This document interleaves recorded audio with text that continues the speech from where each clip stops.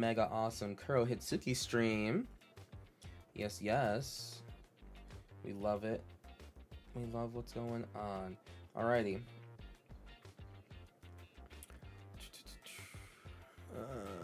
We love that. I think I'm actually, oh yeah, no. TikTok.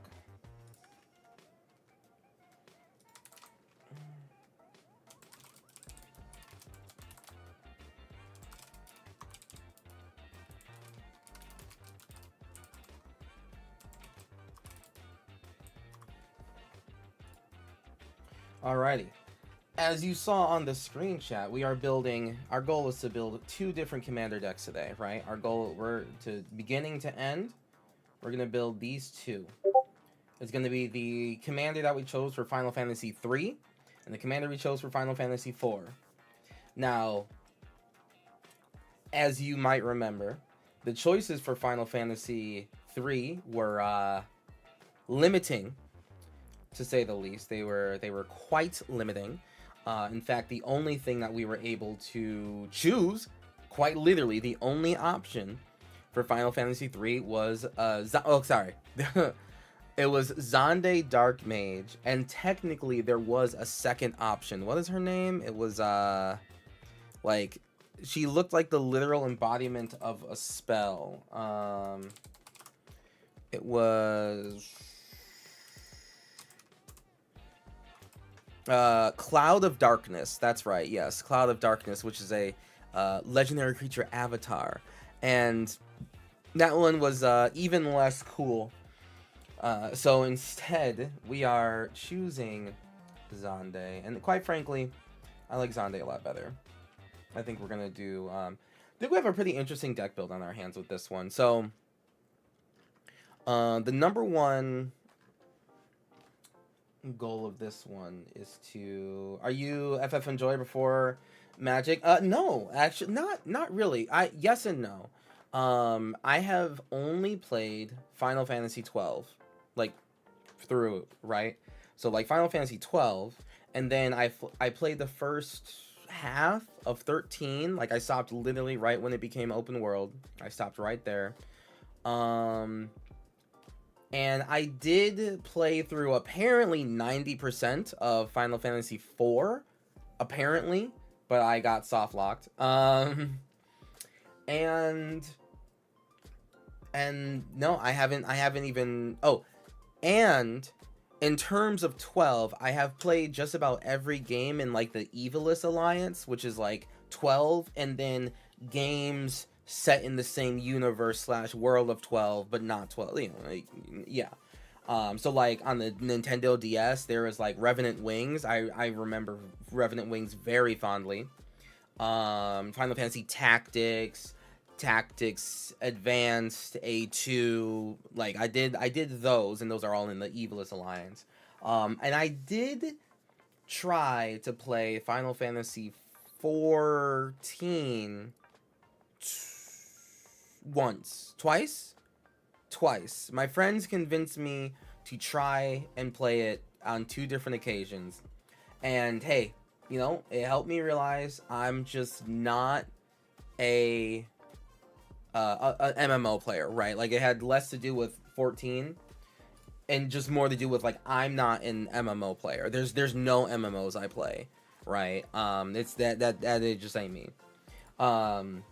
So also high fast online. So yeah, no, my command over knowledge of Final Fantasy is lacking, to say the least, which is why chat has been incredibly helpful in helping me understand Final Fantasy. And actually, you know what? Just to double down on how chat is dope, the first and only Final Fantasy things I have right now are actually, like, I have a little, this was only $20. This was, like, buyable. This, you know, just a little, like, 1v1 60 card deck here, which is neat. So I can help teach people Magic. But I actually got this commander deck, the Terra commander deck. And I'll be honest, like, I've never played 6. Yes, I've never played 6, but when we went over this commander, chat honestly like had the most to say about 6 because like it's such a big ensemble cast, right? Um, and the amount of like information that chat gave and made me go like, wait, that's in the game? Like, wait, this game from whenever Final Fantasy 6 came, like I mean back in PlayStation 1 era too, had like a lot of, thank you very much, Bernie, had a lot of just like mechanics in it that I quite frankly only thought was in like modern day gaming, right? Like just in terms, you know, being able to miss characters entirely just because you didn't do a story thing. I thought that was just like, you know, modern day RPGs kind of doing that sort of stuff, right? Not, you know, before Baldur's Gate, I didn't think it was an invention of Baldur's Gate 3, but like Baldur's Gate 2 or like Mass Effect, something. Like I just thought it was a more, I guess like my perception of older games was just more like, hey, this is a linear hallway, right? Like I don't know if Final Fantasy 7 is like that, where you can like miss out on characters. It doesn't feel like it because everyone seems to know every character, so it doesn't feel like that's the type of game where you can miss someone. But yeah, you know, it's just so suffice it to say, Final Fantasy 6 more than any of them that chat has told me about has been the most like, wow, this game's really freaking cool. And if I were to start with an older Final Fantasy, it would immediately be 6 because everyone's like been really helpful and just like gave a lot of really cool information, and just the lore in general, just like, you know, you play as a group of characters that like lose, right? Like you're the boss Kefka wins halfway through the game, and then you have to rebuild the band of heroes and take them down. Like that's crazy. Like that's awesome. Like what a cool freaking game that is, you know? Like that was really cool. So yeah, I was happy to be able to pick up the Terra deck. While Terra Herald of Hope is not like particularly who I want to play out of here, I like Celeste more. Just in terms of like Celeste as a card. She's certainly able to just win really hard. So I'm probably gonna build and upgrade Celeste. But Terra herself is not bad either. Like I'm not sad about having Terra. I just want to win harder with Celeste, so I'm gonna do that. It's not gonna be CDH level. At least I'm not going to tackle the deck with the mindset of making it CDH level. I do know that she is able to do it, but it will be a hard 4. I think it's gonna be a 4 just because of how Celeste is. I feel like she's kind of easy mode, but I mean we'll see how many infinite prowess triggers I get. But yeah, I'm excited to play this as like pre-con battles, but then also upgrade it. And in terms of like, because eventually I'll get all of the commander decks, I think I'll keep Yuna, like from the Titus deck. I'm gonna swap it out for Yuna, I think. I don't know, but either way, that one I'm gonna keep at bracket 3. I'm not trying to enjoy the deck that much. I just kind of want to have like, you know, I just want to upgrade it, I guess. And then Y'shtola, I'm gonna bring that up to as high as I can make it. Up to 4, right? Y'shtola's hot, and I just want her to be like a main light deck that I play. And what's the last one? Oh, Cloud. Honestly, I'm not gonna play the Cloud deck. It's not my vibe. Cloud is not my vibe. And I think Tifa, you know, Naya's never been really my vibe. In fact, I don't. Okay, I have an Aragorn Naya deck that doesn't count. I have every Aragorn deck, but Naya's never really been my thing, so I don't think I'll like kind of fully build the Cloud deck at all. Yeah, I just don't think I will. I'll probably keep that precon power or something, but yeah. Maybe I'll just keep it a precon, honestly, but we'll see. Anyway, that was my spiel. Sorry. I heard you heard it here first. Kuro hates Final Fantasy VII. That's fine. I don't really care if that's what the takeaway was from. I just don't. I mean, hey, I never played it, right? Like I know it's one of the most legendary games ever, but I never had a PlayStation 2. I never had a PlayStation 2. So, all right, like okay, then I didn't have it, right? So all that love and hype for it completely passed me over. And when the remakes come out, there's just other games I want to play. There's just other games, you know. I'm just yeah. But yeah, so 7's never been my favorite, but I respect it. I like what it's done for gaming. I like that people enjoy it in general. But yeah, that's me. Let's go into Final Fantasy 3. Is Final Fantasy 3 anyone's favorite Final Fantasy? Is that a thing? Is that real? Chat, is this real? Is that possible that Final Fantasy 3 is someone's favorite? I don't think anyone said much about it. The 3 is before they had names, right? Like they got names later. Maybe that's why like there's so few legendary creatures. So, you know, you just had like 4 goobers that defeated the evil something. Maybe the evil Xande. Am I saying the name right? Xande, Dark Mage. All right, let's dive into the thing, chat.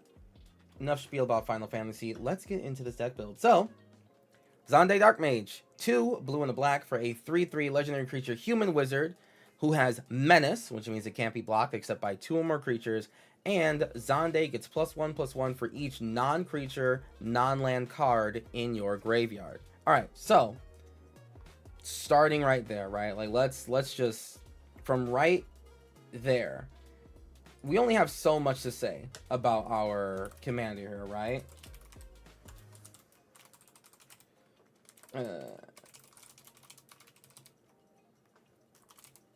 We only have so much to say about our commander. A 4 mana 3/3 with Menace, and +1/+1 for each non-creature, non-land card in our graveyard, right?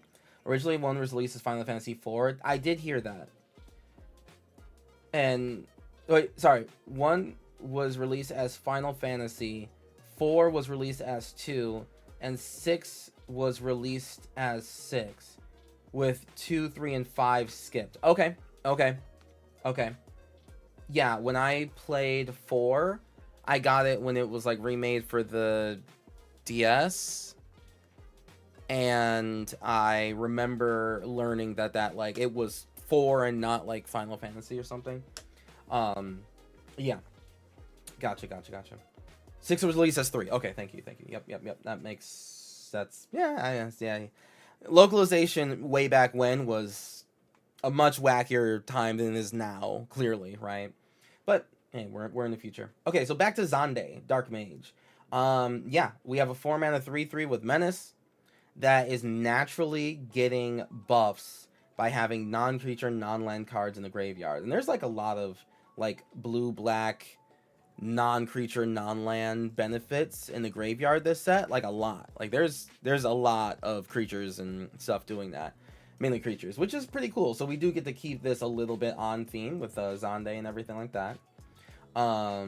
First time we got 2 and 3 was a DS remake. Nice. Hi, Necrofiend. How you doing? So let's look at Xande. So we always do topics here, right? It's not, just like shoot names of cards out loud. We're going to try to follow some specific topics that we want to answer, right?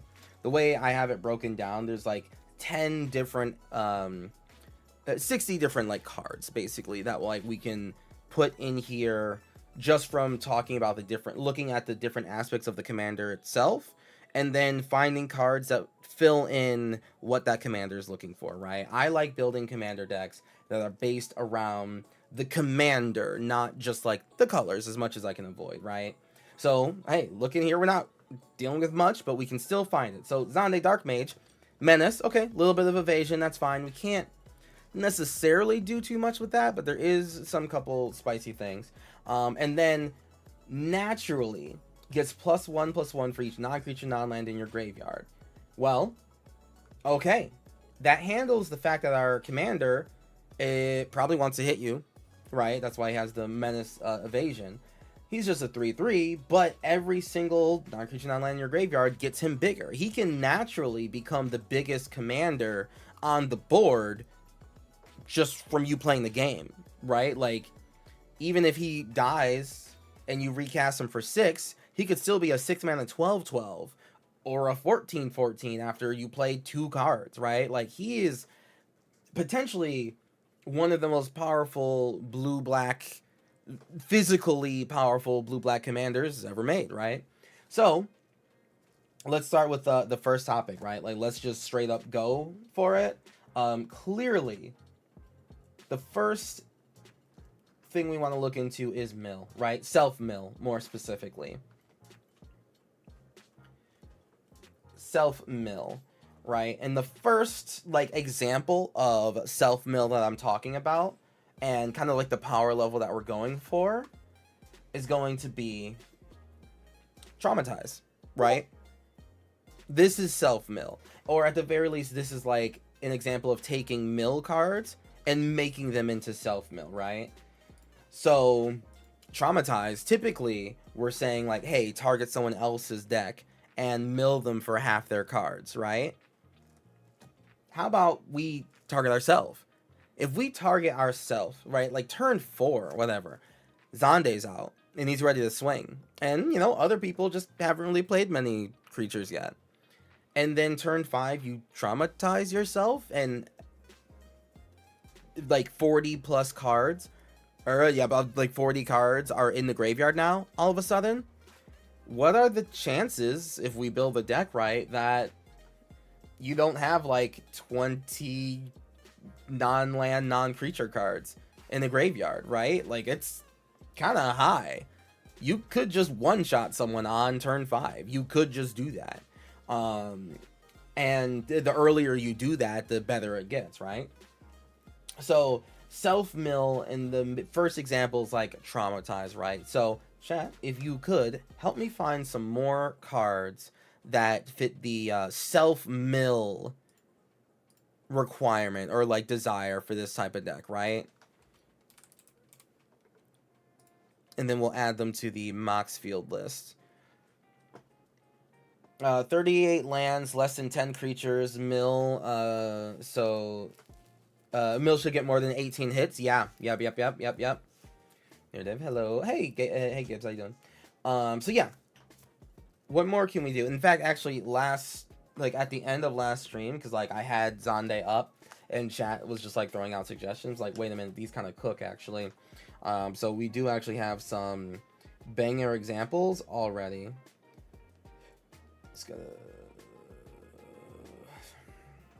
We actually already have some banger examples.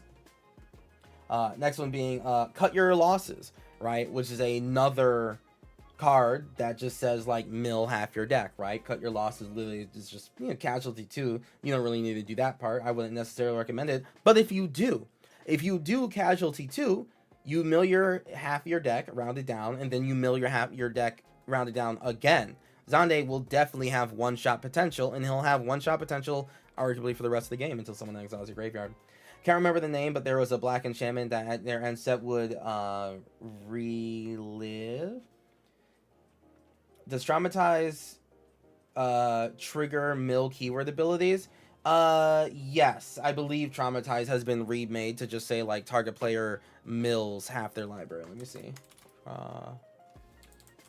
Traumatize. Target player mills half their library rounded down. Wilder, you said Glimpse the Unthinkable. Yep, Glimpse the Unthinkable. That's a very good one. Glimpse the Unthinkable is a wonderful example as well. 2 mana, target player mills 10 cards. You're going to target yourself, my friend. You're going to mill 10 cards. For 2 mana, your commander jumps in power by, like, what, 5? Like, average of 5, right? Like, okay. Seems good to me. The top 3 cards, and you put them into your hand unless an opponent may pay life. The enchantment, right? Jace Perfected Mind. Oh, true. You play you play Goyf's Rogue, so you know. Yeah, let's do Ripples of Undeath, I believe is the one you're talking about. Yeah, Ripples of Undeath is pretty good here. Ripples of Undeath works, and then Jace Perfected Mind also very much works here. Yep. We actually get to play Planeswalker Jace. And I think someone mentioned before, right? So, like, we actually want to play this Jace with, like, 4 mana. We don't want to do the Phyrexia mana. Target player mills 3 times X cards. So, for 4 mana, 3 times 5 loyalty, 15 cards in your graveyard. Your commander can probably one-shot people. And Jace is in the graveyard, too, right? Like, Jace is also, he just died. So, okay. You know? Planeswalker, yep. Mill my deck, I dare you to. And that's one of the things I do. You won Nagathra. Oh, nice. Now what know what grave robbing is? No. Milliken is self-mill, yes. That's gonna go in a different section of the conversation, but Milliken is in there. Stillness in Motion, yes. That is one of one of the newer cards from Tarkir that fits this mill category, right?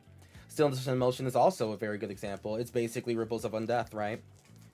There's also an enchantment from Necron 40k deck that's really good. That one threatened your life, though, on the back end, if I remember correctly, right? Like, it's like, once you ran out of something, you start exiling cards from your graveyard, and we just want to make sure we never do that, right? Just in one way, shape, or form, we want to make sure that we're never doing that part. Alright, so then, let's go. So, once we found 6 examples, we're just going to go over here. Boop.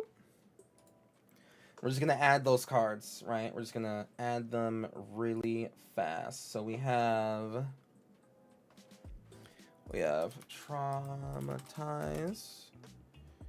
Traumatize. We have Cut Your Losses. Hey, thank you so very much for the big old spicy. Hey, Strawberry System. Thank you so much. Hope you had a good stream. Glimpse. Let's see. Thinkable. Let's see. Ripples of Undeath. It's a very good one. We love Ripples of Undeath. Jace Perfected Mind.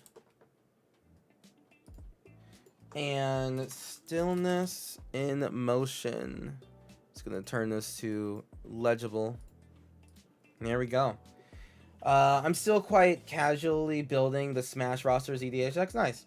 Jace Wielder of Secrets. This is also true. Yes. Yeah, let's go back to the topic screen here. Yeah, Jace Wielder of Secrets is a pretty good one as well. That's another option for us. So, yeah, we get to stay in line with this. Jace. I think that there's more. Yeah, Jace. Wielder of Mysteries. Wielder of Secrets is that if you mill your whole deck, you win the game. Which is like, we could do that. This is a self-mill deck. Right, like that. It is blue-black, and the goal is self-mill. But uniquely to our commander, the goal is to like self-mill enough to one-shot people. Right, like it is actually a Voltron deck that happens to get stronger by self-milling. So we could kind of just like run through the, you know, hey, let's just like mill our entire deck and then kind of like win there with Jace. But personally, I feel if we're doing that, we're not necessarily winning with Xande. We kind of just like one with, well, just blue-black self-mill, right? So I'm trying to avoid the, you know, Thoracle and Jace and the Laboratory Maniac. Pieces of the puzzle. Pieces of the puzzle. Reveal the top 5, find an instant or sorcery, and then put the rest into your graveyard. That is pretty good. That is pretty good. That's some nice self-selection there.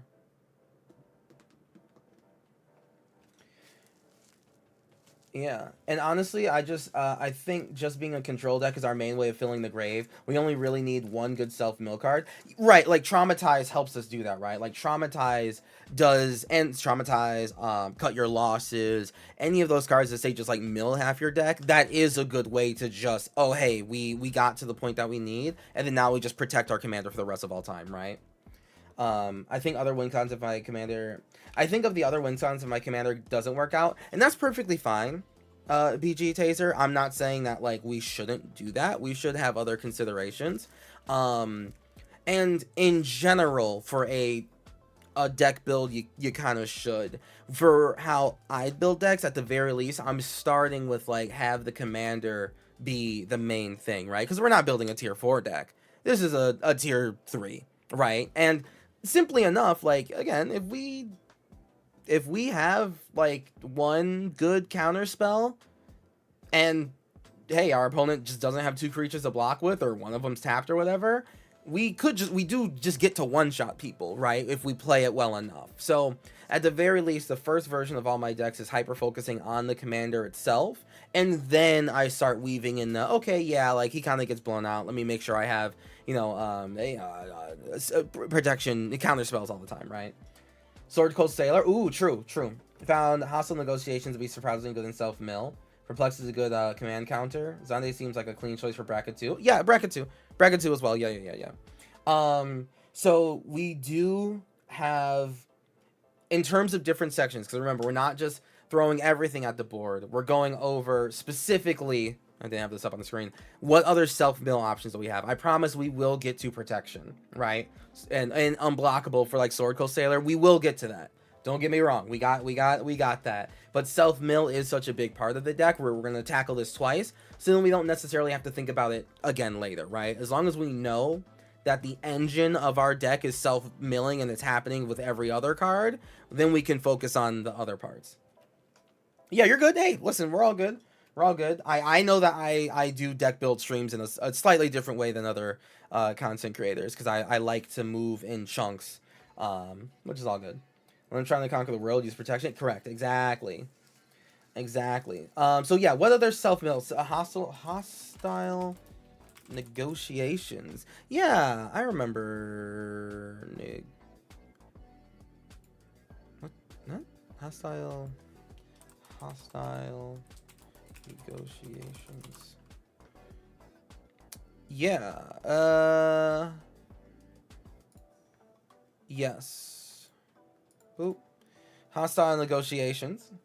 Exile top cards of your top 3 of your library in a face-down pile. Then exile top 3 cards of your library in another face-down pile. Look at those cards in each pile. Then turn the pile of your choice face up. An opponent chooses one of those piles. Put that pile into your hand and the other into the graveyard. You lose 3 life. That's perfectly fine. Hey, like it's a fact or fiction where you see one more card technically, right? Resentful Revelation. Yeah, this is one of the Final Fantasy cards, so it gets a little bit of top billing there. Doom Whisperer, that, okay, so Doom Whisperer, the issue with him is that we are in blue-black, and we're doing like a kind of a specific strategy. We might not gain life back. Like, we don't necessarily have a guarantee of gaining life back in any of these situations. Wherein, like, one traumatize gets us what 12 Doom Whisperers couldn't do. You know what I mean? And doesn't cost us life, you know what I'm saying? So Doom Whisperer in this deck specifically, I think is a bit too little of what we want. Sauron's welcome. Ooh, Stargaze. Hold on. Stargaze. Ooh. Look at twice X cards on the top, put X among them into your hand, the rest into your graveyard, lose X cards. I think that there's better self-mill. Or, like, look at the top, like, 2 cards. Look at the top 5, as we have for pieces of the puzzle. Look at top 5 to take 2 and the rest in graveyard. I think is going to be a little better value. And, again, doesn't lose us the very lucky to have life that we have. Sauron's Ransom. Yeah, Sauron's welcome. He's just coming over to say hi. Choose an opponent. They look at the top 4 cards of their library and separate them into a face-down pile and face-up pile. put one pile into your hand and the other into your graveyard, and the ring tempts you. Well, the ring temps definitely doesn't, if we have menace, that doesn't do anything for our commander, because our commander is always going to be big.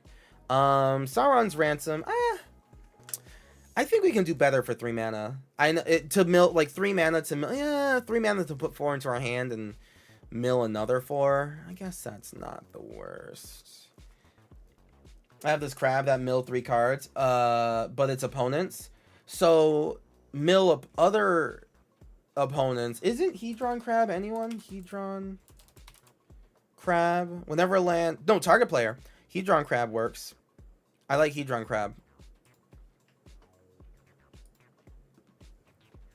We have Glimpse the Unthinkable. Yep, we did that one. Yeah, Hedron Crab. Whenever a land you control enters, target player mills 3 cards. Right? Is there any more like constant triggers? Like constantly it's triggering mill. I think there's like an enchantment, another Jace card, right? Aren't there more Jaces too that self mill, or at least mill, and then you can choose a player? Or at least another Jace.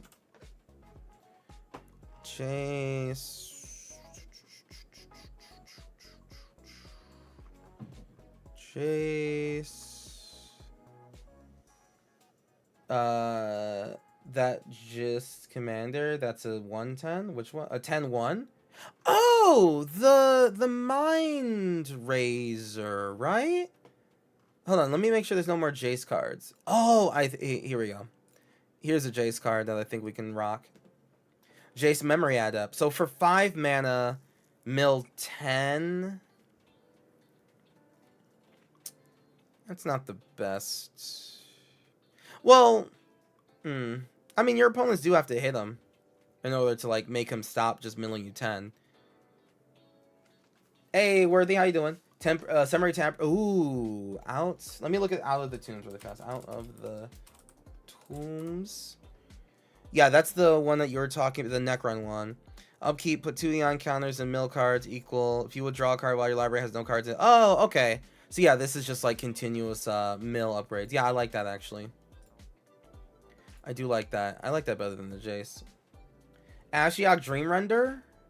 Oh, and you exile other people's graveyards. That's actually a really good one. Ashiok Dream Render is a good call. Yeah, there we go. Good one, good one. Self-mill cards. Tale of Timeo. How many cards do you self-mill with that? Alright, so this is another 6, so let's go back over to here. So I can add these 6. Ashiok Nightmare Weaver, right? Fuck. Ashiok Dream Render, right? Dream Render. Dream Render. What other cards did we have? We had Hostile Negotiations, and Pieces of the Puzzle. Pieces of the Puzzle.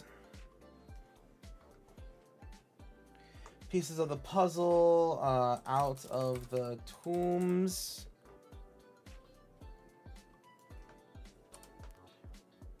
Oh. Out of the Tombs. Yeah, that's a good one. Out of the Tombs is a good one. And then Hedron Crab. Alright. That's enough self-mill. Oh, and then Revelations. Alright, so that's enough. Resentful. Okay, so that's enough on the self-mill train, right? Because like we gotta we gotta make sure that we hit other things just to make sure that the deck is still a little bit more consistent, right? Do you want that one commander card? Yeah, let me that's the Mind Razor. We'll come back to that one if we're still looking for more. It's Mind Skither, but we'll come back to that one if we're still looking for more cards. Because we have another topic that we kind of want to cover here. And that is going to be... So, again, looking at Xande, right?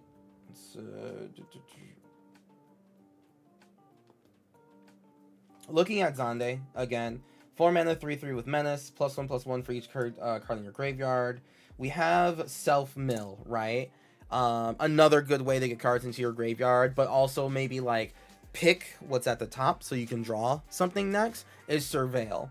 And that's the next topic that I want to look at here. Oops. Surveil.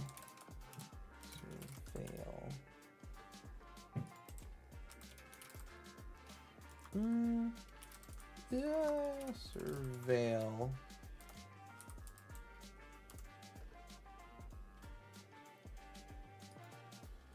Give me some good Surveil cards.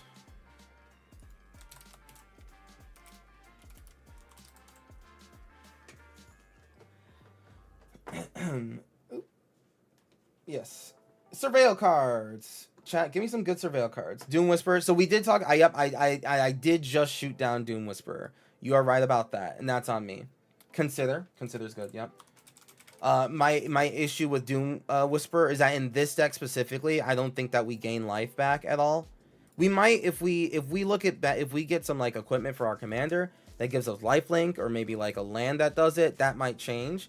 But the amount of work that Doom Whisperer does over the course of a game can kind of just be replaced by like a lot of the self-mill half your deck cards, and it doesn't cost you life. So Doom Whisperer is just not my top pick. But Consider is, because hey, on turn 1, we're just already making our commander, you know, +1/+1, +2/+2 maybe. What background would you recommend for Skanos Dragonheart, who has choose a background? The one that says you get a dragon on your upkeep, the red one. Dogged Detective. Dogged Detective.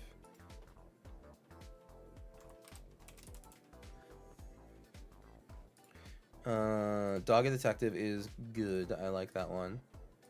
Oh, and here's a an example card of kind of like what I'm talking about in terms of like Surveil.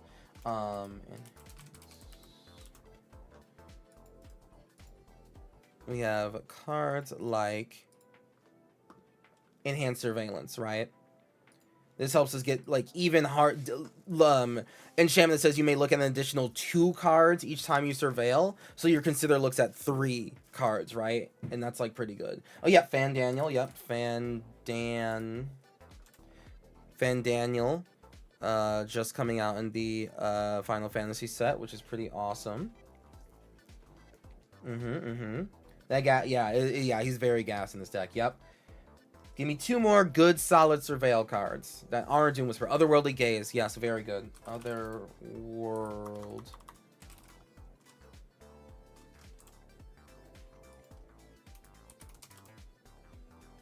Otherworldly Gaze is fantastic. Happy Pride. Start the Tardis? Oh. Surveil 2, then draw a card, you may Planeswalk. Is there a Jumpstart? Oh, and you can cast it from your graveyard by discarding a land. That is pretty good. Search for Azcanta? Search for Azcanta is definitely outdone by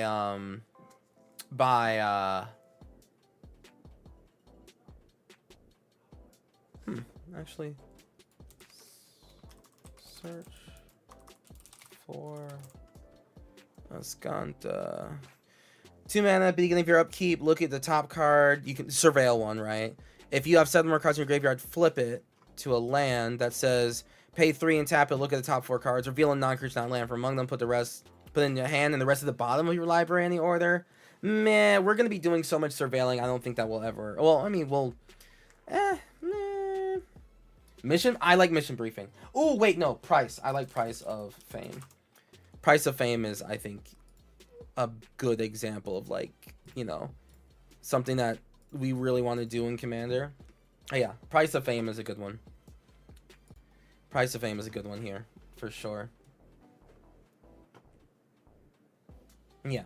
So this is our examples of like pretty decent surveil decks, surveil cards that we want to put in this deck. Obviously, we can go higher or lower on surveil. This is just a really good example of like, hey, consider Dogged Detective, Enhanced Surveillance, Fan Daniel, Otherworldly Gaze, Price of Fame. Like these are all if you want to go the surveil route, which there's a lot of surveil type in the actual Final Fantasy set.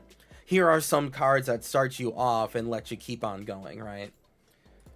So then, yeah, Underworld Sewers, yeah. So true and so brave of you to mention those. Yeah, so like, consider this. Consider Dogged Detective. Enhanced Surveillance. Enhanced Surveillance. Fan Daniel. Tefori, yeah, that name, yep. Otherworldly Gaze and Price of Fame. All right, so that was a decent example of like just good surveil cards, right? And so we got surveil. Next topic, protection. We do want to wheel cards. If we have any, like if we want to do draw discard, right? Like we do have the option of that. I actually don't think that there's going to be too many examples of like things that we'll want in this regard. In fact, actually, I'd actually rather skip wheels. I'd rather do more self-mill. Because I don't think wheels are necessarily needed in this type of deck. Do you have a template you use for deck building? The template that I don't have like we need like X artifacts, X lands, etc. I'm trying to make sure that we do like 38 lands if I can kind of stay in that realm. But no, I don't have a specific amount of removal, ramp, instant sorcery. No, I have like 56 different commander decks, and all of them are so varied because, my template for building commander decks is making sure that the opponents that you're beating up feel like they're losing to that commander and not just like blue-black, right? I don't like it when people, and this is not a bad thing, but like I don't want people to walk away and say like, oh yeah, I played Curl's like Sultai deck and I lost. I want them to say, oh, I played against Curl's Taval deck. I played against Otrimi Mutate, because like I want my name attached to a commander, because that's why I chose that commander, right? Not just for like the color strategy. So my template for building, Xande right here, is to go, hey, what does Xande need in order to win the game? Not just like, what does blue-black need, right? Blue-black needs like some removal, some ramp, instants, and sorceries. Xande says that he gets +1/+1 for each non-creature, non-land. So whatever metric I have for instants and sorceries, that gets thrown away if I'm focused on instants and sorceries, right? Like that goes out the water if I'm trying to make Xande do the thing. So that's why I kind of don't stick to any sort of like specific template. Synergy over efficiency. Exactly. So yeah, we're gonna skip the wheel part because I want to be the only one milling. If we can kind of keep it that way. And if we have cards like Consider, where like, we get to put 2 cards into our graveyard, like Surveil, and put the actual card that we cast in our graveyard, and we get to draw a card, I like that better than necessarily doing wheel effects. So next, unblockable. Or no, not unblockable, fuck. Discard. Do we want any discard effects? Are there good discard cards? Yeah. Let's see if there's some ways to get cards in our graveyard when we don't want them in our hands. Because sometimes we're going to have, like, just too much of one thing in our hand than we're going to want, which is the one discard. And it's a good way to get things into our graveyard as well. Try the course. That is a good one. Yeah, here...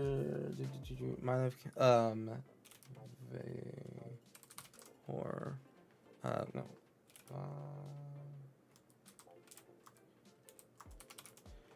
A specific example of discard that like kind of does double duty in this deck specifically would be Vohar, Vidalian Desecrator, right? Like a 2-mana 1/2, tap, draw a card, then discard a card, right? So loot. If you discarded an instant or sorcery card, each opponent loses one and you gain one. Like that goes extra hard in this deck, right? Like in a deck where we want to put instants and sorceries in our graveyard, we can gain a little bit of life, we can do a little bit more damage, and we still get to draw a card. That is like a full featured ability here. So instead of discard, maybe I should just say loot. Yep, looting. I think looting is a better example. So Vohar, try the card. This is pretty good. Pip-Boy. Ooh, I like Pip-Boy. Ooh, Kitsa. Kitsa's a good one. Kitsa's a real good one. Kitsa's a real good one. Yeah. 2-mana 1/3 with Vigilance and Prowess. Whenever you cast a non-creature spell, well, I wonder how we're gonna do that, right? And then you get to copy it eventually. Yeah, really, really good. Wonder is not a looter. We will have a topic where we cover good cards in our graveyard, right? Like we're focused so much on getting things into our graveyard. We will go over good things to have in the graveyard, but Wonder is not specifically a looter. But we will have to remember Wonder later. Pip-Boy. Pip-Boy. Yeah, literally when this creature attacks, loot. Like that's literally him. Or you could put a +1/+1 encounter on him if you really want, if that's gonna like do more, you know. Or untap 2 target lands. Pretty good. Yeah, Pip-Boy's a good one. Pip-Boy's a good one. What else do we have for really good loot effects in blue-black? Monastery Siege? Oh, yeah. Yeah. Is there... Yeah. Monastery Siege... Monastery Siege. Yeah, I like that. I like that it does double duty, right? Because there are, you know, this, you know, it kind of fits a little bit of the protection side too. But Monastery Siege is pretty good. Frantic Search. Yep, Frantic.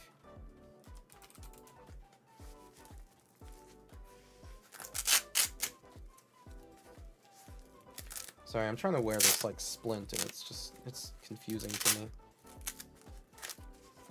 Frantic Search. It's a good one. That's basically looting, right?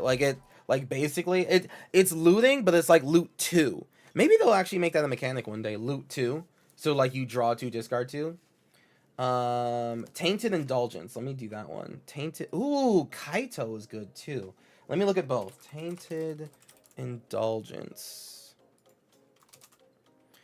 Blue-black, draw 2, then discard the card unless there's 5 or more mana values from cards in your graveyard. That is actually pretty good. That looks like just straight up draw. And like, it'll be draw. It'll just be straight up 2 mana draw 2 cards very, very soon. Kaito, however, I think is cute. Kaito, Cunning Infiltrator. Whenever a creature you control deals combat damage to a player, put a loyalty counter on them. +1 up to 1 target creature you control can't be blocked this turn. Draw and loot. Draw and discard. Cool. No, that's... Hey. This one does double duty, actually. This is a good double duty card here. And makes a token to block with, too. Yeah. This is a good one. These are good loot effects here. Helps us draw cards when we need to do so. And then discard cards as well to make our commander +1/+1. Like, we have to think about, like, hey, every single time we loot, our commander gets +1/+1, right? Like, that's a new axis to consider every draw discard, which kind of makes me think Connive would be really good here. Huh. Connive would be sick, actually. Connive would be sick. Let's add these cards before we dive too hard.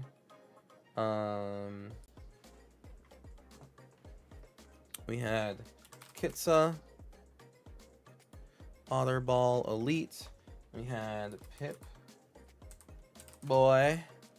3K.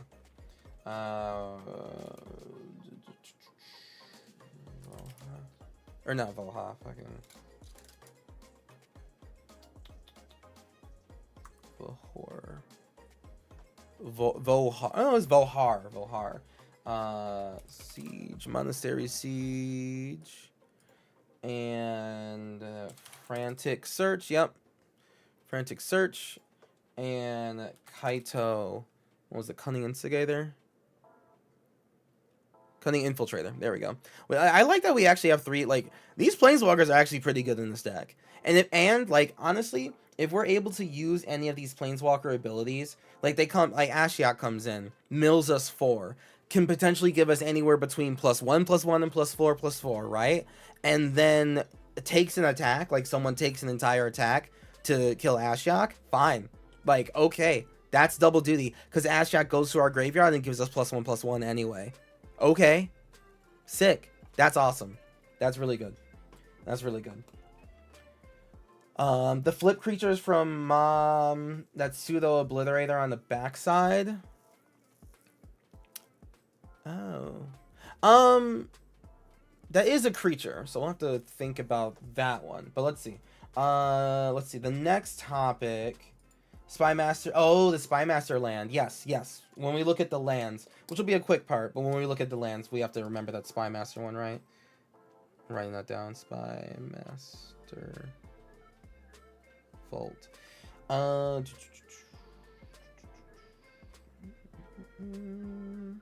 Alright, next one, cycling. There we go. Cycling is the next topic I want to look at. Cycling cards. Give me some good cycling examples. Thirst of Knowledge and Dimir, most of your ramp will be artifacts. Yes, we will be doing... the artifact section is going to be its own thing for sure. Lorien Reveal. Yep. Yep. Lorien Reveal. I mean, that's... Yep. Perfect example. Perfect example. Yep. Lorien Revealed. I think that's actually the first thing I had. Yep. Lorien Revealed. Wonderful. Yep.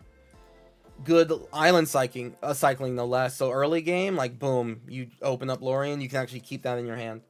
Decree of Pain. Oh, Rona. Ooh, Rona. Herald of Invade. Yeah. Oh, yeah. Oh, wait, that's a good loot one. That is a good loot one.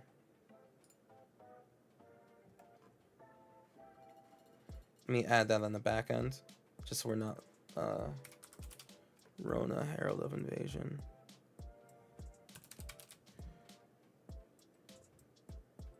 Okay, that's a good loot one. We're going back to cycling, but yes, that is a good loot one.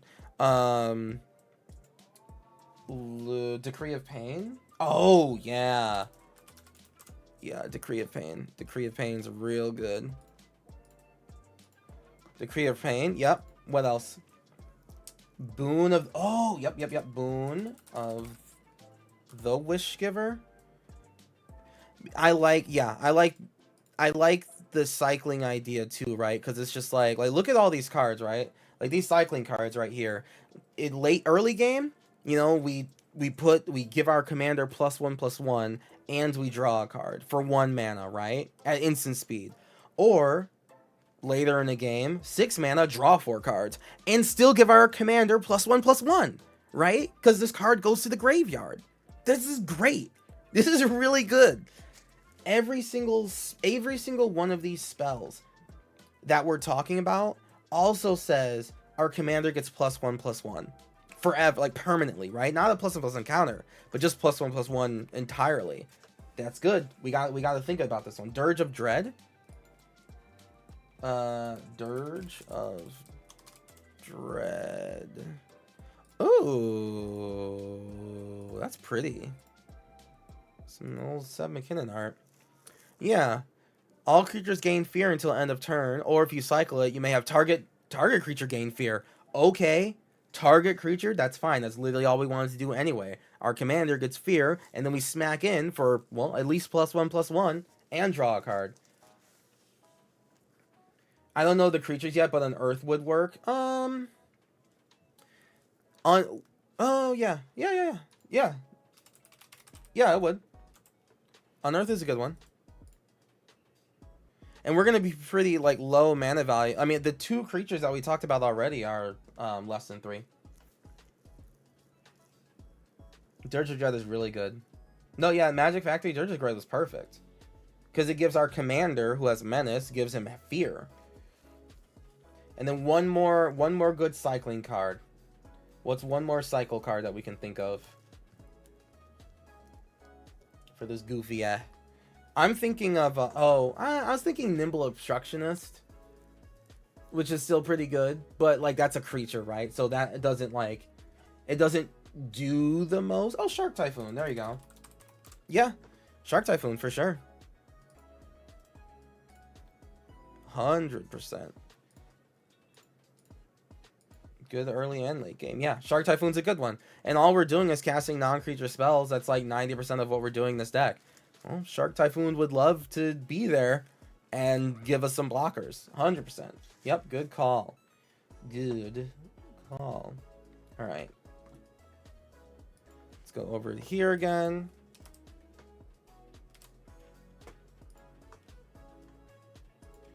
Shark Typhoon.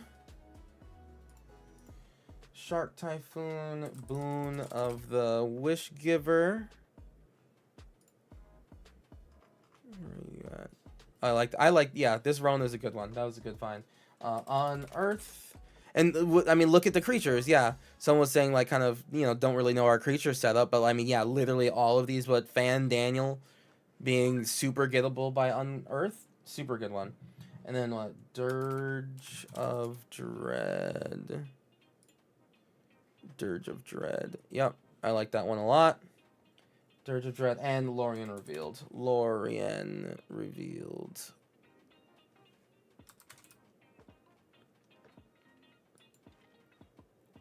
Yeah. So, oh, and Decree of Pain. Decree of Pain. Now we have a board wipe on top of having a good cycle card. See, this is why this is helpful to go, you know, over the topics like this kind of one at a time, because now we can go like, okay, yeah, like Decree of Pain cycles for us and is a board wipe. Like, we found the best cycle spell that we can have in here by far. All right, let's go back over to our searches. This is looking pretty dope so far. It is. It's looking really cool. It's looking really cool. Okay. So now, next topic, since we did cycling, just have like what I do, chat, during the day is like I look at the commander, or at least I'm trying to start doing this. I look at the commander and I think of like at least 10 different topics that I want to like hit on for the commander. And then I think of one example, like one example card, and then literally the rest is our discussion here. Unblockable. Yeah. Now I want to make our commander unblockable because we have the menace part here. We're building Xande, Taco Tony. We have menace here. And that'll be good like early game if, you know, like by turn 5 we traumatize ourselves, our commander can deal 21 damage and someone just doesn't have 2 blockers. You know, like that'll be fine. But we need to need to make him unblockable to make him get past everything, right? So find me some unblockable. Next topic is unblockable.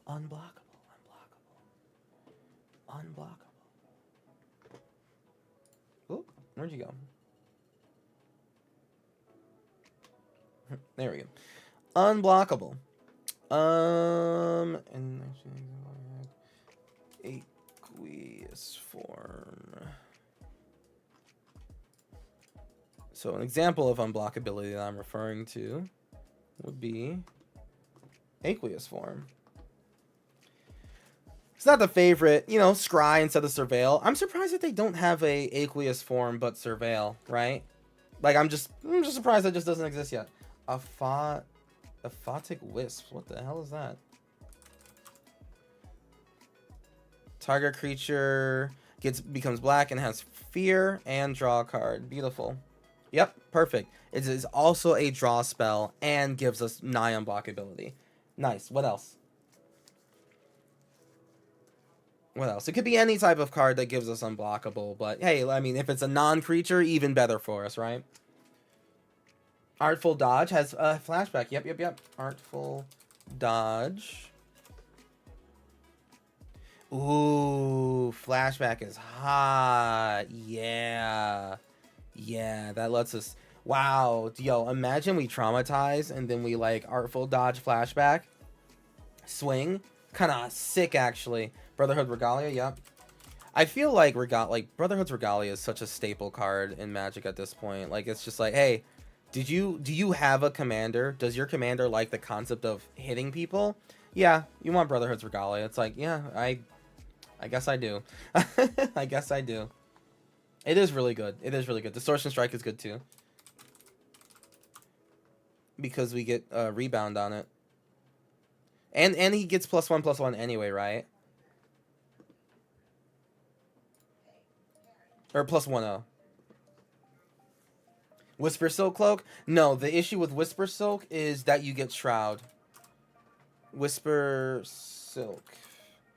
Oh wait, no, Whisper. Am I wrong? I'm thinking of the... Am I wrong?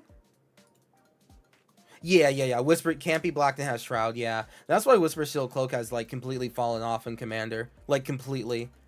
Because having Shroud in our Commander is, like, huge. It also calls it, yeah, Whisper Silk Cloak is 3 mana to cast and 2 to equip. It's just like, damn, okay, what's Brotherhood's Regalia cost? My opponent pays me when I play Brotherhood's Regalia? Damn, never mind, you're right. Key to... Nice fucking job. Nice. Nice. Nice, dude. Fucking nice. Yup. Chat, you're brilliant. Key to the City is sicko mode than this. Discard a card. Fine, I love doing that anyway. Okay, sorry. Tap, give my commander +1/+1 and unblockable. Okay, sure. And then untap on your turn, draw a card. Fine. Twist my arm, why don't you? Sure. Ooh, Enter the Enigma is also true. Yes, but we have, we have our 6 here. I do like Enter the Enigma. That's just target creature can't block. It can't be blocked and draw a card. That's also all fair. In fact, I like, you know what, actually? Enter the Enigma. I actually like that better than Aqueous Form. Because Aqueous Form is an enchantment, which just means that we, well, if it dies, it gives our commander +1/+1. That's true. Really fast, what's the blue-black Dominus? Gonna look that up. Dominus? Or not Dominus, Animus? From Lorwyn? What's the blue-black, like, enchantment? You know how, like, in Lorwyn, every two-color combo? Most of the 2-color combos got, like, a thing, an enchantment that works. What's the blue-black one? Does that also give Shroud? It doesn't work with this deal? Okay, perfect. That's all I need to hear. That's all good. Thank you. I trust. Alright. So, we had... Artful Dodge.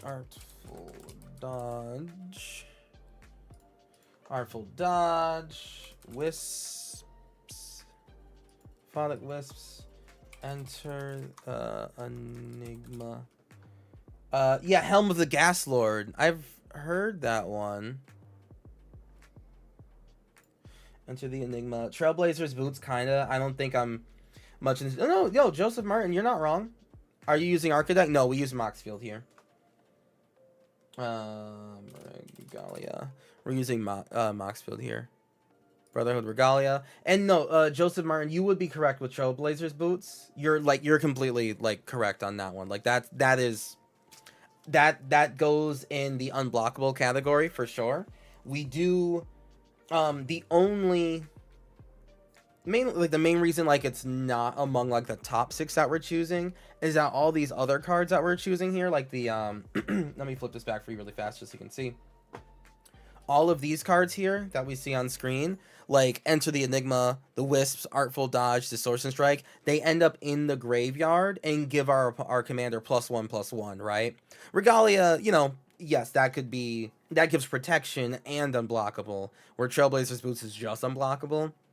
And then Key to the City is like a tool on top of it and gives unblockable, versus like, hey, if you're up against some goofy power level 2 deck and they just don't have basic lands. I mean, it's happened to me before where I had Trailblazers Boots and I literally couldn't swing at someone. It was wild. It was actually one of the most wild games I've ever played. But you're not wrong. I want you to know that you're not wrong.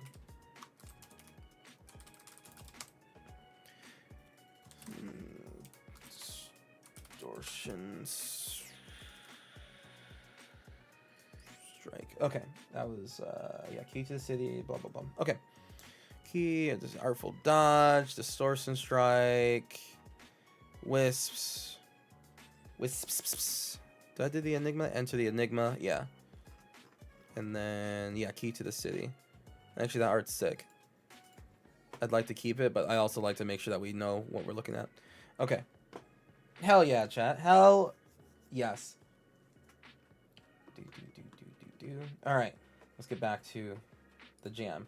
All right. Next topic of making this commander deck our own. Helm of the Geist Lord was Y'shtola. Oh, okay. Well, we'll have to remember that for Y'shtola.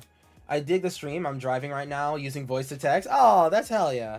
Love this type of shit. Well, hey, make sure you drive safe. Appreciate you. Not trying to figure out which one is best. Yeah, for real. Okay, so then that was protection. Okay, now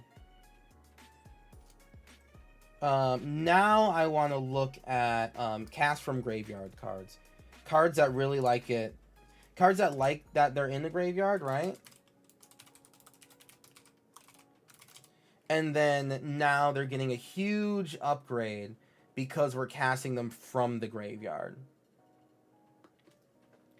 So flashback, we could say flashback cards, right? Like flashback. My example is actually from the set itself.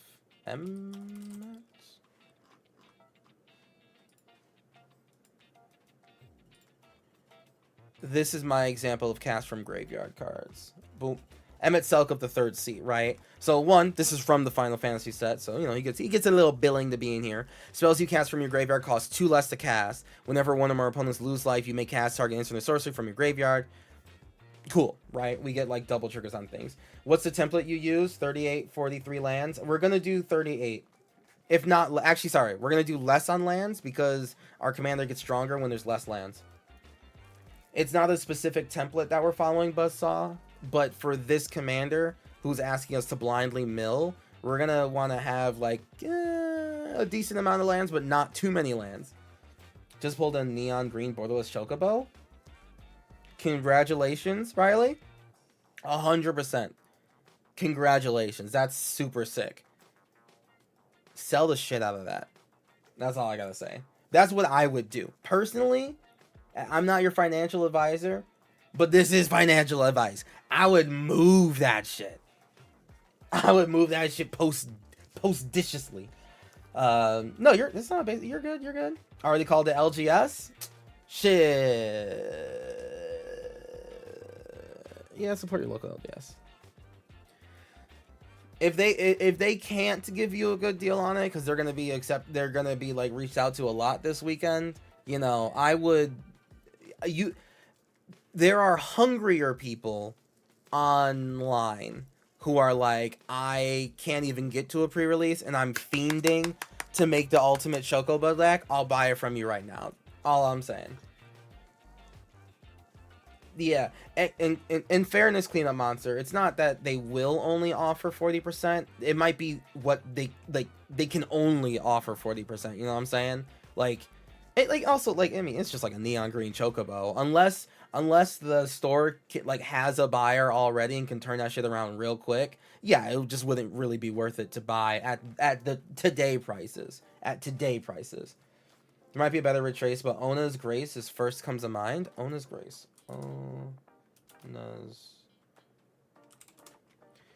Ona's Grace. Target player draws a card. Nah, 3 mana. Yeah, that 3 mana's an issue. So we get to cast it from our graveyard, but we discard a land, right? So like we pay 3 mana to draw 1 card, and we don't even give our commander +1/+1. Yeah. They're offering consignment at 75. That's pretty good. That's pretty good. Hey, potentially online, someone's just be like, hey, I'll give you 500 right now. That's all I'm saying. But yeah, I'd be selling that shit immediately. Yeah, it's not in this case. I know you don't want to eat your own graveyard, but hear me out. From the catacombs. I mean, if we can, from the catacombs, put target creature card from a graveyard on the battlefield under your control with a corpse counter on it. You take the initiative. If the creature would leave the battlefield, exile it instead, and then we can cast with escape. I mean, so we're not, yeah, from the catacombs. We're not like a reanimate deck. We're not milling our opponents. Also remember that. Every single bit of mill is targeted at us. We're not targeting our opponents at all. It's just us. So with that in mind, like, yeah, we could take some, like, you know, 1 good card, maybe 2, because we escape from our graveyard, from an opponent's graveyard, but we didn't put it there. The Mouth of Sauron. When Mouth of Sauron enters the battlefield, target player mills 3 cards, amass Orc X, where X is the number of... Oh. Ooh. Wow, that's a... Shit. That's a big amass. That's a big amass. Damn. Shit, okay. Well, it's not really from the graveyard. No, actually, no. That cares about stuff in our graveyard. Yeah, that's fine. That counts. Shit, okay. Damn. That's a big ass. I do like it. I like that. I like that. We probably don't want to cast it on turn 5, but like, hey, once we traumatize and we pet cat in Mouth of the Sauron, and we have a creature that's like wait, hold on. We would have a creature that's almost as big as our commander. we would have our commander here with Menace, and then the mass orcs that's like 2 artifacts in the graveyard smaller. Yeah, I like that. There's Harmonized. Ooh. Wait a minute. Yeah, hold on. Hey, Termin Gaming. Thank you very much for the follow. I appreciate it. Harmonize. Wait a minute. That's actually... Well, there's only like 1... Harmonize is kind of a dog shit mechanic.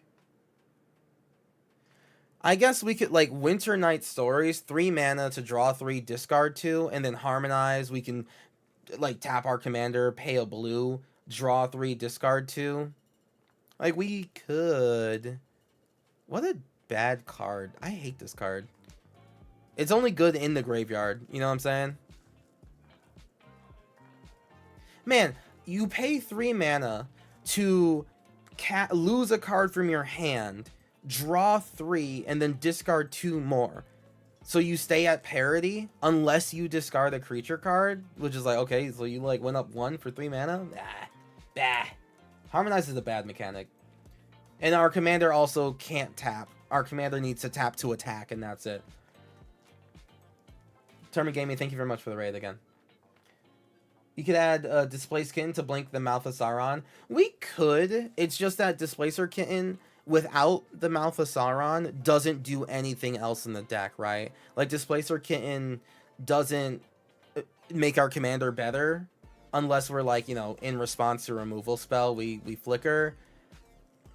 Or what if we just have a counter spell, right? Like, what if we just countered the issue instead, right? Displacer Kitten doesn't do enough. Deep Analysis. Good fucking call. Deep Anal. I mean, Analysis. There we go. Deep Analysis works. Deep Analysis works. What else? Anything, like, Flashback is cool. Are there any more cards like Emmett Selk where we're able to cast from our graveyard? Like, say we mill something good, right? And say we mill Traumatize or something. Is there something that we can do to get that back? Right now we're looking for cast from graveyard right here. You see the banner here? Oh yeah, you can see, yeah. Cast from graveyard cards. Good blue-black cat. Yep, Snapcaster. Snap.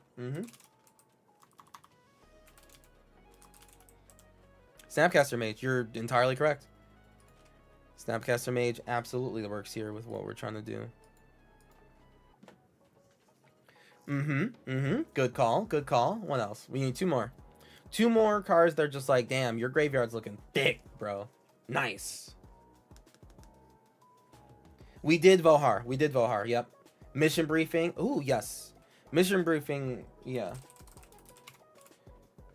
Better than Snapcaster. We could just do both. Por qué no los dos, right?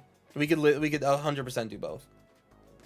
We're gonna need both. We're gonna mill one of them, right? But I do see how you're saying mission briefing is better because that is a +1/+1 to our commander, whereas Snapcaster Mage is not a +1/+1 to our commander. That is true. That is true, actually. Do you have Gale? Oh, Gale's good. Gale,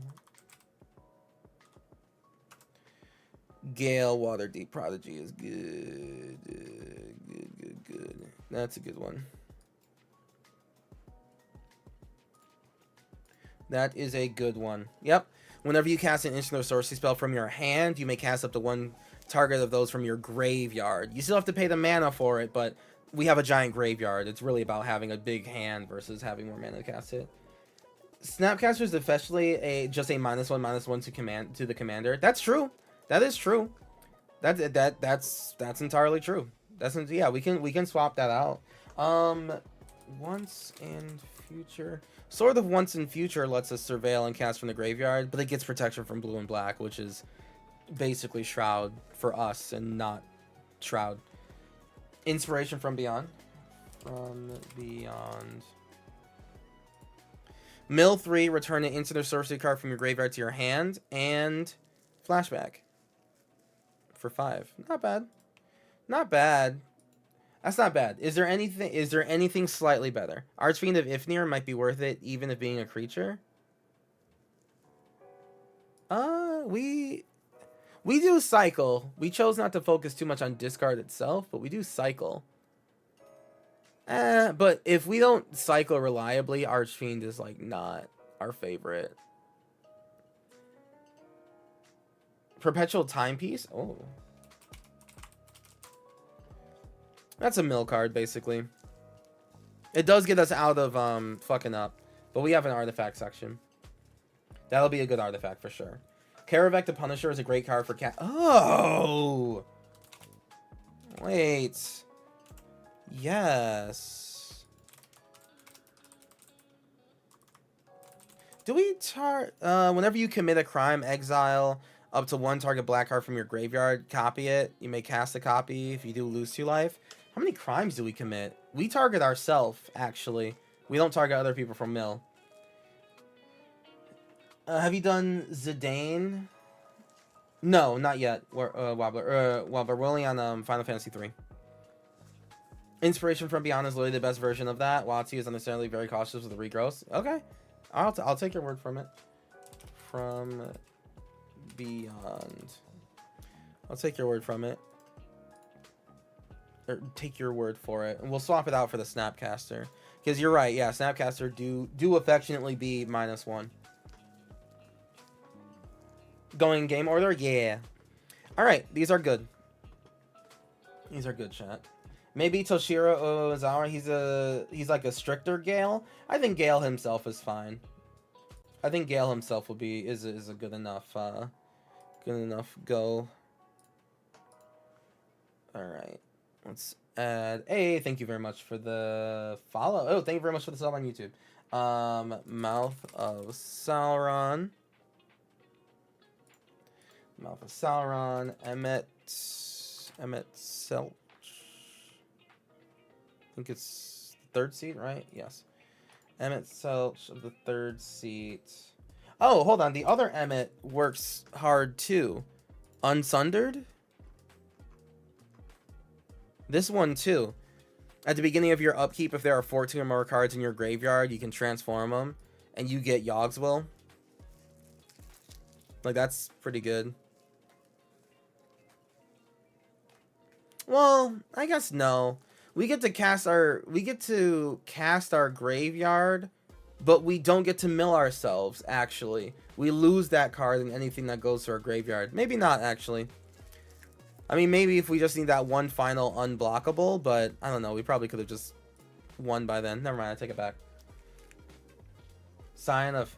Oh, Sign of Halaster. We don't have enough creatures. You don't have to flip him, though?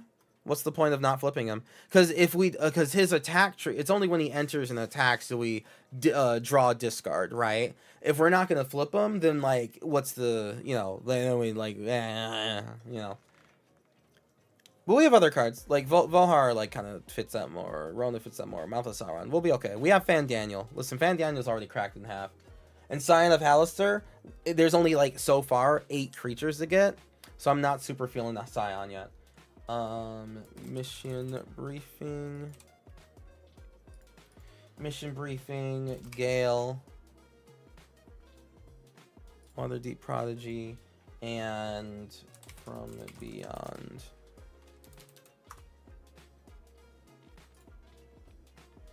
Gale. Did you look at the new Fang? I have looked at the new Fang. That's if a card leaves your graveyard, you can draw a card and lose a life, activate once a turn. I mean that's not happening here, not as much, not like not as consistent as Fang would be to help, you know what I'm saying? Like we do have some flag, like we do that a bit, but not like worth a full card. There's other decks that Fang is like better for sure. Ooh, Leer. Yes. Leer is a good example. Disciple the Drowns. That is also a fresh add as well. Instant sorcery cards in your graveyard has flashback. Like, yeah, we lose that card, but we mill, like, so much more, right? So, no, Leer's a better example. And a better use than Emmett Selk, the other one. Because now we can mill ourselves and not lose anything. Oh, I'm okay. Thank you very much, Brew. Appreciate you. Love you. Alright. Okay, and then...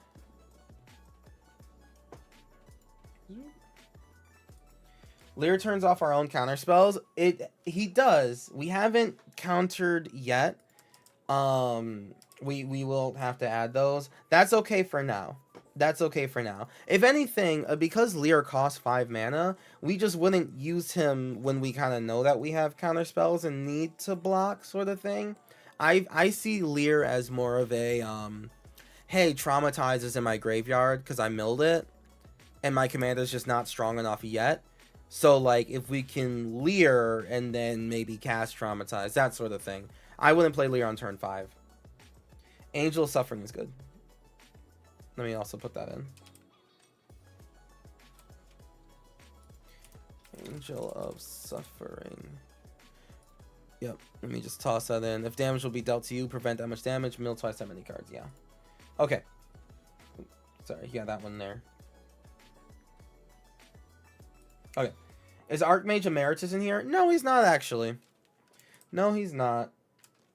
He doesn't have to be. He doesn't have to be in here. Alright, next topic. Next topic, friends. We have Cast from Graveyard, which is dope. We have... How many cards in here, actually? I kind of lost track of how many cards we actually have in the deck. 45. That doesn't seem right.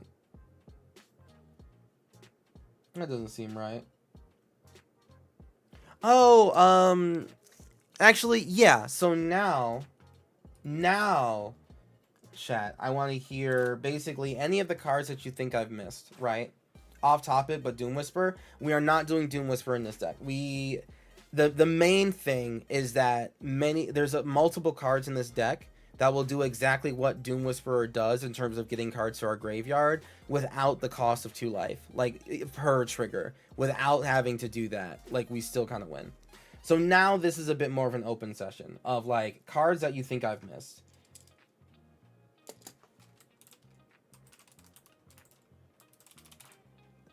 This is just like a topic of like special spice that just didn't really fit into any of the topics, right? As an example,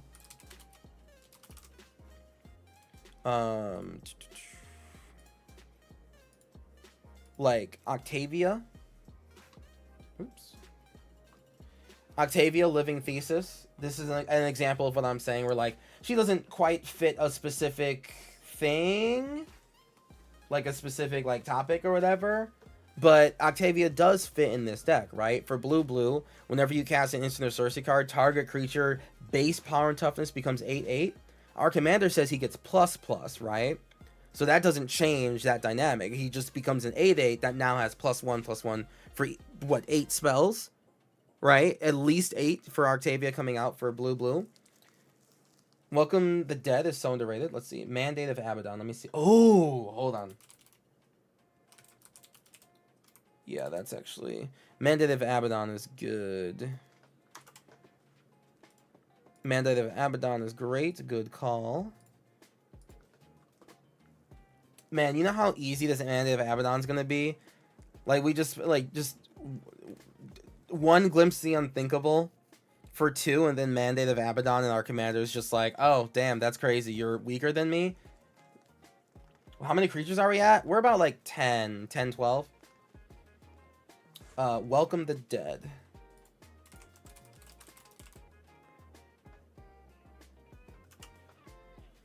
Draw 2, discard the card, lose 2, create zombies equals the amount of... oh, yeah. The amount that you milled this turn? I could see that. That's doable. That's super doable. Too bad it's a tapped zombie, but, you know, that's still something.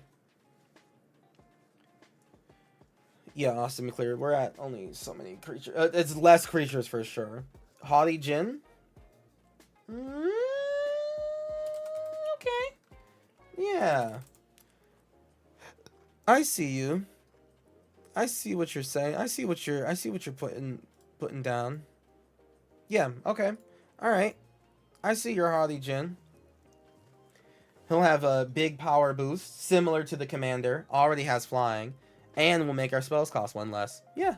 Okay. Okay. I'm just wondering for removal purposes. We literally have 11 plus the Haughty Jin, so, and our commander. So, 13 creatures.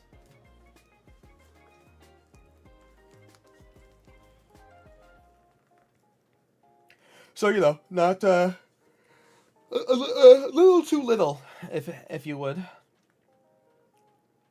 Haughty Jin. Haughty Jin. Essence Harvest.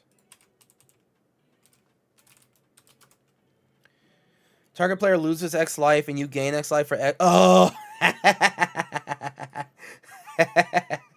Yeah, that's funny as fuck, dude. Yo, that's funny. That's really funny. Yeah, that's sick.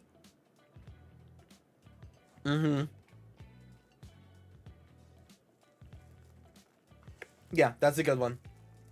Out of nowhere, like our commander's sitting here, but like blockable, and everyone's really scared, and then we're just like, die.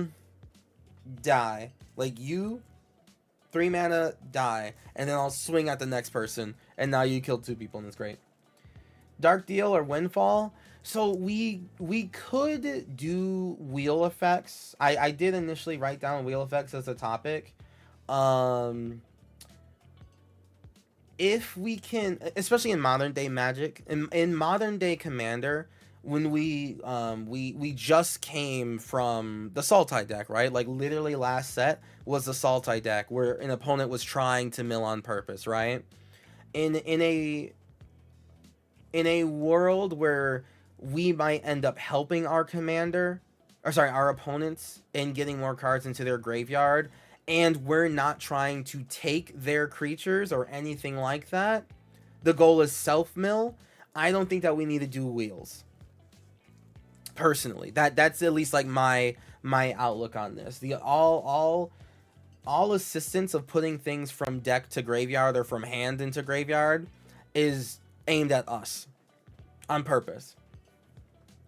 Even though Dark Deal lets us discard and draw, but like, it lets everyone do it. So how about no one does it? And maybe I don't know, consider 3 times or something. Ultra Dementia, sack your big command. Oh my god. Well, that's crazy. That's so true. That's wacky. Wait. Hold on.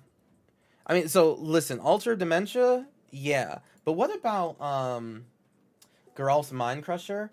What does what's that one Demir card? Oh, Phaenax? Wait a minute.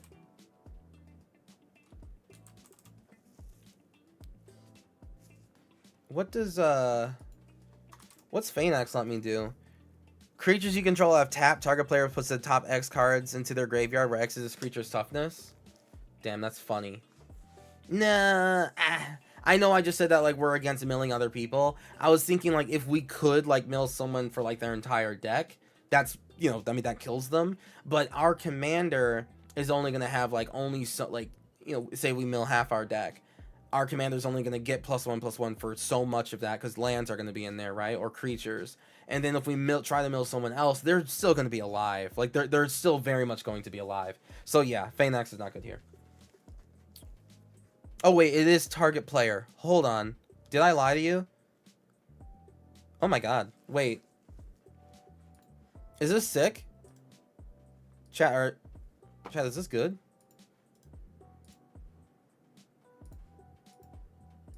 Wait, I like Phaenax more actually. The artifact is cool, but Phaenax is also a god. And when's the last time you saw Phaenax on the field? You can target yourself with your commander and become stronger. Ooh. I like this. I don't know. This is cute. I'm going to go for the cute Phaenax play. I think this is cute. I think it's cute.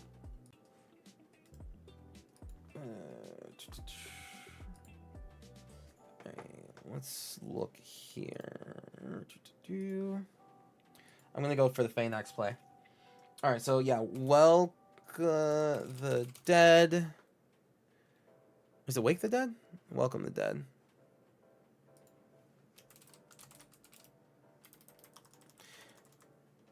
You know, the zombies, the mummy, well, zombies from Amonkhet.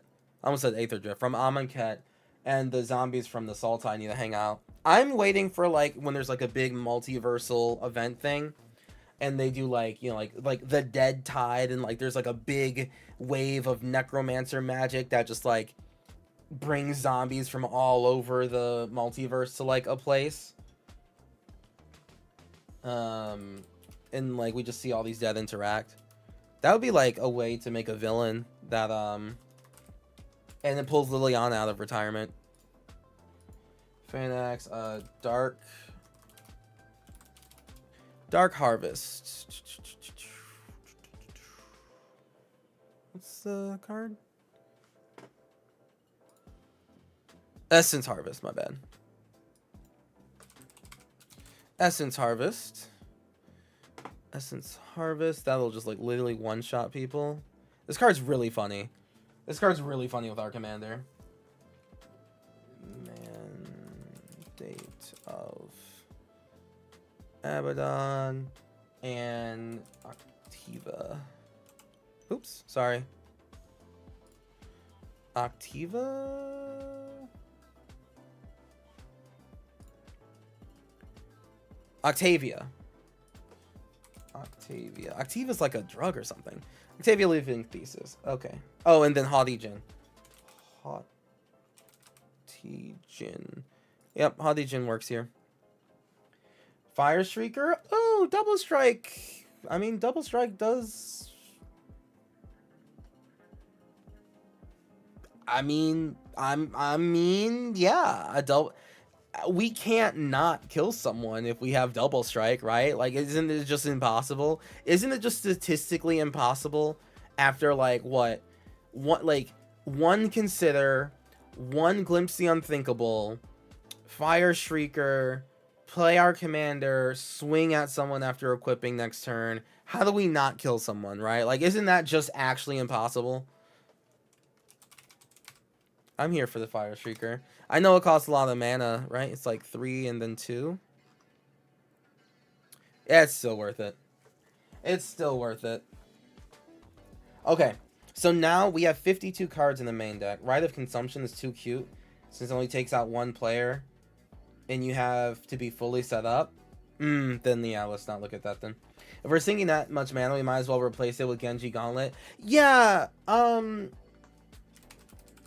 I know the new Genji glove is like kind of insane, right? Oh. Oh, okay, listen, we're not dumping that much mana into it, dude. Fuck, shit. This card costs 5 just to get out. It's strong, don't get me wrong, but like, damn, we ain't doing that much. We ain't doing all that. But double combats, yeah, I get that. I get it. That's a lot of mana. That's a lot of mana. That's too much mana for me personally. I'm sorry. Fire Streaker is like already at the limit. Fire Streaker's definitely at the limit. But 5 and 3, you notice that I don't run the Helm of the Host in any of my decks. It's just Helm of the Host at that point, which I don't run. I do not run Helm of the Host in, I literally think, any of my decks. Because I have literally always disliked that card. I have always disliked that card. Yeah. But double combats is funny. I mean, who expected to die to like double combat blue-black Voltron, where all I did was mill myself the entire game, and then I karate chop you in the throat. Hey, Christmas. Ooh, 5 stream street. Look at you. Hey, bud. How you doing? All right. So we have 53 cards right now. Let's look at artifacts. Let's look at some artifacts, chat. If you would be so kind. If you would indulge me.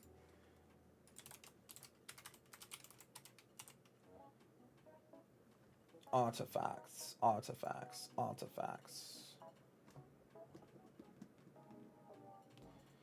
If you would indulge me in the wonderful world of artifacts.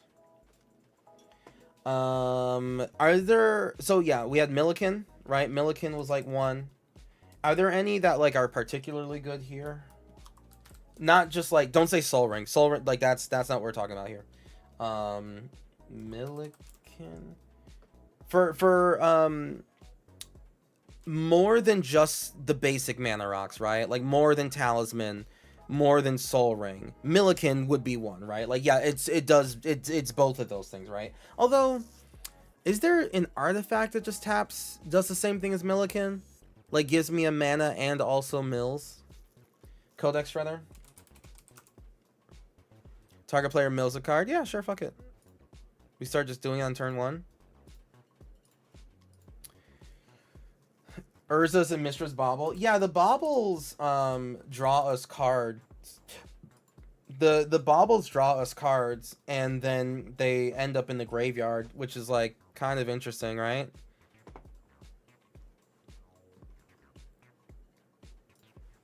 Like, they're just, I mean, they give our commander +1/+1 and draw us a card. Like, I see no issues. Seems like a win-win to me. There's not a non-creature Milliken. Okay, alright. That's unfortunate. What else? What other artifacts are particularly good here? Especially when we're focused on milling only ourselves and not everyone, right? So, like, yeah, we could run, Mesmeric Orb. We could, but it honestly would probably help other people. Like, it would help the graveyard reanimate deck over across the table more than it does us. Because, like, yeah, our commander gets like +1/+1, but like, we're only milling so much. Whereas, like, if they mill like 2 big creatures that they just get back and get to like just wreck with, it's way worse for us. Stone of Urek.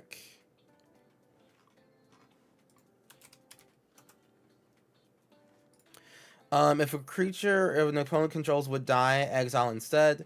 Sacrifice stone, exile target player's graveyard. I mean, that's fine by me. That's fine. It's not bad. I mean, if we were doing like a mill thing, it's like if creatures would go into our opponent's graveyards, they just get exiled. That would be different. Dying is like kind of whatever. We don't even make that happen that much. More stones. More artifacts. I'll put Milliken in here, though, because that still counts. Milliken. Milliken still counts. Oh, the connive. Is there anything with connive? I did put in I put in Phaenax in the last topic for special cards. Mana value's a little high, but Keening Stone. River Churn Monument's good. Target player mills the top X cards of the library. X is the number of cards in that player's yard. That is a lot of mana. But it does double the size. I mean, by the time we have 6 mana, then 5, we just, like, double our graveyard size. But if we're at the point where we're playing, like, 6 mana, then 5, our commander should probably have killed or been killed by now. So, yes, you are right. It is a little high for sure. But it is a good thing to have brought up. Card quality on Connive is low. Basically, Ledger Shredder is the only one worth thinking about. I mean, shit. I mean, I'll fuck around with Ledger Shredder. No, there's like a mask that has Connive. Right?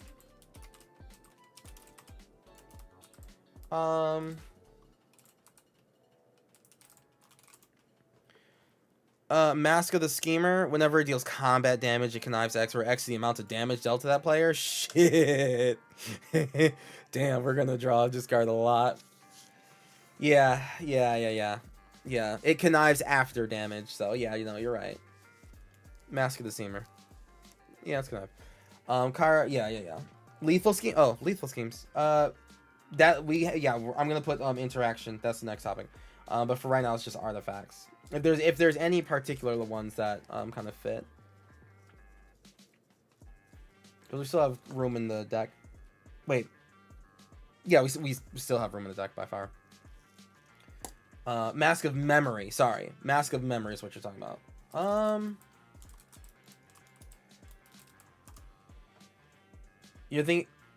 The thing about Lethal Scheme is we have nothing to convoke for it. Yeah, our commander's tapped eternally because he attacked and killed someone.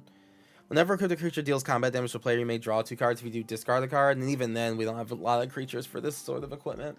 River Churn. That's right. Someone mentioned River Churn earlier. Thank you. Any number of players each mill 2 cards. So for 2 mana, 1 in the blue, and then pay 1 and tap each number of target players, which is just us, mill 2 cards, and then pay 2 blue and tap any number of target players each mill cards equal to the number of cards in their graveyard. Yeah, you know, we could do this at instant speed. Oh shit. Yo, we can mess with combat math with this one. We could swing our commander and he's only like, you know, an 8/8, a 10/10, whatever, right? Like we could swing with our commander and our opponents will do the math and say, hey, that's fine, I can take the damage, you know, whatever. And then we River Churn at instant speed and double our graveyard size. Who knows what that does to our commander? I like that. Good call, Frosted Ace. Or no, whoever called Legislator earlier. Then Worthy. That's a good one. One more artifact. And that's better than your average artifact. Do we need max hand size? No max hand size? No. I like the baubles. Those are good ones. Perpetual Timepiece. Oh, right. Yes.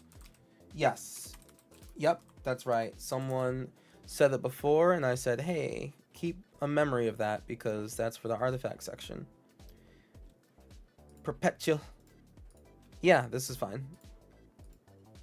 Perfect. Palantir. The Palantir... No one's ever gonna let you mill, which is funny. So you do just pay 3 mana to draw, like to scry and draw forever, which is not bad at all. Yeah, I'll put the Palantir in this set too. And you know, we'll kind of cross it out for one of the baubles. The bauble is still gonna go in here, but I'm just gonna take it from like this overall list. Yeah. No, that's fair. I like the Palantir here. I mean, 3 mana to just draw cards forever. And if for some godforsaken reason they're just like, I don't want you to draw a card, I want you to mill cards, then I guess they can lose the game, whatever. Like, I guess they could die. I mean, if they just want to throw the game like that, I'm not going to stop them. Okay. Twist my arm. Alrighty. The Warring Triad would be hot. It would be hot. It would be hot. Alright. Twist my arm if you wanted to lose the game. Codex. Codex Shredder. And Bauble. We have Mishra's and Urza's Bauble. Urza's. Mishra's Bauble. Palantir of Orthanc.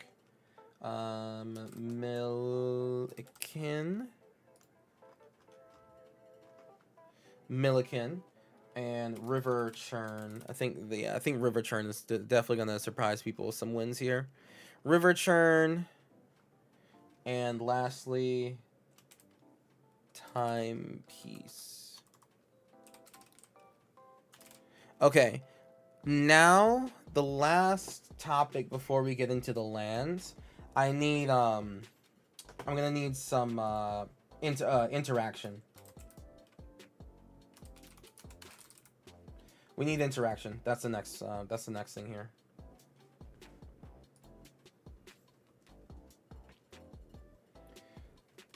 Interaction. Lethal schemes. We talked about lethal schemes. The ancient one for a mana sink.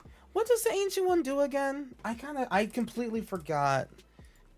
Ancient one. Draw a card and discard the card. When you discard the card this turn, target player mills cards equal to its mana value. Oh. It's actually.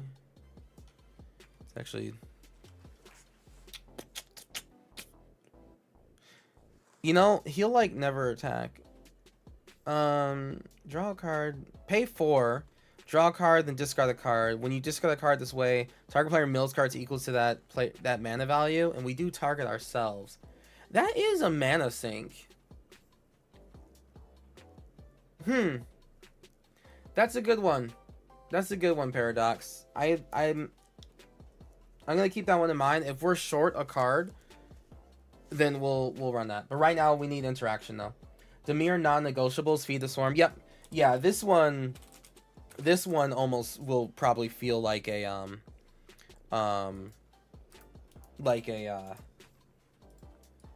template, you know. But we do have some Demir must-haves, right?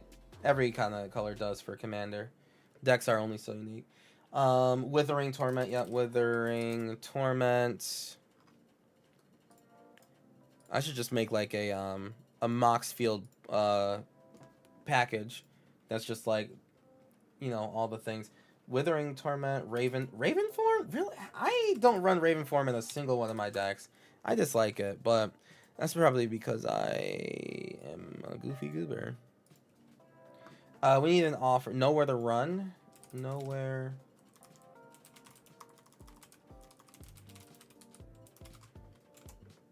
Nowhere to run. Flash. Oh, yeah.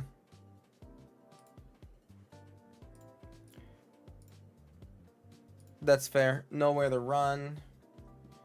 Because this affects everyone, right? Creatures your opponents control can be the targets of spells and abilities as though they didn't have hexproof, and ward abilities don't trigger. Yeah, to be able to play Nowhere to Run in Commander and just be like, hey, I know that commander over there has ward and hexproof.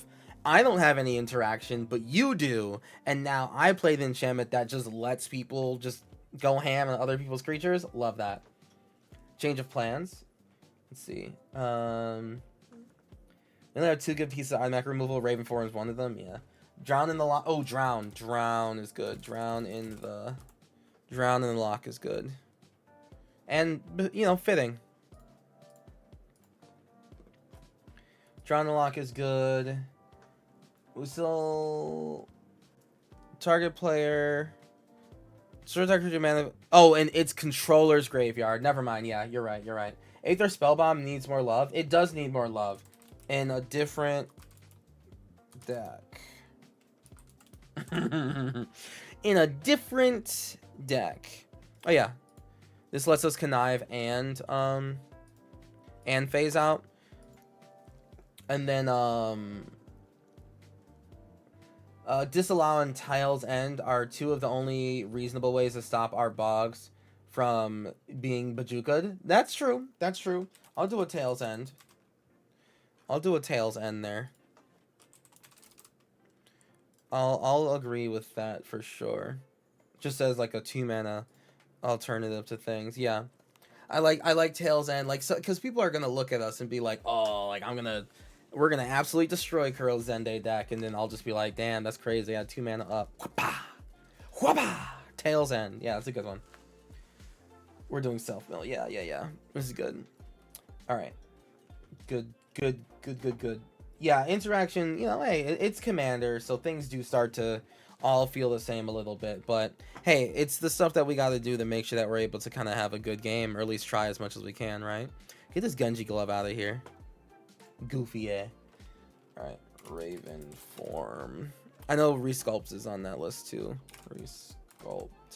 I mean, we can deal with a 4/4 from Resculpt, technically. Change of plans. Fuck. Sorry. Change of plans. Change of plans. Sorceries go first, huh?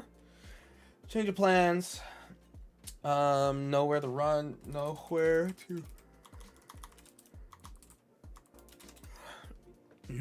to run. Tails End. And Withering Torment. Withering Torment. Oh, and Feed the Swarm. Feed the Swarm. Alright, we have 65 cards. And we want... Well, we cannot go under... We have 66 cards? Yeah, we're at that limit. We actually haven't even added our mana rocks yet. So, I do have packages here. Dimir mana base. So, you know, to anyone who's ever going to look at this deck list, these are just lands that are common in Commander and that are blue-black. You clearly do not need these many cards. Obviously, you don't need to run fetch lands if you don't want to. But, I mean, hey, at least it's the one that fits. So yeah, there are some packages here that I have to just kind of like quickly add certain things. That includes the artifact mana base, right? So Soul Ring, Talisman, Thought Vessel, Dimir, Arcane Signet, Felwar Stone. Those are at least what I see as like just kind of the general, every basic Commander deck is running that. And then we do need 15 more lands? Or no, no. How many lands do we put in decks now? 15 more? To go to 30? No, we need more than 30. For video purposes, you could mention MDFCs. I could and should mention MDFCs. I'm going to just say 15 swamp. 15. Oop, that's 105. 15 is land. That is 45 lands. I know how my math was fucking wrong. Let's add more. What? Oh, because I added 15 and 15. Duh. Goofy. Why would I do that? Sorry, let me add, what? 10 island. 10 swamp.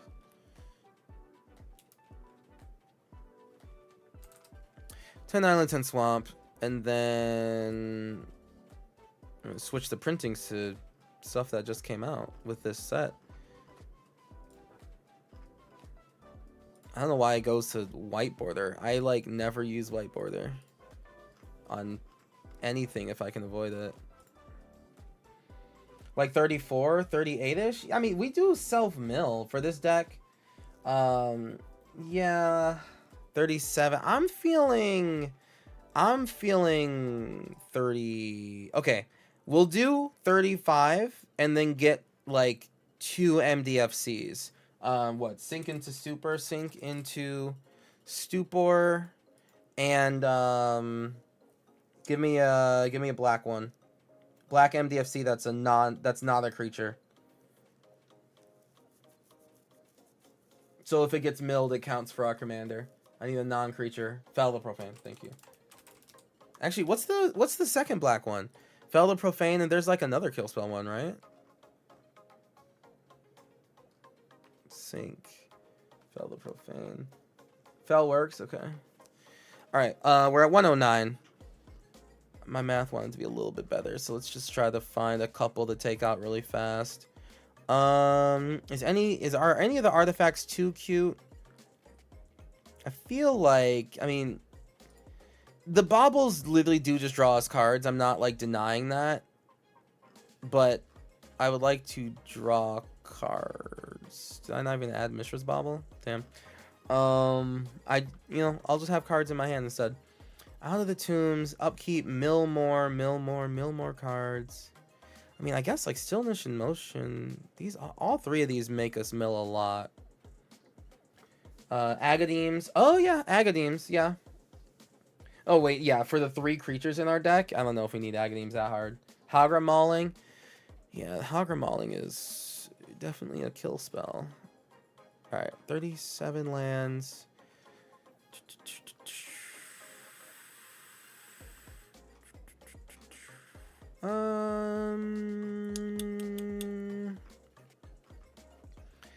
What's too cute? Too cute. Damn. No, I don't want to get rid of Essence Harvest. That's like that. Essence Harvest can just straight up kill people. So maybe. All right. I think Mouth of Sauron might have to come out.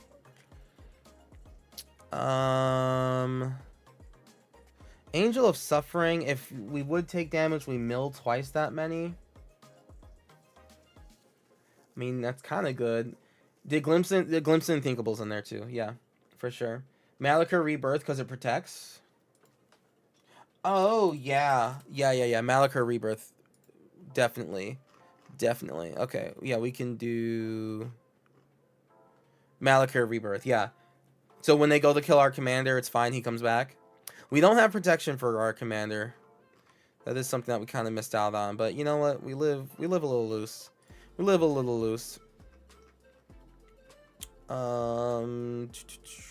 Monastery Siege does give our commander ward 2. Well, spells cost 2 more to cast, I guess.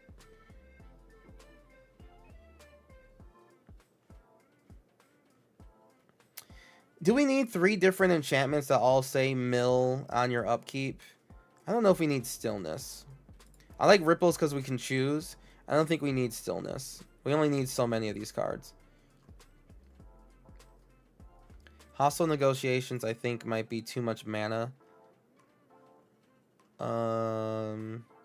We do get a big jump from it, but I think it might be too much.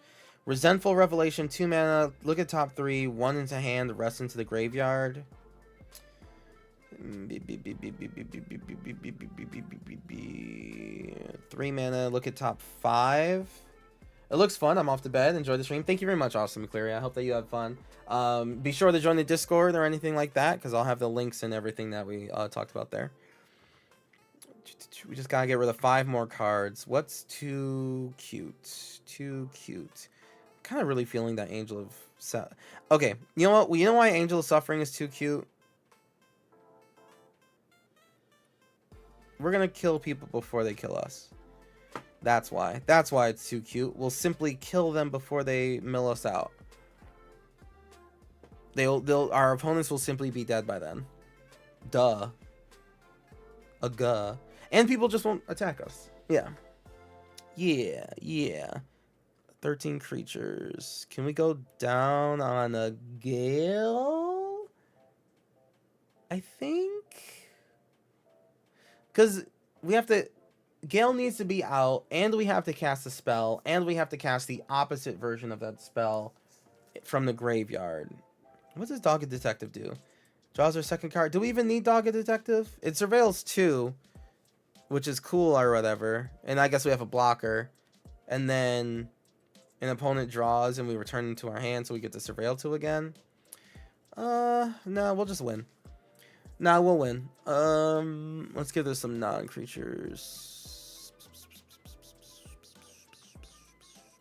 Apparently, Inspiration from Beyond is the best card ever.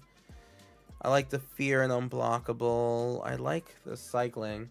I wanted you to build a Rakdos Demon Brawl deck on Arena for you, so you could discuss any of the specifics if you're interested. If you want to like ask me about it, I mean, yeah, you can ask me about it. Not right now, but like, DM me or something. I think Distortion Strike goes because Distortion Strike doesn't go into our graveyard immediately. At least Artful Dodge does. And we have a couple of unblock. We have multiple sources of unblockable. We don't need every source of unblockable. We only need so many. 2 more cards come out and then we're good for this deck. Do we have the right amount of lands? Did I say 27 lands for them DFCs? Okay. Nowhere to run. Oh, Mr. Bobble's right here. Okay, 1 more card away. No, I want you to build it like you would for yourself, and I pay you for time and experience. Damn, I could do that for Commander. I can do that for Commander, for sure. I could. I don't have enough Arena experience, just in terms of like. I mean, I don't have the. You know, I literally don't have enough cards on Arena. Would it translate? I mean, well, yeah. I mean, I'll make sure it's cards that are legal in Arena for sure. But I literally don't have the Arena experience. I pretty much only play Arena when it's the preview events. 1 more card away. 1 more card away.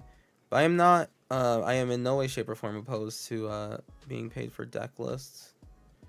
1 card out. What's my least favorite card here, chat? Chat, what's our least favorite card? Yeah, I would make sure it's legal in Arena, but I literally, yeah, I don't play enough Arena, sadly. Hopefully that changes. If they ever add like multiplayer Commander, that would change pretty quickly. That would change real quickly. Tail's End? Nah, Tail's End is, it's key. Because we have it in here, like we're literally already like with it. And it is in here for a decent enough reason of protection. I'm willing to like we're just here. We're keeping it. We're keeping it.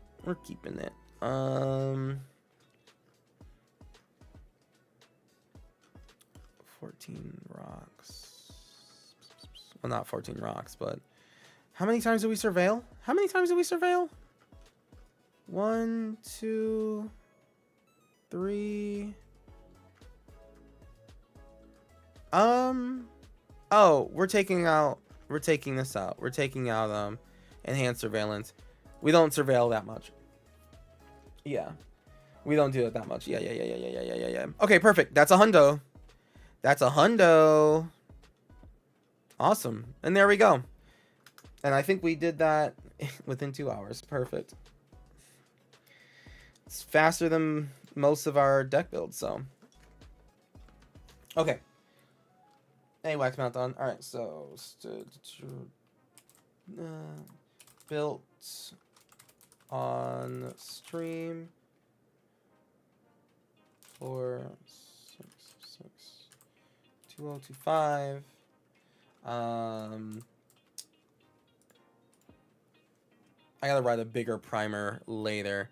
The goal is self mill blue black Voltron, where we don't have to equip our commander with anything. Like, that's the cool part about Xande, is that we don't have to equip our commander with anything. We don't have to put enchantments. We don't have to put artifacts. We don't have to spend all that mana.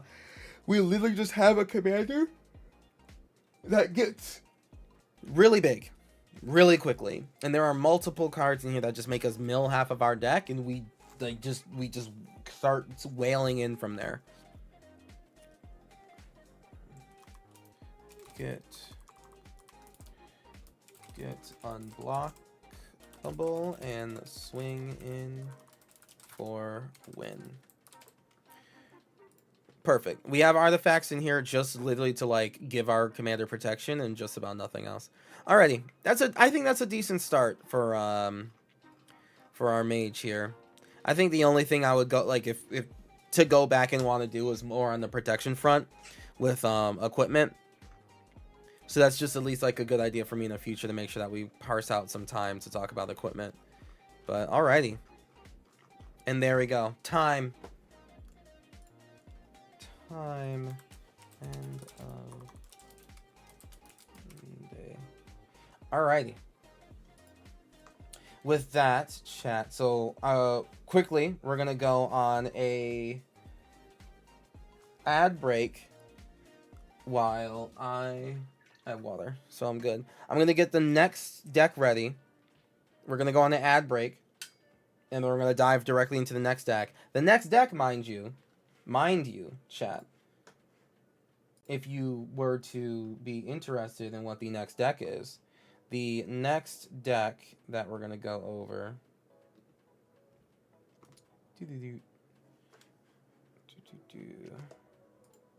Sorry, the next deck that we're going over is Cecil from Final Fantasy IV, because that is by request.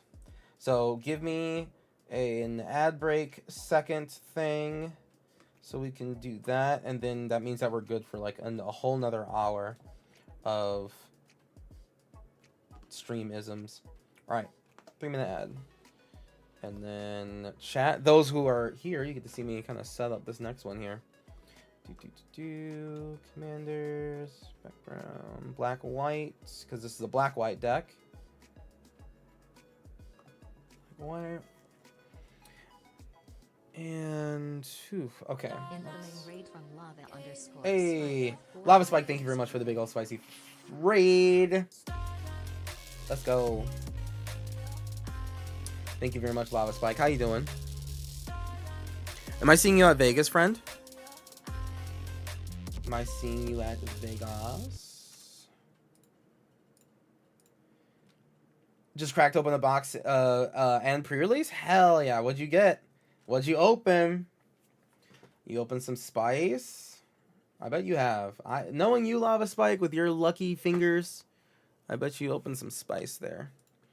All right. Final Fantasy.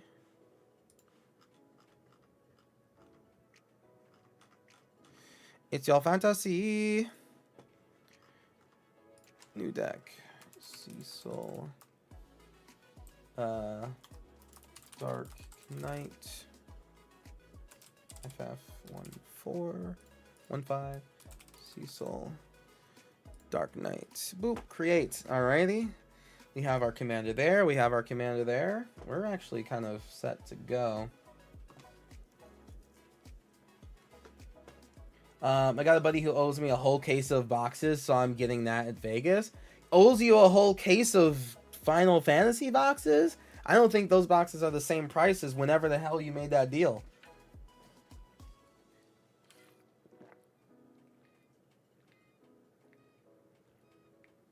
That doesn't seem quite right. I mean, listen, like, hey, get the boxes. The proverbial box bag, if you will. But that don't seem like the same price, I bet. You loaned him 1K, so you're getting boxes.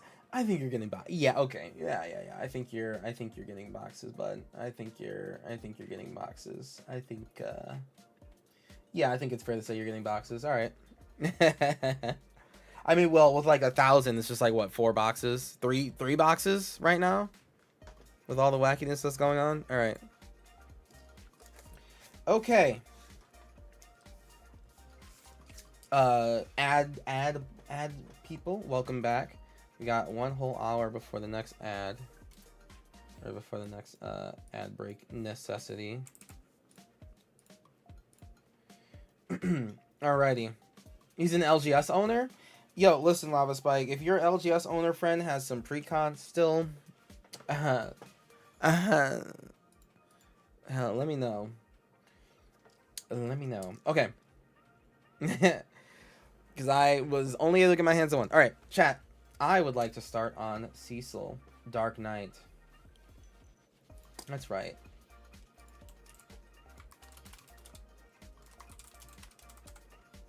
Start of Cecil. They're getting sculpted hella hard right now. That's not very fun. That's really, that sucks, dude.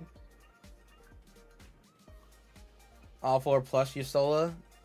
Yeah, I need Yusola. I mean, it sucks to hear that they're getting sculpted though. Like that. I mean, I don't know.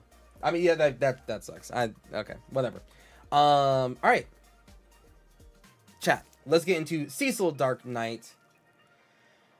This is an interesting one. This is one of the earliest commanders that they revealed. So like, there's definitely been, you know, a couple of deck techs on them, because literally I think the first batch of inset cards that they showed, Cecil was among them. So this is our take after the entire set has been revealed. Cecil Dark Knight, black 2/3 legendary creature, human knight with death touch and darkness. Whenever Cecil deals damage, you lose that much life. Then, if your life total is less than or equal to half your starting life total, untap Cecil and transform it. And then the transform side of Cecil is Cecil Redeemed Paladin, which is a 4/4 with lifelink and protect. Whenever Cecil attacks, other attacking creatures gain indestructible until end of turn. Cool. All right. Also, just, and this is like a side thing to note, if you end up ever doing a like two-headed giant sort of thing, or arch enemy, Cecil says whenever Cecil attacks, other attacking creatures gain indestructible until end of turn. So like, not just other attacking creatures you control, all other attacking creatures. So if you're doing a team-based situation, arch enemy, whatever, everyone that's attacking at the same time gets indestructible. So Cecil gets to lead the party to victory pretty hard there, which is hey, that's just something to note. Just something to note. All right. So we'll be jumping back and forth between, like, you know, the two, what these two do. If you need a refresher, chat, just go ahead and say it, and I'll jump between the two. You got the card you wanted from the set? What'd you get, MC? Is there a way to have the guys enter the game on the backside? No, Biomass. There is not a way to have like transform creatures like this enter transformed. The only time that happens is like for the for say like Optimus Prime. For the Autobots, you can cast them and they get cast like for their backside costs. That's different because you're not, like, you know, doing what you said.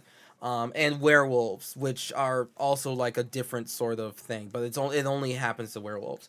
But in terms of just like generalized transform cards, no. Which is honestly like a good thing, because a lot of those cards, like a lot of these cards have like, when this creature transforms, you want to do a thing. So yeah, being able to cheat that is a little too much. Into Sidar Jabari, he goes for you. Yeah, he is a knight. There is some knight typo to go in. Pre-release this one. Glad to hear it, bud. Altar Crystal Fragments. Very nice. The main way to cheat transform is Agatha's Soul Cauldron. Oh, is there like a transform ability? Even Manifest. Actually, yes, Biomass. You know, fun fact, Biomass. Magic the Gathering cards actually has 3 sides, not 2, not just front and, well, they have 3 sides. They have front and back, and then transformed. So legally, right, like as per the rules of Magic the Gathering, every single card has a back, right? That's why they allow you to place a card face down. And when a card is face down, typically, I think I'll just say 99 times out of 10, if not literally just 100, it is a 2/2 manifest, right? Like by the rules of Magic, every Magic card has a face down backside, and typically that will make it a 2/2 manifest, right? But if you have a flip commander, or a card, right? If you have a card with 2 sides, like Cecil here, right? If you were to manifest Cecil, it would be you would have to basically like take some other card or some sort of representation to show that he is a backside manifested creature, not a 4/4 with lifelink, right? There's no way to cheat that. Yeah, that's actually. I'm glad you asked. It's actually kind of cute. Don't you know there's 3 sides to your 2D cards? Yeah. Yeah, one of the Phyrexian Invasion Sons had a bunch of MDFCs with a transform ability that just cost a bit of mana. Right. Oh, yeah, yeah, it cost a bit of mana, so they made sure that you don't just kind of throw that stuff in. Um, Ixodron, right? Ixodron makes them face down 2/2s. They don't have manifest, but Ixodron did always make them face down 2/2s, right? There's the Cybermen, like there's a couple Cybermen cards that transform them face down as 2/2s, but they are always face down 2/2s. Whether they a manifest, whether they're a Cybermen, whether they're an illusion from Ixodron or whatever they are 2/2s. So yeah, good question. Glad you asked. All right, back to Cecil Dark Knight. We do have to work to make him flip, and that leads us to our first topic. Right, our first topic is like, let's just cut straight through it. The first topic that we want to talk about in terms of cards is Half-Life. Boop. Half-Life. How can we, or what cards in Magic allow us to immediately just go to half of our life, right? First example of cards like this, so that we can set the tone, is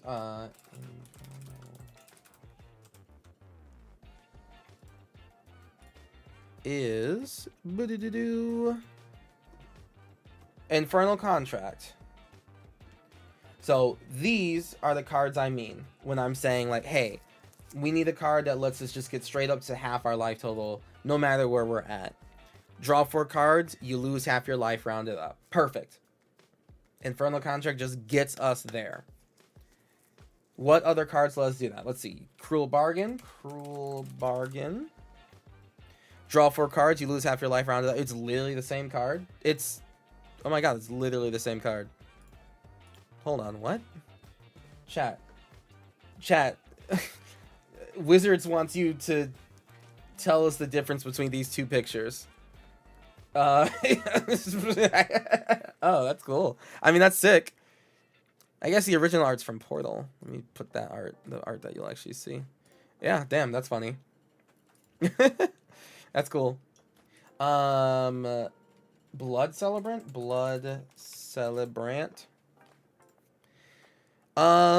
That is a different section. I do have him as an example of a different section, Wobbler. But I like, good call. Yes. Different section. Or actually, you know what? No. Nah. How much do I want to say on these topics? I mean, it does let you do the thing. That's fine. Never mind. Scratch that. Celebrant. Blood Celebrant. Does legitimately let you do that thing. Blood Celebrant does let you go to... Wait, no, hold on. Oh, yeah, add 1 mana of any color to your mana pool. Yep, you do get to do the thing. Peer into the Abyss. Peer into...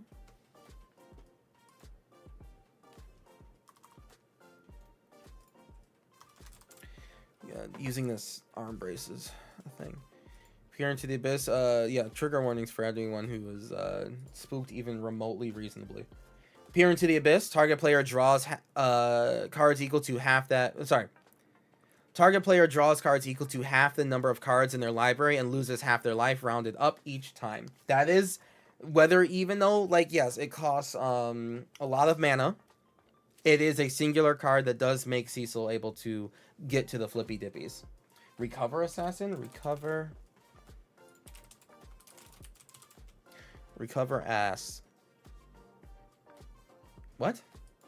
No. Recover Assassin?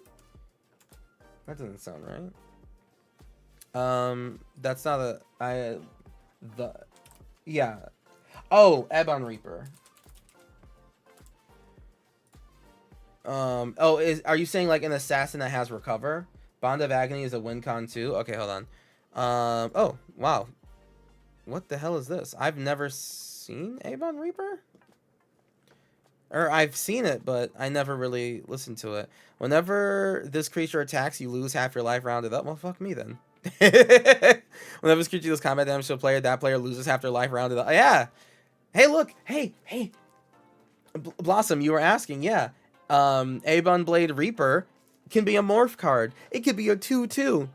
You can attack with you can attack with Cecil and this 2/2 morph, like this goofy little guy, right? And your opponents will be just like, oh, I'll just not block. You're just gonna deal like 4 damage and whatever, right? Oh wait, no, it's whenever this creature attacks. So well, you don't even get to man, your opponents don't even get to block. That's crazy. Yeah, you just attack with this guy. And you just lose half your life, and then your commander hits, and then you flip. Okay. That's dope. And then Ebon Blade. Oh, Reaper. You got it. Yeah. You got it. Recover as a mechanic. Hatred. We're just doing like X10 on Cecil. Yeah. Hatred.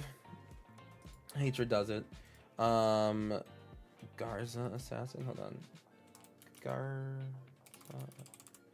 Garza Assassin. Oh. Okay, sorry. Wait, this one. Oh, no, they both fit what I'm talking about, but this one. Wobbler, remember Hatred for later. Actually, you don't have to remember for later because I already have it. But yeah, okay. So here is a general chart of like the cards that let you just lose half of your life just right from the get-go, so that your commander can start flipping as soon as possible without you having to jump through a lot of hoops. We're not going to overly rely on these cards, but it is good to know that these cards exist in your deck so that you can just get back to doing the Cecil thing, right? You should run at least a couple of these cards, if not all of them. You have a 100-card deck, right? Like, you're only going to see one of these per game. But yeah, Contract, Cruel Bargain, Blood Celebrant. Yeah, this is as good. That's good. This is some good shit. All right, so let me add these to the Mox Field. Mox Field.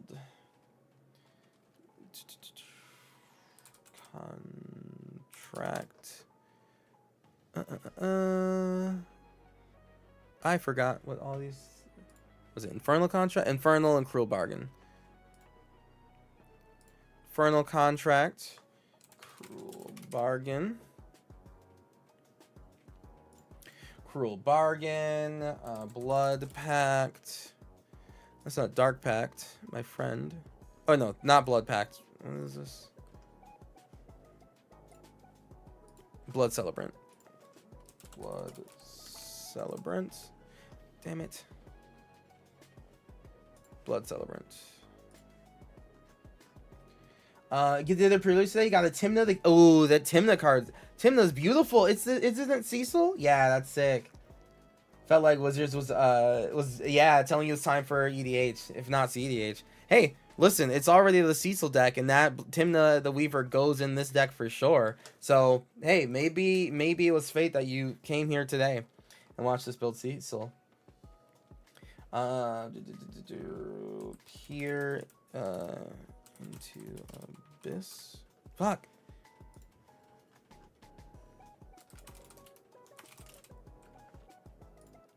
Peer into the Abyss. Assassin. Yep, Garza's Assassin, and the last one was the Ebon Blade. Ebon Blade Reaper. Yeah. These are good cards. This Ebon Blade Reaper, you probably want to like... Oh, I mean, I don't think it's going to shoot up in price. But yeah, like this is already just like absolutely super good with your commander. Mm-hmm. You got the green-red haste zombie too? Oh, blue-red haste zombie. Ludwig's thing starts at Krov? Corum.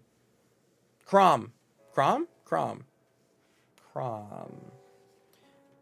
2 common CDH commanders? Honestly, like... I think the universe is trying to tell you to play a very specific deck, and it's very rude. All right, so that's the half-life. Good job. Now I want to look at pay life.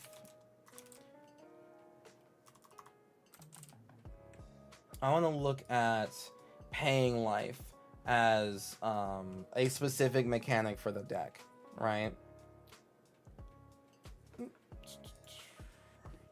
Paying life as a specific mechanic for the deck. So my example for cards that let you pay life, Blood Celebrant is definitely one of them. But we already did that one. Keurig.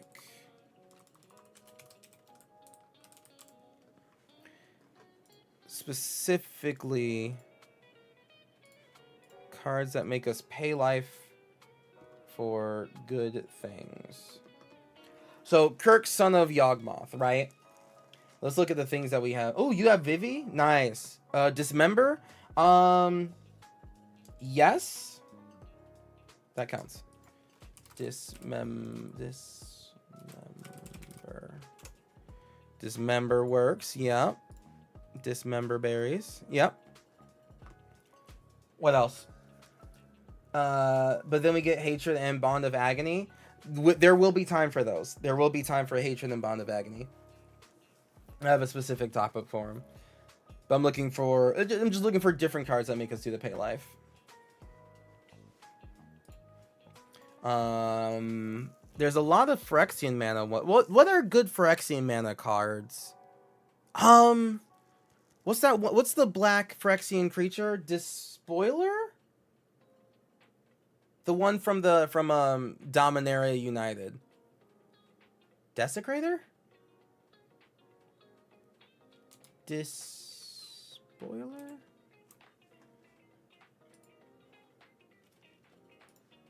I think it's Despoiler, right? Despoiler.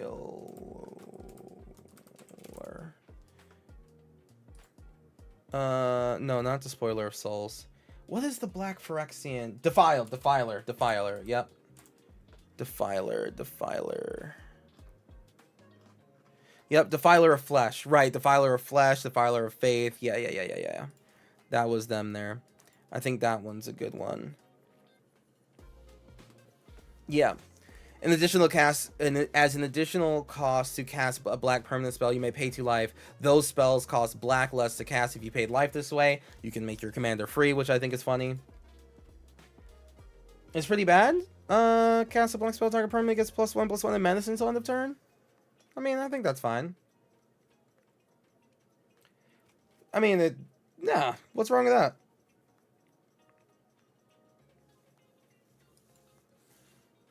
I think this one's fine. +1/+1 and oh damn, it's not a +1/+1 counter. Ooh. Oh, that does kind of suck actually. I thought it was +1/+1 counter.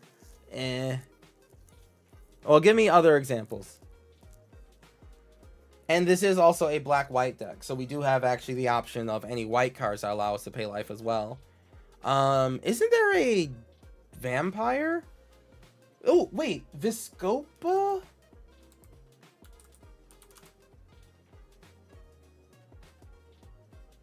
Oh no, okay, Blood Baron of Viscopa doesn't work. Viscopa Guildmage, I'll have to remember. Is there not? There's vampires that let you pay life, right? This is an Orval deck. The only ramp for us is black permanents is and the trigger is meh. Yeah. Dude's Bloodfast. Oh, Argos Bloodfast. Yeah. Pay 2 life, draw a card. Yeah. Argos Bloodfast. Yep.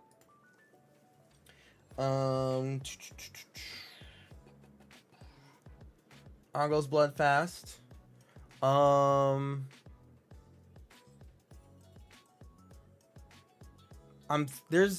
There's a vampire that says pay for life, get indestructible. From Ixalan, original Ixalan.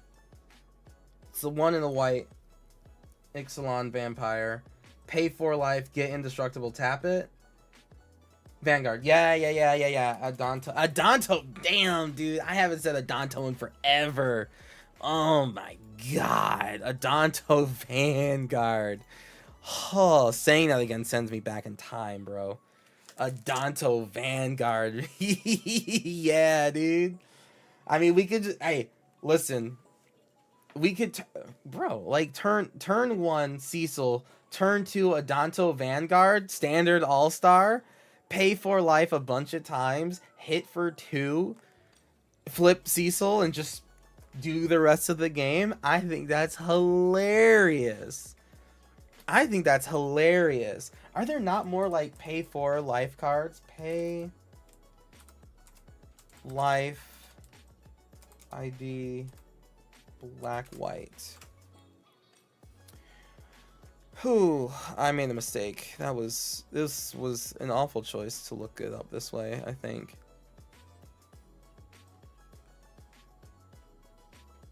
Yeah, that was dumb. I was stupid. Oh! Arcoflagellant. Snuff out? Yes. Yes, we will get to snuff out. We will get to snuff out. We will get to snuff out. Arcoflagellant is a creature that also has the pay 3 life, gain indestructible. And I think in terms of kind of just what I want to answer right now, fits a little bit more. Fits a little bit more.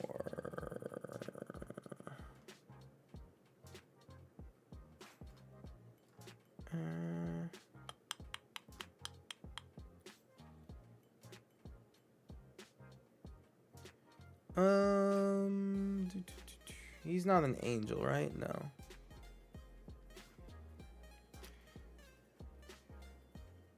Damn, there's a lot of like just cards that out of nowhere let us just. It's honestly like old. No, it's not even old cards either. Now that I think about it.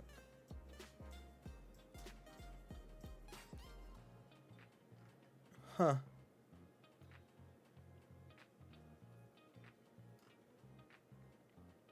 Yeah, there's a lot that we can do here. Sorry, okay. The White Defiler. I do like the White Defiler.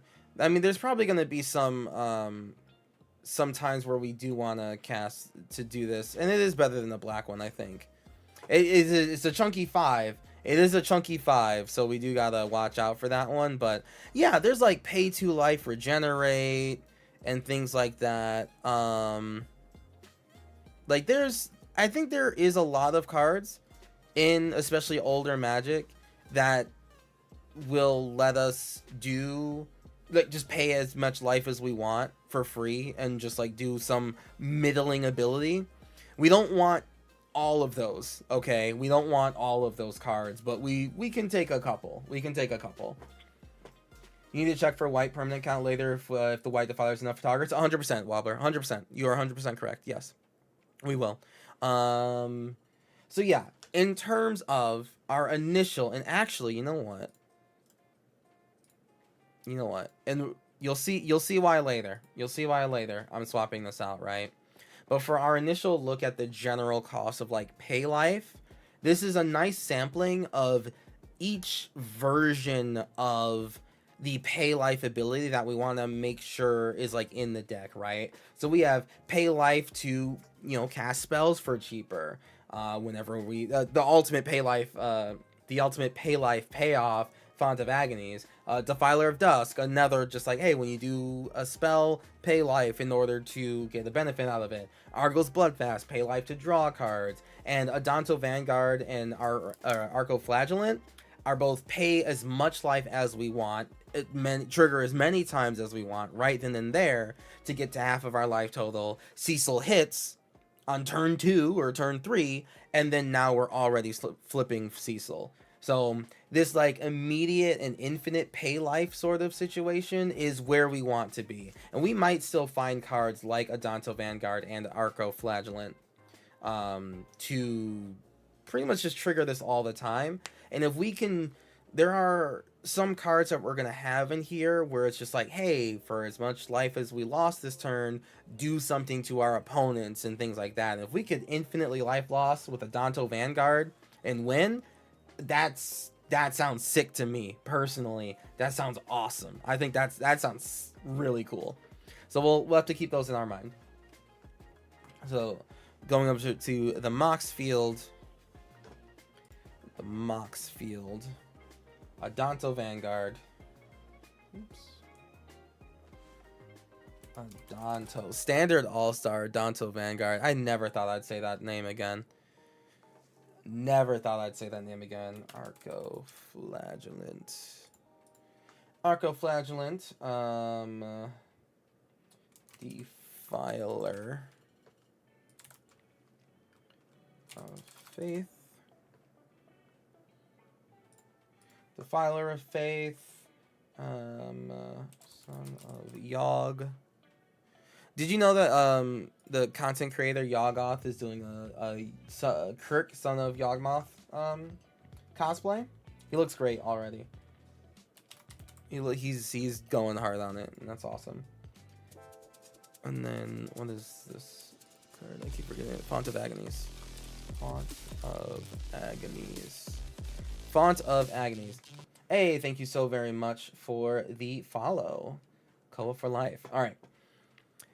Back to the past. Blood Not Brute. Bloodcaster? Did we not? Oh, Bloodcaster. Okay. Well, let's see that one in a second. Zoop. All right. So we're off the pay life train. So now my next topic, and this is why I'm kind of separating it into different ones. So I want to ask about black-white cards that let us pay life or lose life specifically to get mana out of it, right? Like mana accelerants. So Blood Celebrant was a good example of one. But I actually have a different one. So this is lose life for mana. Losing life for mana. And my first example is... And it doesn't have to be a huge amount, right? It doesn't always have to be like a huge, ginormous thing. But Lotho, right? This is an example of what I'm talking about. It's just like, hey, whenever a player casts their second spell, we lose a life. Cool, you know, that triggers whatever it triggers, but we also make a treasure token. So specifically, what in the lost life category can we get to gain mana so that we can kind of keep our combo train going? Talisman of Dominance notch. Yeah, that one is, you know, that's fair. I set the bar too low, but yes. Yes. That'll be in like just the basic artifacts that we put in. Marshland Bloodcaster. Yeah, you know what? I count that actually. Marshland Bloodcaster. I absolutely can't count that. Oops, not that one. Yeah, rather than pay the mana cost of the next spell you cast this turn, you may pay life equal to that spell's mana value. You know what? I'll count that as mana. I'll count that as mana, at least for this context. Black Market Connections. Yeah. Black Market Connections also counts. I like the other art for it. I don't much like this art too much. Black Market Connections counts. Yep. Treasure Dredger? Treasure. That's a funny name. Is it actually called Treasure Dredger? Oh. Yeah, it is. Look at that. It costs 1 mana to get, though. Not my favorite example. Bolas's Citadel or Crick. We have Crick, like, already. Like, Crick was one of the leading examples. Bolas's Citadel, yeah. Yep.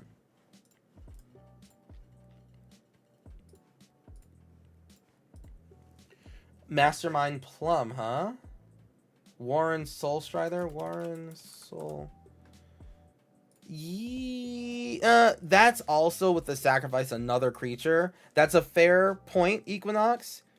I don't know if we're gonna have enough creatures in this deck for this to like really count as one of our sources, but that's a good point. Mastermind. Whenever you cast a spell, if mana from a treasure was spent to cast, you may draw a card. If you do, lose a life. Nah. Vesper Ghoul. Pay 1 tap, pay 1 life to add 1 mana of any color. We have a little, yeah. Do we have a little bit more? Let's see. Zentarum is a word will never be able to cast. Attacks, pay 1 life. You may create a treasure token. At least this guy costs 1 mana. Oh, why do I like this better than... I mean, he doesn't have haste. I don't know why I like this, but I think it's just like the tap symbol. Not seeing the tap symbol somehow just makes me happier. I don't know why. This is kind of on the money. Oops. Is there any other ones? I know we have the blood one already, so we already talked about that one. If we don't get it, like, it's fine. For mana, yeah, mana's not like the biggest thing that. I mean, black. Well, black does a lot of crazy, fucked up things for mana. But I guess simple. Well, you know what? Oh, right. That's why Gristlebrand. Yeah, no. I guess we don't just like. I guess I don't do every fucked up thing for mana because there's actually like too many. It's actually not good. Yeah, life for mana is actually probably too good of an ability for them to just give to everyone that walks by. Okay. Yeah, I think this is fair. What's this last one? The bandit, or you know what? I think a slightly better. Slightly better of an example is, I'm gonna say Cryptghast. I'm gonna say Cryptghast kind of fills this realm. Obviously, not specifically like.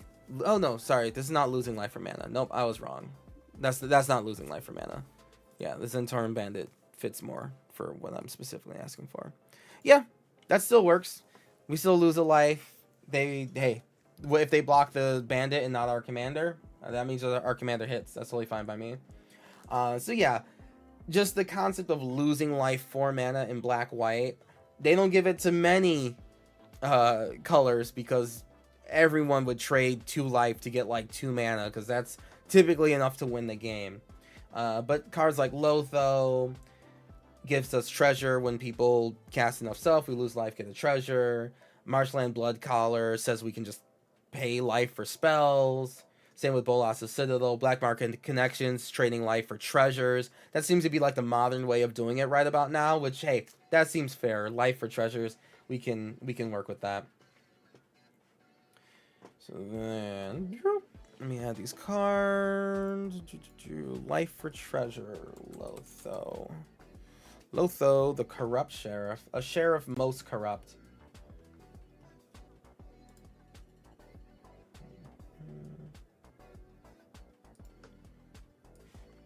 I'm gonna put this over here so I can see it. Alright. A sheriff most foul.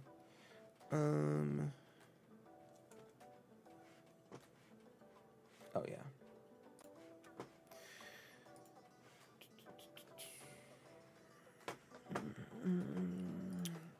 Marshland, Bloodcaster, Black Market Connections, Treasure Dredger, funny name, Bolas' Citadel, Kefka's Tower. Ooh, wait, yeah, we'll keep it the Kefka's Tower art. It fits. And then Zentarum Bandit. What a card. All right. Also, Hall of the Banderlord for random haste. That, you know what? Hall of the Bandit Lord. We're going to throw that into just the lands now. Yeah, Hall of the Bandit Lord does just let you be goofy like that. Yep. Okay. And then back to the lab again. Oh. Alright. Losing life for mana. Now, I want to try something else. I want to talk about something else here. So, next topic, we did losing life for mana. Now I want to do losing life for card draw. And black does that a lot, pretty easily, right? So lose life for card draw. Losing life for card draw. Now, there's a lot of examples of this. And we want to try to find, like, the top 6, right? For Phyrexian Arena, hey, listen, like, that is the quintessential, right? Phyrexian Arena is the quintessential example of that. We do have Black Market Connections, but this still just does the thing, right? Necropotent, Sign in Blood. Yep, Sign in Blood is also exactly what I'm talking about. Sign and Blood. What's the other one? Last Kiss, right? Last Whisper. Call of the Ring. Call of the Ring. Yep. This is our draw card package. This is how we can keep on making sure we're losing life. Night's Whisper. Night's Whisper. Good call. Night's Whisper. Yeah.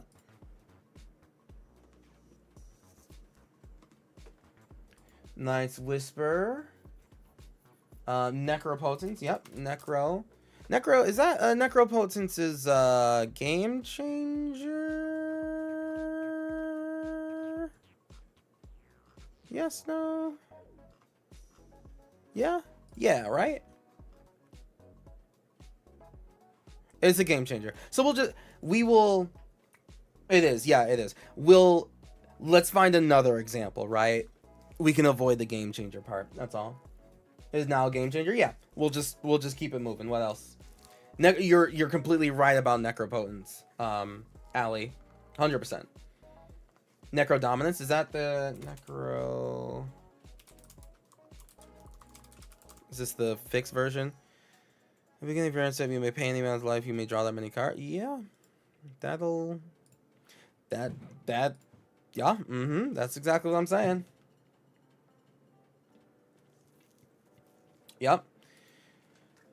And what else? Is there a black-white one? No, it's pretty just mono black, right? And Greed, yeah. Or, Greed works. What about Erebos? Erebos. There's an Erebos that also does the thing. Yeah. I like Erebos instead of Greed. Because Greed costs the same amount. No, Greed costs 2. No, Greed costs the same amount. But Erebos is Erebos. Necrologia is an instant version of the Necro effects. Damn. Okay. At least this one. Yeah. Okay. No, it's good to know. I did not know of Necrologia. Necrologia. Oh, yeah. Only during your end step. Pay X life. Draw X cards. Yeah. Yeah, both do the do. Both definitely do the do. Yeah, they'll both get the job done. But having an enchantment so you can use it again is probably just as good. You know? Lunar Convocations is black-white. Oh, yeah. Lunar Convocation. Beginning of your end step. If you gain life this turn, each opponent loses 1. At the beginning of your step, if you lost life this turn, make a bat. Pay 2, draw a card. I like that. So I'll swap this out for Night's Whisper because, like, I mean, if we're talking about Sign and Blood, we're already talking about Night's Whisper, right? Yeah. So here we go. Here's 6 examples of probably just like some of the top black-white cards in Commander where it's like, hey, I lost life for a card, right? Black especially is like that. It's one of the quintessential examples of like what is black, right? Like what is black mana? What does it do in the color pie? And it's usually just saying like it does whatever the other color pies do. Not as good typically, right? But they lose life for it. And it's usually a worthwhile cost, right? Sign in Blood, black, draw 2, lose 2. Honestly, pretty good deal, right? Pretty good deal in the right situations. So going back to here. I just got songs in my head. All right. Sign in Blood. Sign in Blood. Phyrexian Altar. Even though Phyrexian Altar, in my opinion, has been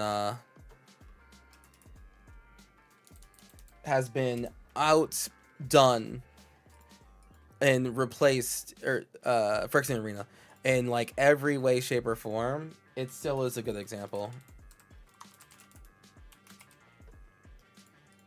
Phyrexian Arena, I like Call of the Ring, especially because our commander's a 2/2, and being able to give him Manache is pretty good. Lunar Convocation, Necro Dominance, Erebos, God of the Dead. Perfect. There we go. Alrighty. Now, back to our previous topic. So now we did lose life for draw, we did lose life for mana, and then now we're gonna do lose life for removal, which is very black-white.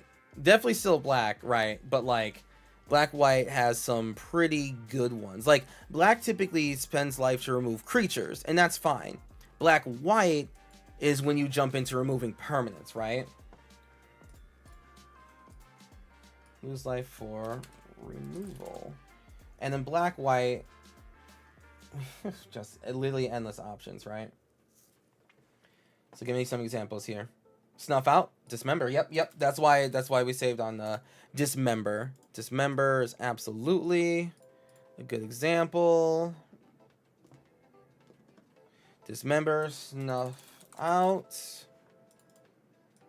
There's the Final Fantasy version of it. I'm gonna grab that one. God, that Final Fantasy version is so fucking hard. What else? Feed the swarm. Yeah. Feed the swarm. Yep. This is your category. Hell yeah, you got it. Feed the swarm's good. Yep. Anguished unmaking. Yep. Anguished unmaking. That's the most like quintessential one in my opinion.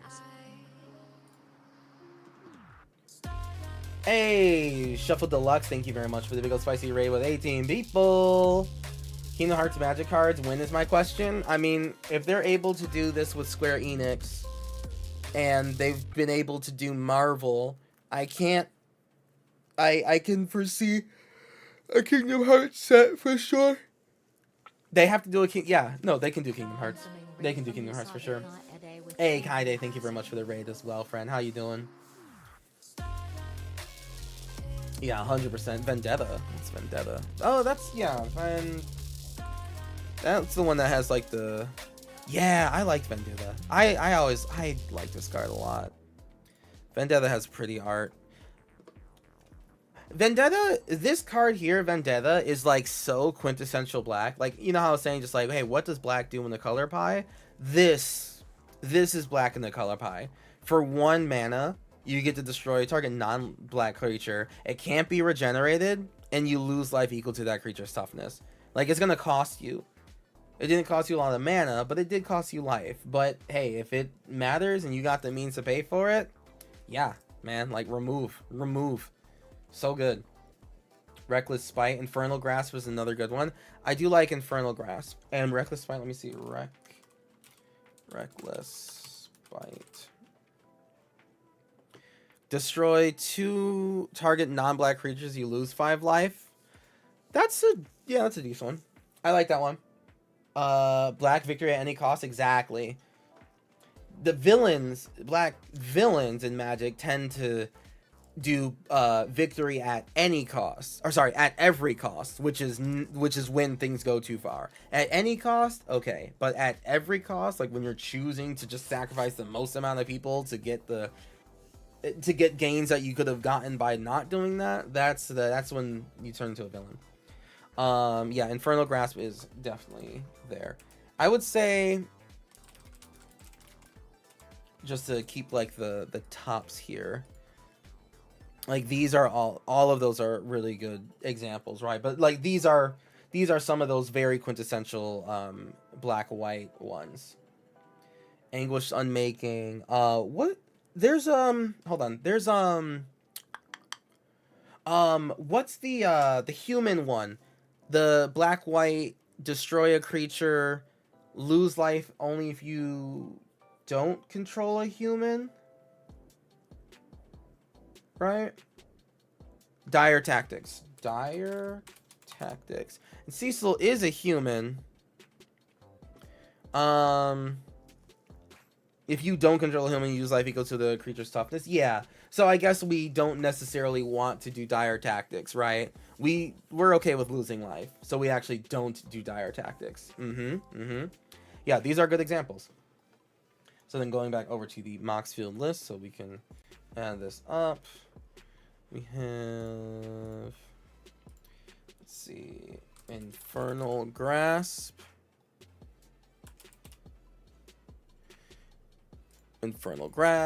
Dismember. snuff out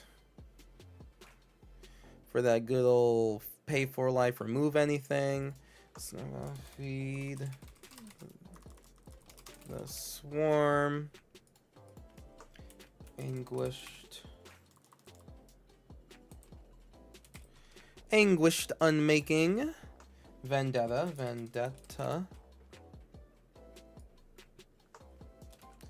did I spell that wrong? And then, oh yeah, Infernal Grasp. I got that already. Ooh, I like that art for Vendetta. You see this? I like this art better than the Zendikar one, actually. Yeah, that's cool. Infernal Grasp. Okay, cool. This snuff art is really, really good. Okay, so now where were we? Ah, yes. So that was removal for life loss. Now I want to do buff spells, right? So if we can pay life to buff our commander to deal more damage. Because we both lose a life at the same time, right? Like, Cecil still does damage. He still hits for 2. But we also just, like, lose a life on top of it. But remember, when Cecil is able to transform, we can start gaining that life back. And if he remains being able to be buffed by things, he gets to, like, bounce back harder, right? Unspeakable. Ooh. Yeah, that's... Ooh, no one... Yeah, no one mentioned Unspeakable Symbol. That's a good one. That is a good one. Who said that? Yeah, Random Task. Nice job. Unspeakable. Yeah, that goes hard. That goes super hard. Hatred is the buff spell. Yep. Hatred. That's why, this is why I said, this fits, but later in the discussion. Hatred. Pay X life. Target creature gets plus X plus O until end of turn, right? So instant speed, 5 mana. We could, you know, if we're swinging with the first version of Cecil, pay down to half our life total, or, you know, do the math so that Cecil deals damage, brings us to under half, and then flips, and then hopefully we can work from there. Or hey, it could be we could one-shot someone, right, where we could like pay a bunch of life but hit with lifelink so we can gain it back, right? Gonna head to bed. Happy brewing, dude, and see you at Vegas. See you at Vegas, Lava Spike. Appreciate you so much, and congrats on those cards. Nightmare Lash. Ooh, Nightmare Lash. Nightmare Lash. Ooh. Okay. Okay, I'm seeing what I'm okay. I see you. Yeah. We can pay life as much as we fucking want too. Oh, it's only as a sort. I mean, as long as there's 2 creatures, we can just bounce them back and forth. Look at Greven. Oh, Greven. Is he? I thought he was black red. Is that a different Greven? Graven? Like Draven? What's the name?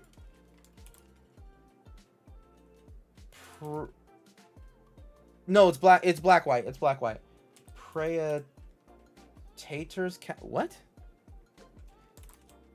Graven? Praetor's captain? Or what is Oh, you're good. Oh, it's okay. I mean, white black. I mean, it still fits that. Let's see. You don't need 2 creatures. You can't target to equip itself with Nightmare Lash. I don't think that you can pay a cost. No. I don't think you can do that. You can? Really? Huh. Okay. All right. I didn't think you could do that. There's no rules on equipping. I don't think you can do it to the boots. Like pay 0 to target yourself to Shroud forever. Or yeah, I mean that makes sense, but I didn't think that you could, but all right. He's black and red. Okay, cool. All right. Hey, at least I know I was on the right money. Okay.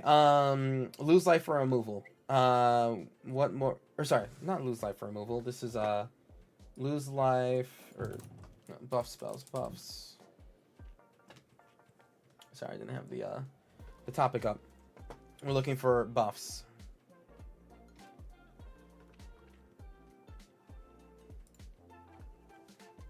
Why are you betraying me, Stream Deck? Looking for buffs. So I want our commander to hit harder. Soul Kiss is interesting. Soul Kiss.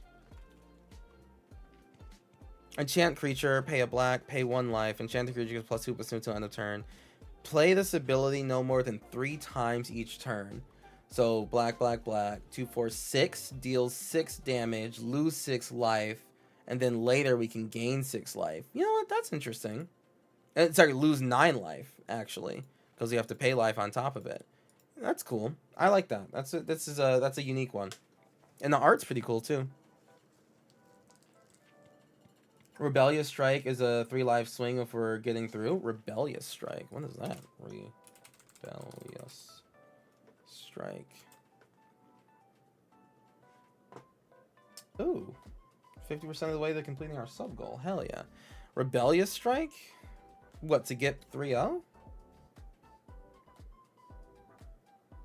Is a 3 life swing if we're getting through? Not Rebellious Strike. You must be thinking of a different thing. Hey, there we go. Hey, thank you very much for the resub. Do we even care about paying life for buff? If Dark Knight is up, every pump spell loses us life.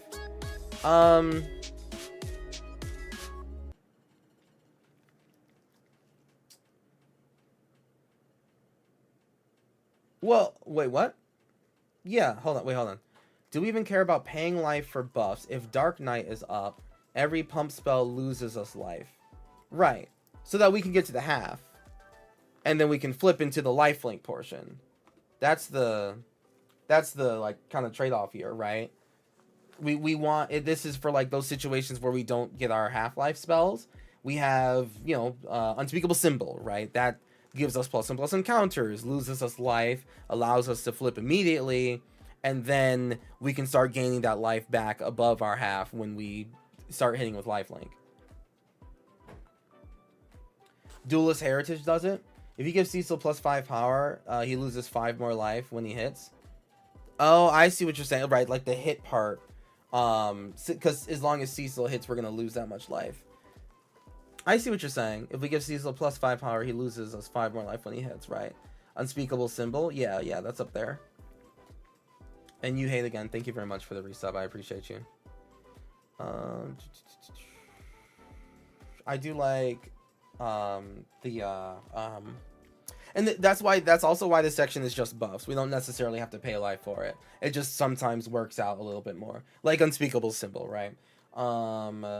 Duelist Heritage though. Duelist Heritage. It's the only card with Duelist in the name. Yep, Duelist Heritage definitely counts. For both sides, right? Like for both sides it's good for us. And also in that same vein. Oh. No, I guess that doesn't. In the same vein, we do have a Final Fantasy character in Squall, right? Squall does at least kind of fit in that realm of giving double strike.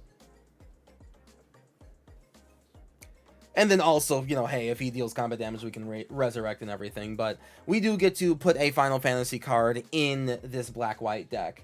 And it makes sense for us. It do be making sense. But yeah, Wobbler, you do make a good point, right? Like, as long as when Cecil does damage on this side, we're also going to lose that much life. So we only have to pay so much. We don't have to use Hatred and pay 20 life in order to hit with Cecil on the black side, because then we'll lose another 20 life and die. We could just do it for like 10, right? And then Cecil deals damage, now we're at 20, then we flip. I think Kane, Trader's Dragoon fits the life loss for mana card draw slots. Yeah, you know what? I would agree with that, Elixir. I would agree with that. And it's also a Final Fantasy card from from Final Fantasy 4. So we're not going to say no to that. Not going to say no to that. All right. So back here.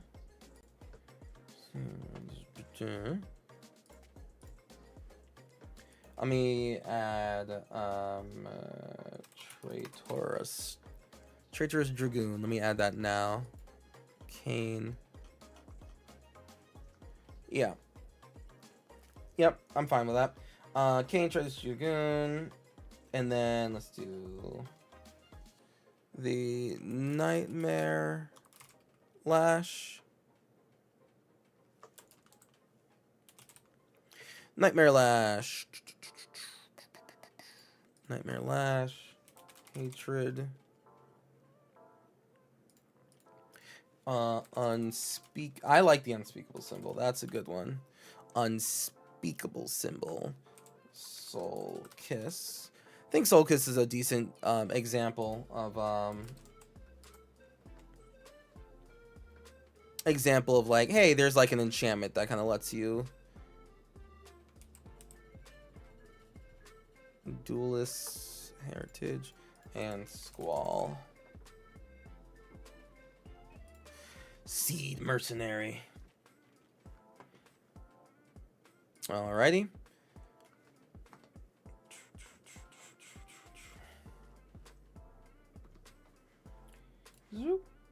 Alright. It's back here.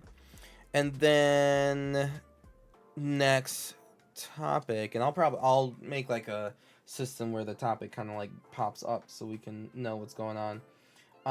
So that was paying life for that was getting buffs and everything, right? So next part I want to focus on before we heavy focus on the flip side of just like having an indestructible attacker, because that's gonna like that one speaks a little bit more for itself, but this is like the real game plan part, right? So next part I want to focus on is the fact that our commander costs literally just a black mana, right? We have a low cost commander. Our commander is basically always out all game long. You know, not every commander gets to say that, right? Like Kefka costs 7, right, from the precon. You know, other commanders got to kind of work to come out, but the fact that our commander is turn 1 every game, that's something. It's an amazing card in Shanid. Which one is Shanid? Yes, early Mox Amber target. Yep. Oh yeah, Shanid. Yeah, Shanid is good with this. Yes, correct. Mox Amber. I know that's usually like in the Mana Rock section, but this Mox Amber speaks to something unique about our commander, which is it's very, very low mana cost. So low cost commander.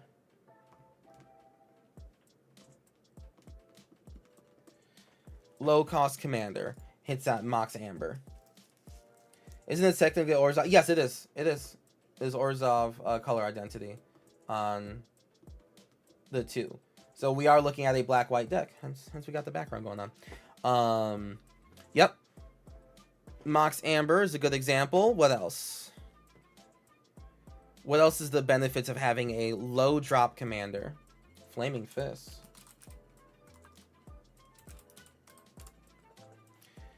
Oh, yes, yep.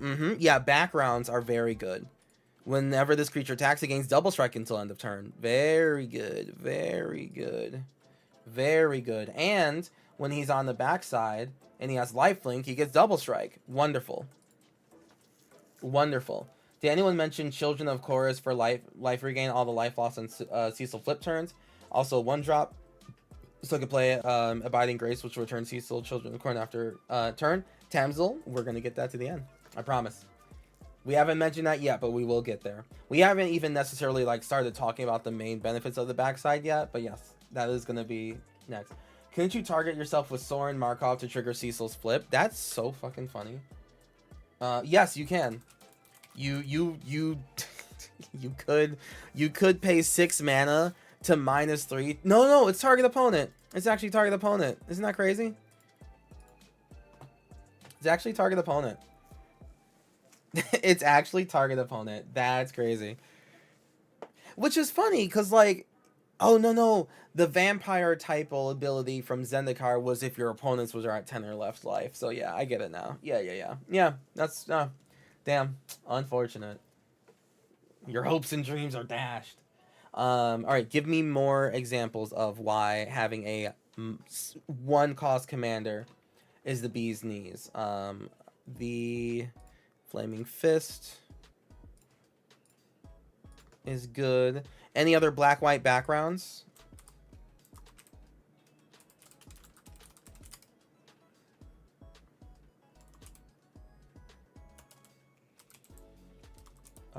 Identity, black-white. Looking at backgrounds now. Angelic Field Marshal and all. Oh! Lieutenant cards! Yes! Okay. Yes. Let's look at the backgrounds first, but hold on to that paradox. That's a good one. Let's see. Agents of the Iron Throne. Not really. That's like sacrificing your own creatures. Agents of Shadow Thieves. Whenever this creature attacks a player, if no opponent has more life than that player, with a +1/+1 counter, and it gains Death Touch and Indestructible until end of turn. Okay. Cool. Agent of Shadow Thieves works as well. Criminal Past. This creature gets +X. +0, where X is the number of creature cards in your graveyard. That's a 3-mana background. Cultists of the Absolute. Commander creatures you control get +3/+3 and have flying, death touch, and ward, which is pay 3 life. And at the beginning of your upkeep, sacrifice a creature. So if we... That could work if we know that we're going to have like sacrifice creature tendencies. Whenever you cast a creature spell that shares a creature type with this creature, draw a card. Only triggers once a turn. So Folk Hero. Folk Hero is a good background here, because now every time we play a human or a knight, if we wanted to do knight typal, we'll gain life. Oh, same with Hunted One. Damn. Hold on. Hold the phone, bros. We like literally get to just play all like just the best stuff, actually. Huh. Blessed Wind, I did. Yeah, this is actually... And Noble Heritage. Well, let's see. Commander creatures you own have, when this creature enters the battlefield at the beginning of your upkeep, each player may put 2 +1/+1 counters on a creature they control. For each opponent who does, you gain protection from that player until your next turn. Yeah. Damn. It's just, yeah. The benefits of having a low-cost commander is that all of these backgrounds are always going on. Austere Command, yeah. Oh, yes, that's true. That's true. So this actually... This conversation of low-cost commander value extends even further, actually. So we're gonna... Let me add these cards to the list, and then we're gonna go back to other benefits there, because the lieutenant cards is a really good topic. So let me add these. Mox Amber, Flaming Fist. I almost like Flaming Fist better. Agent of the Shadow Thieves. Folk Hero. Gather the Townsfolk. No, thank you. Not quite the card I was looking for. Yeah, Folk Hero is good. Haunted One. So now with Haunted One, whenever this creature becomes tapped, it and other creatures you control that share a creature type with it get +2/0 and gain Undying, like all stuff our commander wants. And then Noble. I have to sleep now. This deck seems fun. Yeah, AMC. Well, thank you very much for being here and giving some good examples. And I'll make sure that this deck is up on the Discord soon. Look at Blessed Wind. Yeah, hold on. Let me make sure we get a reset here. All right, and then let's go back to the low-cost commander value, because I think we are having a good discussion. You said Blessed Wind. Does that fit the low-cost commander vibe? Blessed Wind. Blessed Wind. Target player life total becomes 20 for 9 mana. That's going to be a no. That's going to be a no. It's going to be a hard no. Voltron is also good here. Yeah, once we do, I mean, we're gonna have. We could do Voltron, right? Just like make sure our commander gets in there for damage. We could do that. We don't have to. I mean, we've been doing that for a lot of decks recently. But half life total, half, yeah, for 9 mana. Well, after we've flipped our commander a couple times. No, thank you. No, thank you. Wobbler, you had some examples. Oh, lieutenant cards. I do like lieutenant cards. Liu. Oh God, I don't know how to spell lieutenant. Fuck. I'm sorry, but I found a cool interaction. Yeah, what is it? Wait, if you see playgroup, will you see if your playgroup will let you play Shahrazad? No. Bastion Protector. Thank you, Bastion. Yep, Bastion Protector is good. It doesn't quite have Lieutenant, but it is just like an example of like, hey, your commander is getting buffs, indestructible, small little guy. Yep. Bastion Protector. Not playing Shahrazad ever. What's the interaction, Tony? And how the hell do I spell Lieutenant? What's the horse? What's the horse that gives +1/+1 encounters? Or how do you spell Lieutenant? Either one. We could hold the game hostage. I don't want to do that. I want to be happy. I want my opponents to be happy.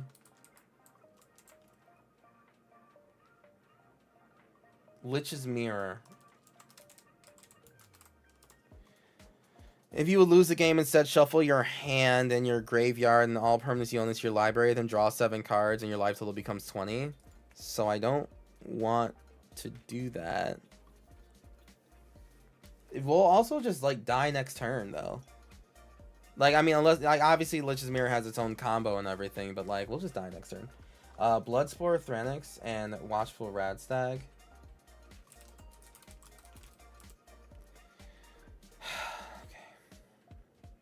Devour, and each other creature control enters an additional counter on the next number. Okay, and then watch and Radstag.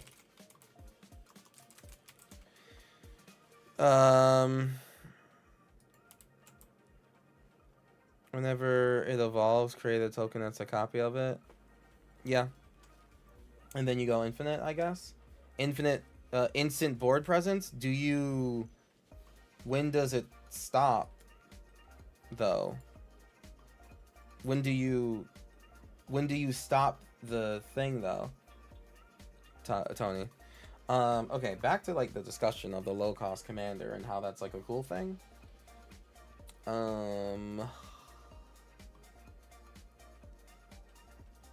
What is Lieutenant?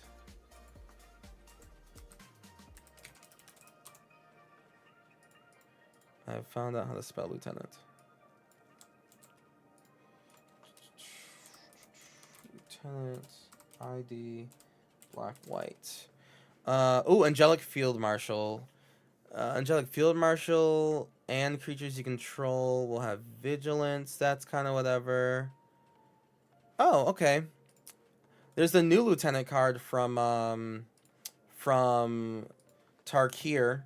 Ironware Forger. At the beginning of combat on your turn, if you control your commander, which we will, another target non-legendary creature control gains Myriad. Hey, listen, that's okay. Like, that's fine. Demon of Wailing of Agonies gets +2/+2 whenever it deals combat damage to the player. That player sacrifices a creature. At the beginning of combat on your turn, if you control your commander, prevent all damage that will be dealt to creatures you control this turn. Other creatures you control gain vigilance until that turn. Oh. Sky Hunter Strike Force. That's also pretty good for Lieutenant. Bilbo's Ring. We'll do Voltron. We won't do Voltron. We've done Voltron for like the last 2 commanders. We just don't need to again with Cecil. Like, we literally just don't need to. My goal is to like trigger his half-life thing and then just kind of like let black white take its course from there. But we do not have to do Typal. What's the goal with this deck? The goal is to trigger Cecil, right? The goal is the goal is to trigger Cecil, and then we flip over to a board state that is now indestructible. And now that our commander gives our board state indestructible, we can swing with impunity, right? Like, we get to just kind of swing forever, right? That is the benefit that Cecil on the backside gives. It's not just that he, like, you know, deals a bunch of damage. The lifelink part is cool. We do want to buff him up, don't get me wrong, but he is leading the charge with people. Other creatures have vigilance. It's really not that bad to do other creatures have vigilance too. I actually really like the lieutenant aspect of this. Our commander costs black. He's literally always going to be out. And that does mean that we do just get this all the time. If you control your commander, prevent all combat damage to it. Yeah, I mean, we just kind of just swing forever. Which is strange to say. Loyal subordinate we could do, where everyone just loses a life, you know? Huh. Yeah, that's kind of cool. Intangible virtue. If we do tokens, which, I mean, like, yeah, like the, you know, the myriad does there. But we might not be doing tokens, but we'll see. Intangible virtue only gives tokens vigilance, whereas, like, these lieutenant cards give everything vigilance, and they reward us for having a commander that costs literally a 1 mana. Okay, I liked that. And then Bastion Protector. Is there other cards that say commander on it? Commander. I mean, there's a lot of cards that say commander on it. Create a goblin that saps and attacking. Okay. Oh, right, Akroma's Will. Yeah, we also get to do these spells all the time, right? Like, we literally, like, Akroma's Will is on lock for the entire game. The entire game is Akroma's Will.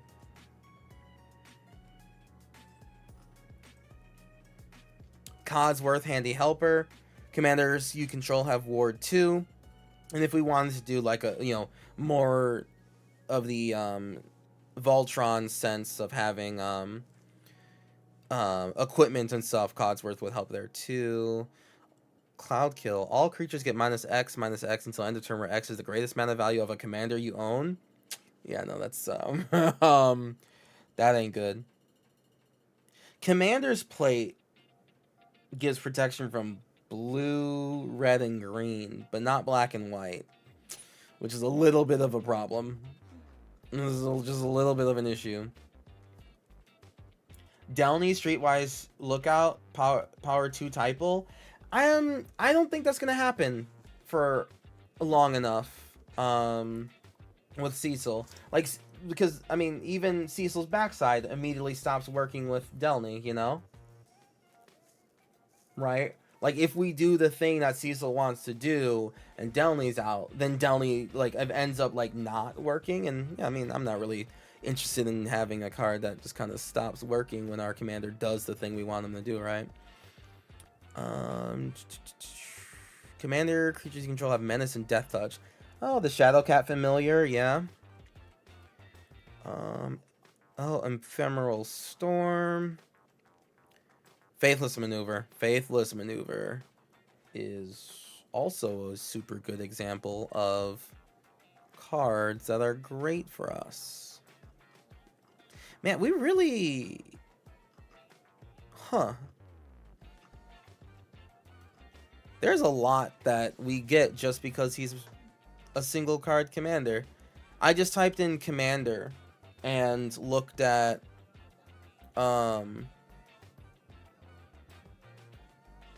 Oh.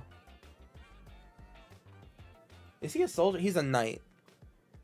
The soldier military program is an enchantment that cares about your commander. That's crazy. Stinging study is not good. Ooh, Vixilus Praetor. Commanders you control have protection from everything. Ooh. Ooh, Will of the Mardu, Will of the Abzan.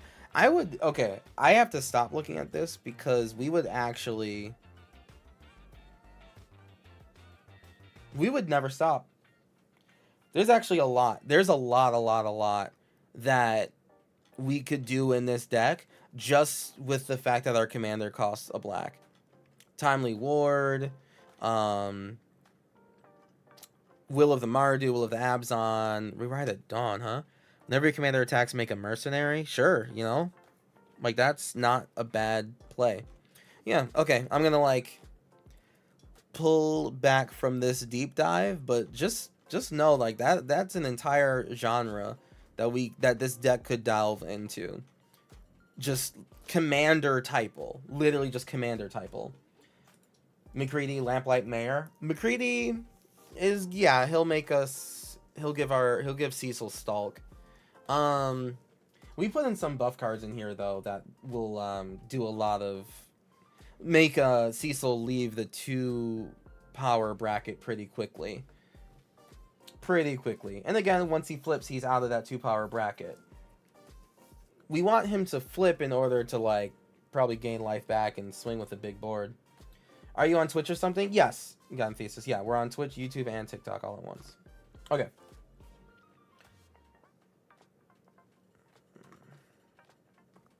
Okay. Let's look at... Alright, let me add these cards here. It's Bastion Protector, Iron Will, Forger. Yeah, we're adding these goofball. Yeah, Bastion Protector is sick, right? Like, I mean, our commander gets indestructible and hits harder so that he can flip sooner and then gain us more life later. Sky Hunter. As long as you control your commander, other creatures you control have melee. So now we can go swing at the entire board with Sky Hunter Strike Force. Angelic. And if our commander's flipped, everyone's indestructible.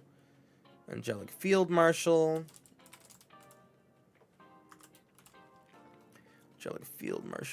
Yep. As long as you control your commander, which we will, he costs a black.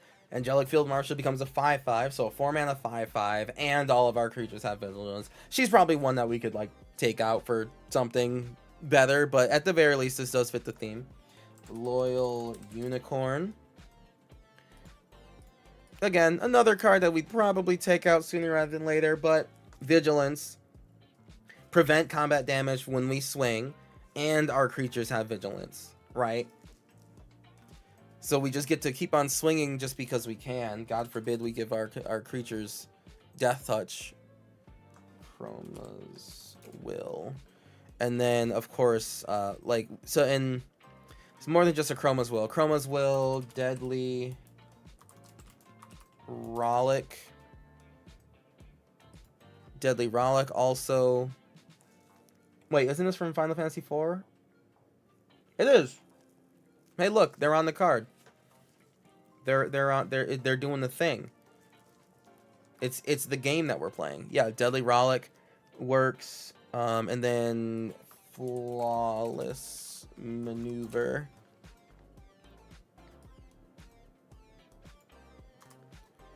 Absolutely flawless. What is okay? Chroma's Will, Flawless Maneuver. Oh, Zot's Will. Right. We don't care for Zot's Will. Zot's Will's not very good, I don't think. Genji's Glove. I'm hesitant about Genji's Glove, if I'm being honest with you.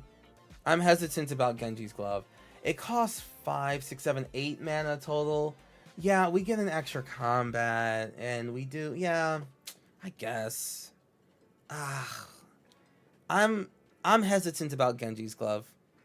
It costs just so much mana. I need to personally test it. I need to play with or against Genji's Glove to, like, believe in it. Because, you know, another card I don't care about? I don't care about Helm of the Host. I don't at all. I just kill the creature that I wait for my opponent to pay a bunch of mana to put Helm of the Host on their creature, and then I kill it. And then I go, well, yeah, I made out like a bandit on that one. And I don't want Genji's Glove to be the same thing, but they cost like the same. So I'm still hesitant on that one. Terran's Soul Cleaver is good. Terrence, does the Soul Cleaver itself get counters, or is it just the creature that's attached to gets +1/+1 counters? All right, and then the creature. Well, I mean, our commander is out forever. Yeah, Soul Cleaver. I could get. I mean, even not doing pure Voltron, I can still see the benefit of Terran's Soul Cleaver from turn 1. You know what I mean? Like it's pretty good. I can't deny that. Leyline X wouldn't be that bad. Okay. Low mana. So then now, chat. We've discovered enough ways to flip our commander. We have more than enough ways to make our commander flip. So now I want to make sure that we get value out of the flipped commander, right? I want us to be like, okay, we got half of our life, we have a board state, now our commander flipped, and now we should start winning the game, right? I want us getting to our commander flip zone to be the part where, oh dang, like they let Kuro, they let whoever's playing this get to the flip zone, the splash zone, we are going to start losing. So make the back side matter, because that is the point of the deck. That's why we're playing Cecil, right? In order to actually get to the backside. So it is make the backside matter.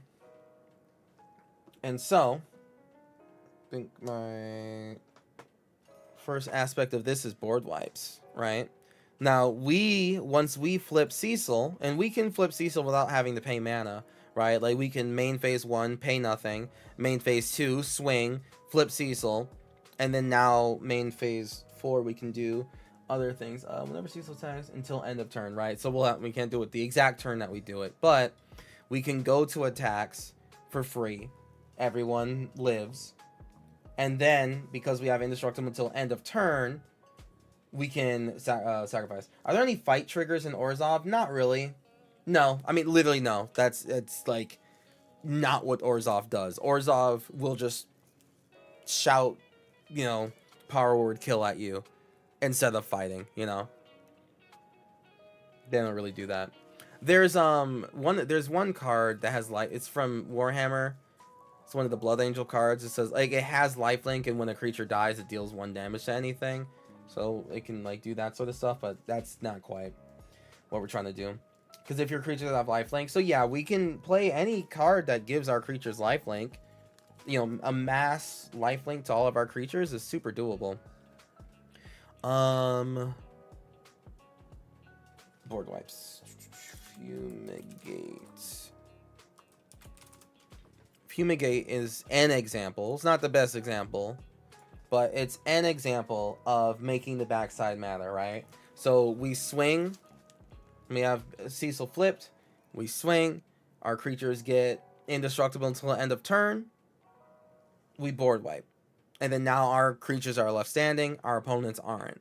And we gained life or whatever. Fumigate's just an example, but it doesn't have to be the only one. What other value can we get out of a board that can attack forever? Day of Judgment, Damnation, yeah, so many others, right? So many others. I only did Fumigate because it gains life, because we did have to get to 20 in order to flip for life, right? But yeah, Austere Command, Damn, actually, hold on, Damn straight up is like probably a better example. There you go, Damn, just straight up works. Austere Command, yeah. Austere Command, because we can do destroy all creatures with mana value 3 or less, or 4 or greater, right? Like we could do both sides of that. and it won't matter. Well, so actually, Austere Commanders pay 6 mana to do these things, and our commander says like, hey, our creatures are indestructible, so it doesn't matter if we choose like both creature halves. So why not just do like a card that does a little bit more, right? I don't want to spend 6 mana to do all that. Is there where's just like destroy all permanents, you know? Or at least like destroy all permanents. Recently got reviving your Zexus the Withering Storm. We're definitely not running Turgrid. We're certainly not running Turgrid. What? We're not running Turgrid. Recently got done reviving Zexus the Withering Storm deck. Oh, nice. Oh yeah, Shadowwalker, you said that last time. Congrats. Yeah, we're not running Turgrid because Turgrid wouldn't do much for the rest of the game until we do this thing, and that's not really what we're about.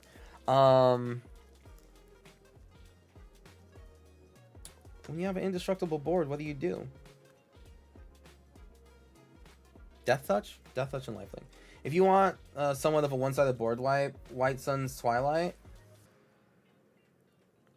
it doesn't have to be one-sided. Our commander makes, on the backside here, makes board wipes one-sided.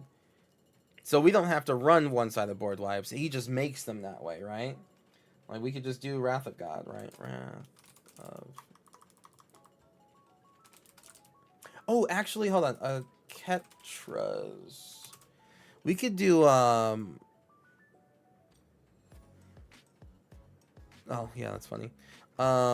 We could do... We could do Bantu's last, thing. We could do Bantu's last Reckoning if we wanted. Destroy all creatures, lands you control to untap during your next untap step. I mean, I don't know. Our creatures are still alive. Who cares? Hour of Revel. Ooh. Yeah. Oh, that's a good one. That's a really good one. See? There we go. We just need a little bit of coaxing, but you got it. Hour of Revelation is fantastic.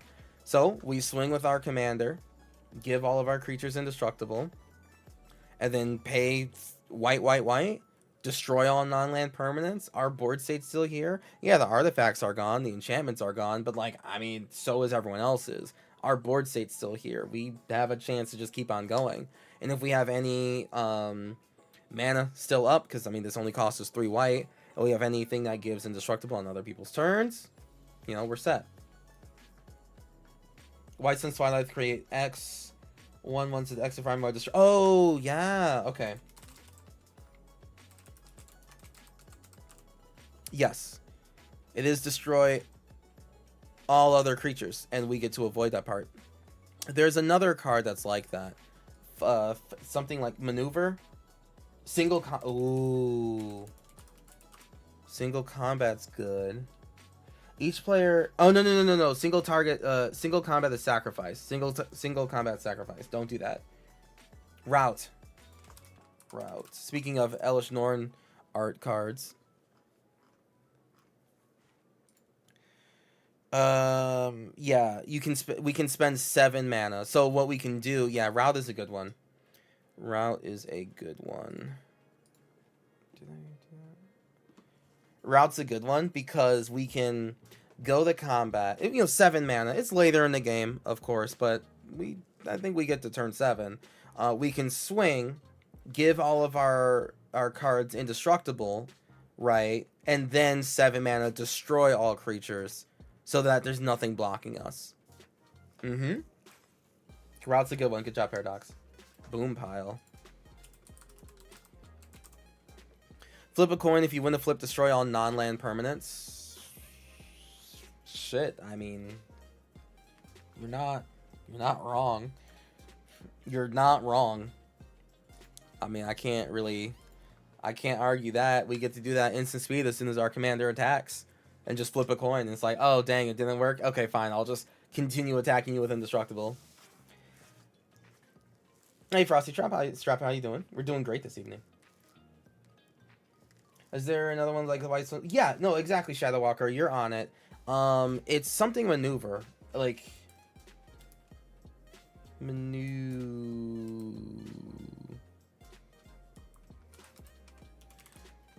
It's something maneuver, which I definitely spelled correctly. Entrapment maneuver? No. Rally? No, it's not maneuver. It's exactly like White Sun Zenith, but you make 1/1 soldiers. And if it X is 5 or more. Ondu inversion is a flip. Yeah, that's right. Ondu inversion is a good one. Yeah. Ondu inversion. I'm just gonna add that directly to the Mox field as a flip land. Ondu inversion. Mm-hmm.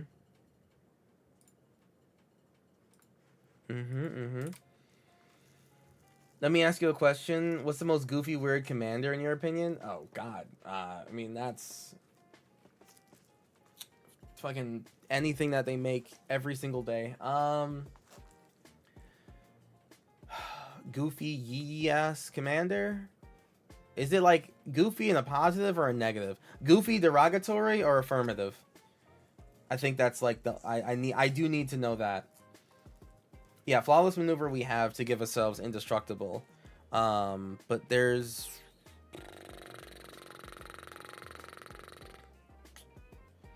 Flubs is up there, yeah. Asmarana, Daisuke Koldakar. Asmarana, Daisuke Koldakar. Nah, that's fine. It's fine. I'm just trying to get an idea for a weird fun deck. So weird, good or bad. Asmarana, Daisuke Koldakar if you really wanna. If you really want to. Red Black Cookbook Goofy. Flubs is a wacko. I don't mess with Teamer though, so I leave the Flubs. I leave the Flubs players to their own devices. I don't fuck with Teamer.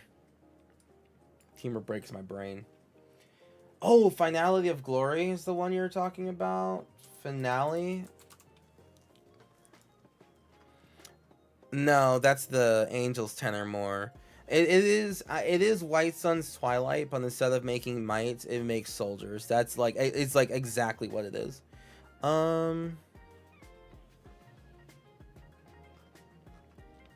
It's kind of okay. Martial Coup, thank you. I think that's Martial Coup. That's exactly it. Thank you. Good job. Good find. Yeah. The OG from where'd it come out? It came out in fucking Conflux. Oh yeah, those are, that's Alara. Yeah. Yeah. Conflux is that. Yep.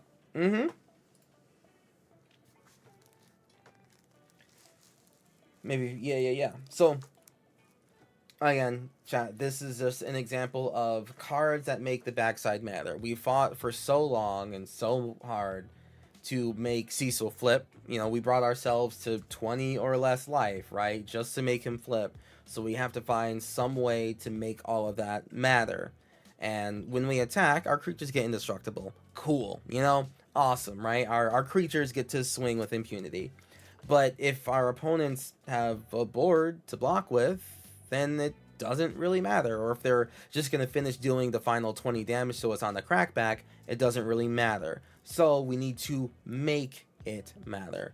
So we go, we attack, our creatures have indestructible, whatever, and then we board wipe. They have indestructible until the end of the turn, so the board wipe destroys everything but our creatures. That is how we make use of the backside of Cecil.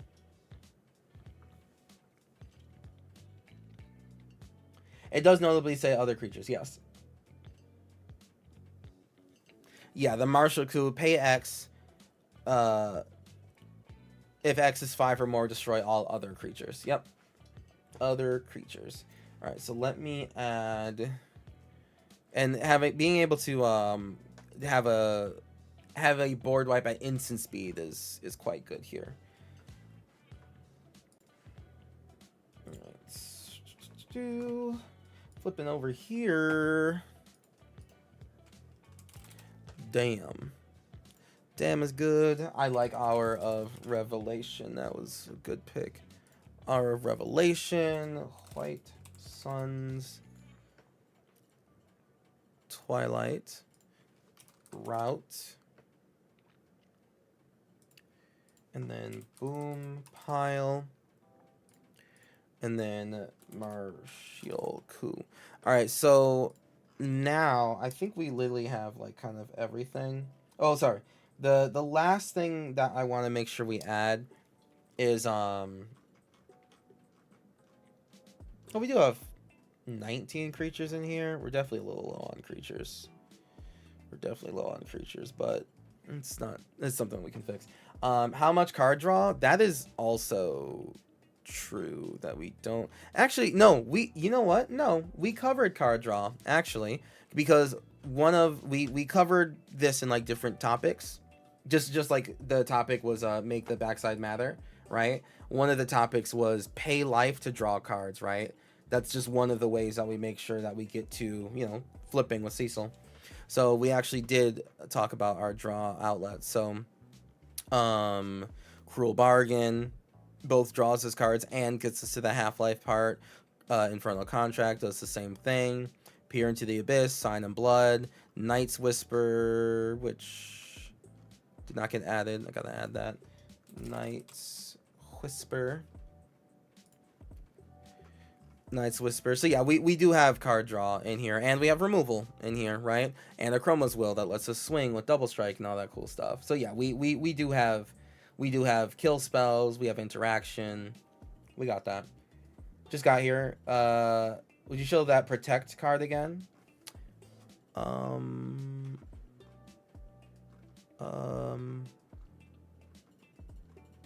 Bastion Protector? This is the art is from Lord of the Rings, and it's fucking beautiful art that but yeah. And welcome AQ.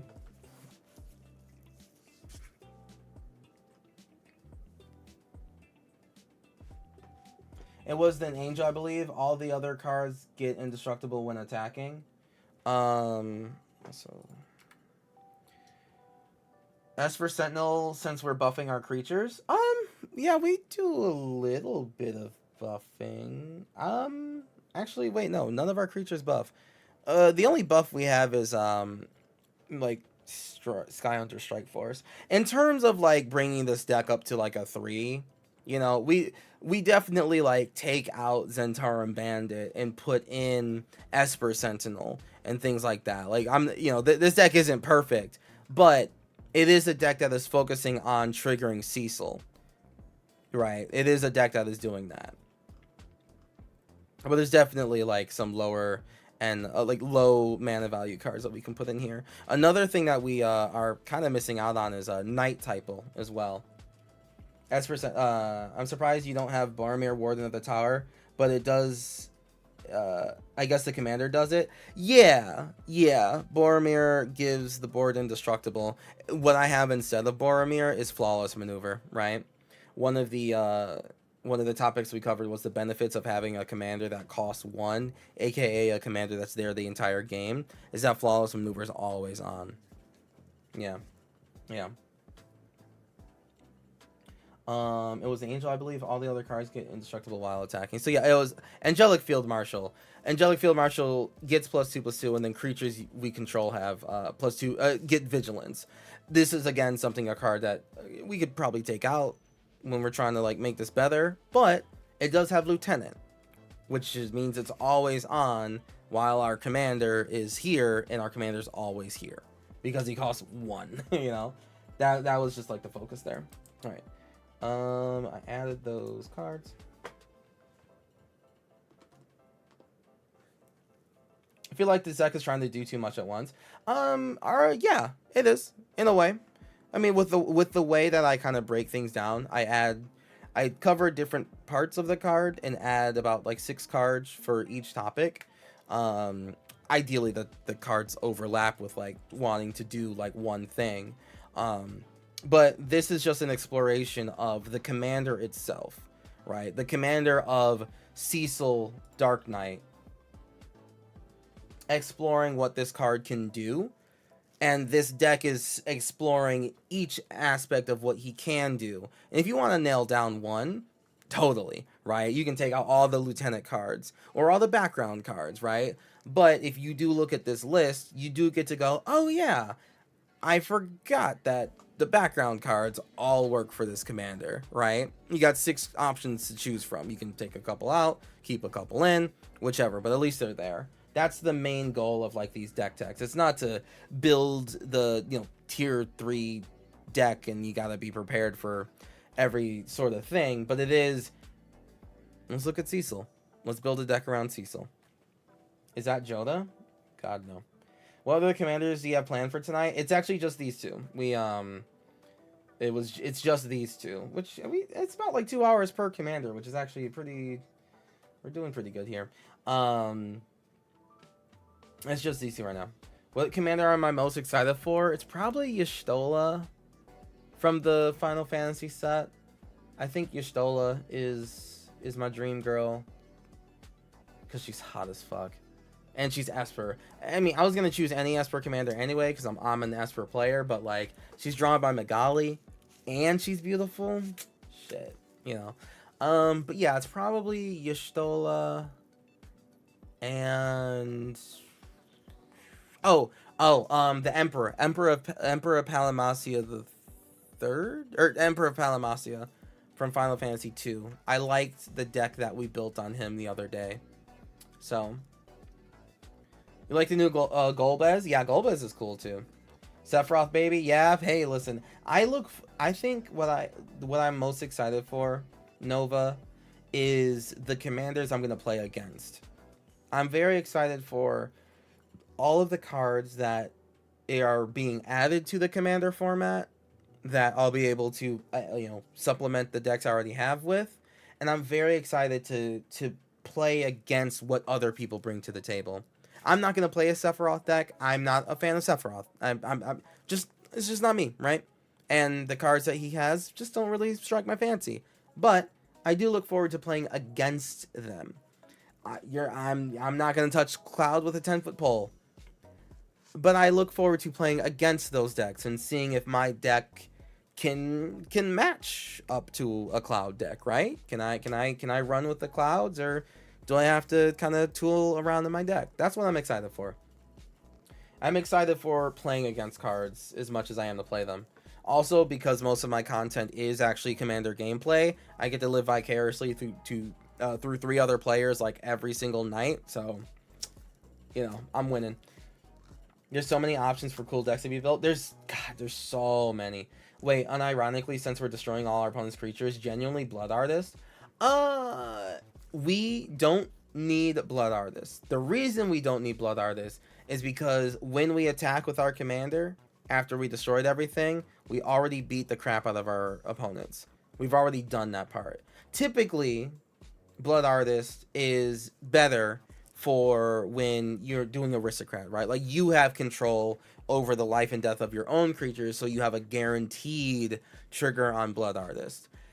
We're going to be destroying creatures. That will happen. But regardless of if we're going against, a control deck, which isn't running many creatures, we still board wipe whatever defenders were there, and then we still attack with our creatures that are still alive. And that's going to kill the control player and the creature player. Whereas the delving over into like Blood Artist Aristocrat style might not kill the control player because there just wasn't enough creatures out. Can I ask you what I think of the new crystals? I'm going to put them in the decks that really need them. They're very expensive, like mana-wise. Like 4 mana to reduce by 1. And then kind of like wait for the right time to activate a 6-drop ability that isn't universal. Like the blue one, for instance. The blue one, blue spells cost 1 less. Okay, like a medallion does that for 2 mana, right? And the passive, if you're blue and you're not trying to mill people, you don't need that card. Like, it just doesn't do anything. And then the activation ability is also mill, which if you're not doing, then you don't want to do. But like, say the black one. Black can probably wait to turn 4 to start doing goofy things. The reduction in black means a lot. And reanimating something is pretty good, and the passive ability of exiling your opponent's cards when they go to the graveyard is also a good thing. So like the black one is probably pretty usable. The white one I think is also usable. I kind of forgot what it did. And the green one is I don't want to talk about it. I don't want to talk about the green one. I'm just gonna get angry. I don't want to talk about it. I don't want to talk about it. I don't want to talk about it. Let's go back to happy thoughts. Cecil. How many cards do we have? So we have 62 cards in the main deck, actually. We have 62 cards in the main deck. I'm gonna open the Orzhov mana base package that I have here on the Moxfield website. And it's 81 cards. And then we gotta add 10 plains, 10 swamp. And we're at 34. We can do, I think 34. I want to get to 37. So I want to add 2 more MDFCs. The witch. What's the witch? What's that witch? The white witch card. Accursed witch. Wow, it's just... No, it's not Accursed witch. What's the white witch card? The MDFC?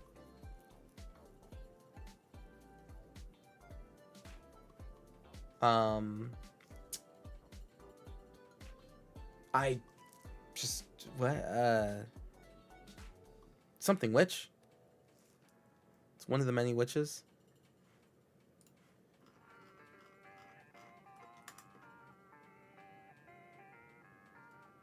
I just forgot what it's called. Does anyone remember? Does anyone remember the witch's name?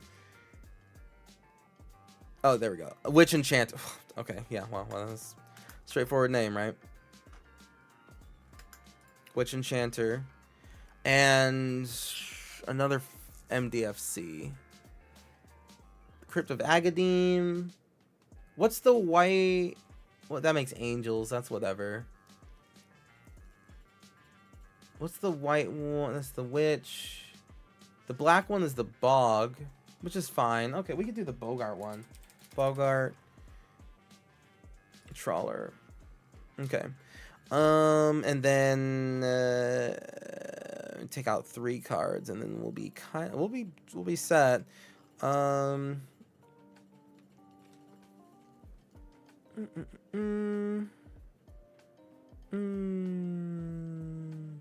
mean, I'll take out Phyrexian Arena. I do not like Phyrexian Arena. It's just too slow nowadays. Argo's Bloodfast is also kind of slow. Argo's Bloodfast and... Is Boompile too cute? Boompile might be too cute. It's probably too cute. Let's take out Boompile.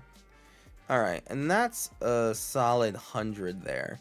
It's a solid beginning 100, right? Like, we only have 21 creatures, and this is a creature-based deck, so like that part does have to change, right? And I think in that realm, like when we're trying to add more creatures, we probably go a little night typal. Let's actually look back here for a quick second. I do want to look at some night typal cards, right?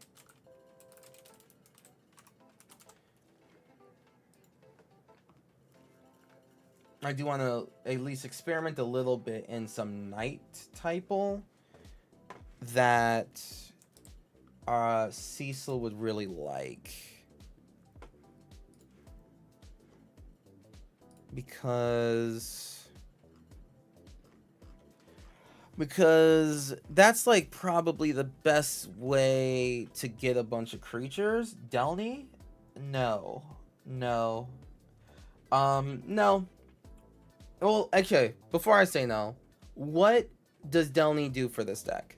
Because you are not the first, nor probably the last person to suggest it. So what does Delny do here? If it's for Arena, there's a Night Vampire that does the same, plus Tal Zealot Commander. This is for Commander. Tal Zealot? Tal Zealot? What the hell is a Tal Zealot? Tal Zealot? What the fuck is Radic Tal Zealot? Jesus. Yeah, no, this is it's an Arena card. What in God's name is this? Hexproof from white and black. Whenever one of our knights you control attack, drafting. Okay. Well, the millisecond we start talking about drafting cards from Spellbooks, I both blank out and crash out at the same time. I simply cannot. It's crazy good. I believe it. Listen, I believe you. I believe you. I simply can't. Making your commander unblockable and double trigger it and other ATB effects. So that is a fair that's a fair ask, Rashid, and I believe that's basically like the same arguments others have had for Delny. It's just that it is, if our commanders simply hit harder, we gain benefits in multiple directions, right? Like, for example, you know, just in terms of like, oh, our commander gets to double trigger, right? One, it only transforms once, right? We can't like transform. If there's any level of buffing, like if our commander has 3 power for any reason, then he no longer triggers with Delny, right? No longer gets unblockable. Hitting for 2 and then losing life, and then losing life again, but we don't even deal more damage to our foe, right? Because like we hit for 2, they lose 2, but then we would lose 4. What if instead we just gave our commander +2/+2? Because now we lose 4, but we hit them for 4, right?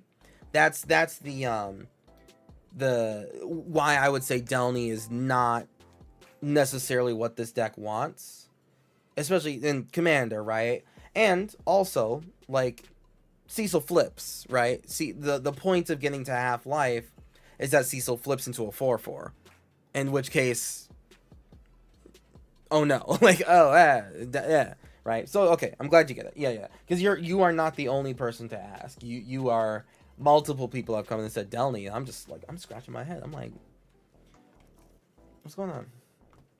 What's going on? Okay, Knight typo cards.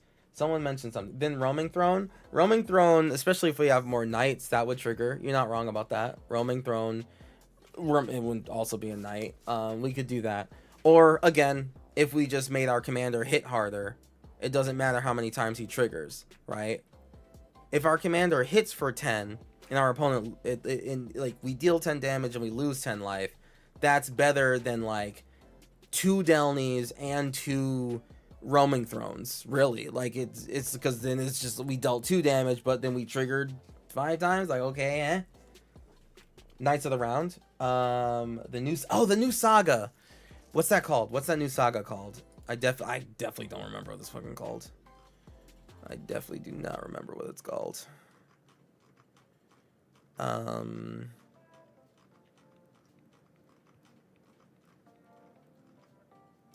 What is that new knight called? The new thing. Yeah, it's a brand new card. I'm not gonna remember that damn thing. Is it a black summon? No, it's a white one. It's like, it costs like 8 mana, but you make like 12 freaking knights or something. Knights of the Round. Oh, it's literally called Knight. Yeah, okay. Someone did say, okay, yeah. Knights of the Round. Did I need an apostrophe? Is that why you're mad at me? What? The Round.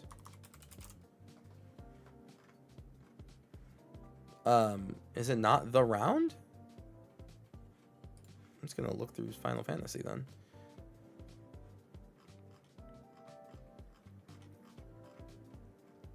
Knights of Round. Jerks. Damn it. It's just Knights of Round. Of course, yeah, of course it's Knights of Round. Yeah. All right, summon Knights of Round. Yeah, 6 white, make 3 knights, right? So like, boom, 3 knights, boom, 3 knights, boom, 3 knights, boom, 3 knights, and then other creatures get +2/+2 until end of turn. Undestructible counter on each of them. This is honestly fine, right? Like, I'm okay with this kind of top end sort of thing. We did spend a large portion of the beginning of the stream, because one of the topics we went over, right? Like right now we're going over Knight typo. One of the topics we went over was like, how can we pay for spells, right? Like, how can we pay life to play Magic, to get mana out of things, right? So like Lotho, every trigger on Lotho brings Knights of the Realm happening sooner and sooner. Being able to, yay, Blood Celebrant. If stuff is happening, we can Blood Celebrant and we can get Knights around out real fast and flip Cecil.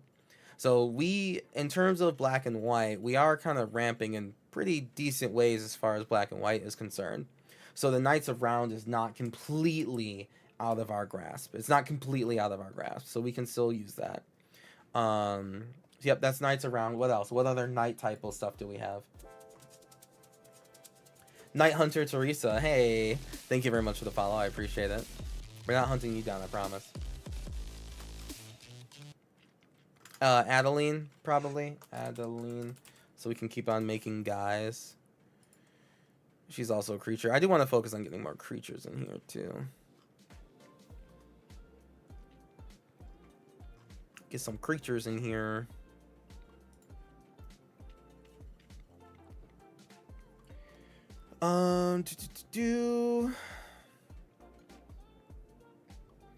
Hero of Bladehold.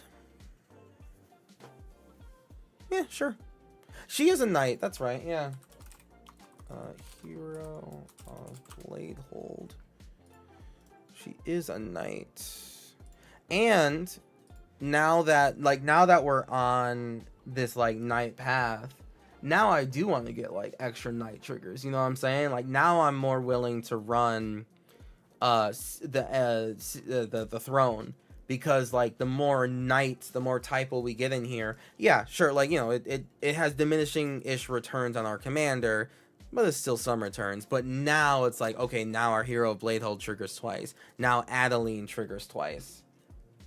Like that's when we start doing some value there. Shadowheart, yeah, Shadowheart. Sacrifice another creature. Oh, draw X for its that creature's power. I thought Shadowheart was gonna make us lose life. No. Yawgmoth Ran Physician. We do lose life.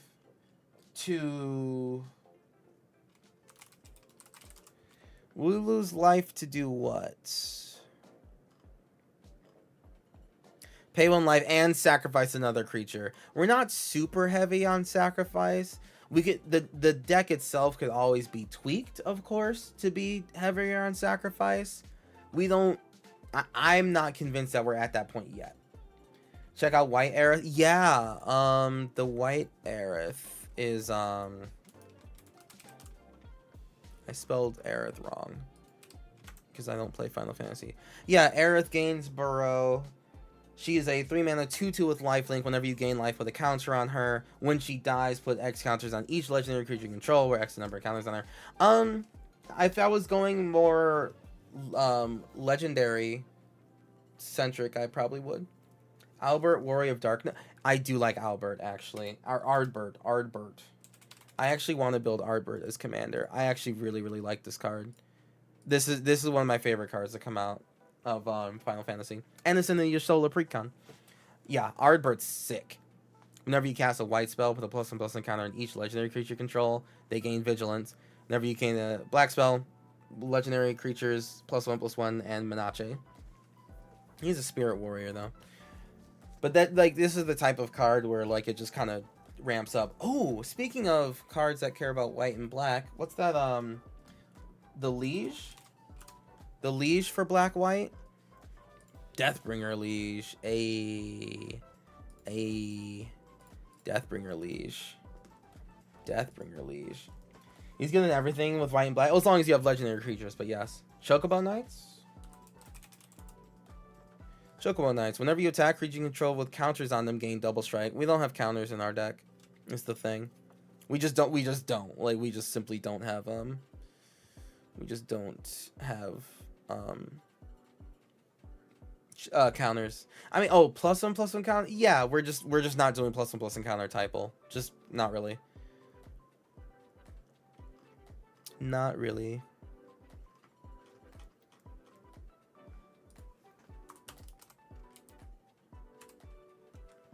Black white knights. I mean, black white knights are literally a typo deck, right? Like, it's literally a typo deck. So it's not like we're unable to find Knight, it's like Knight Exemplar. Knight Exemplar gives other knights +1/+1 and indestructible. So now our commander can just keep on attacking all the time, right? Right.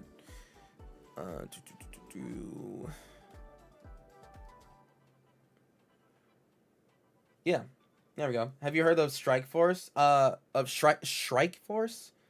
Like the yeah, you mean these guys? Sky Hunter Strike Force? Yeah, we have them in there. This is a good card. This is one of the earliest cards we put in because it's just like, oh yeah, like our board gets huge after we get indestructible and swing. It's fun hanging out for a while. Gonna go to bed though. Have a good night, Alec. Thank you very much for the thank you very much for the Twitch Prime sub. That's incredibly kind of you. And please join the Discord because that's where we kind of post all the decks and everything afterwards. And tomorrow we should be doing more of these deck techs. Cecil's your promo card tonight? Oh hell yeah, Storm's Anarchy. Congrats. Is it all shiny and stuff too? Hell yeah. It's a bird knight. Oh, bird knight. Isn't it like? Oh, it has Is that the one with not Myriad, but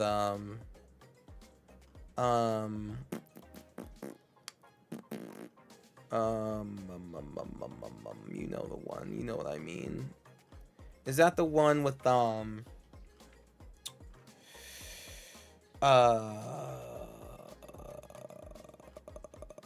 you know, I can't think. I'm sorry. I can't think of it. Strike Force. I remember. I know that name. Strike. Yeah, okay, it's the bird. It's the bird from Bloomborough. Yeah. Flying, double strike, vigilance. Hey, listen, it is a super reasonable card if we were if we were doing more Lord Knight type of things, that would be fine, but this commander is not necessarily the commander for that. It could be if we tool the deck to be like knights charging into the breach until our commander flips so that they charge again more though, then like yeah, we would do that, but we're not doing that. Flying double strike Vigi? Yeah, we don't have enough anthems in the deck to make it worthwhile. You know, if we gave, you know, if we would anthem like +2/+2, then that's something, right? But yeah, okay. Let me, so yeah, we talked about these cards. Let me add the cards that we just talked about because we're at 100 now. I'm about to add 6, so we do have to go down some, but I think it was we needed more creatures in here.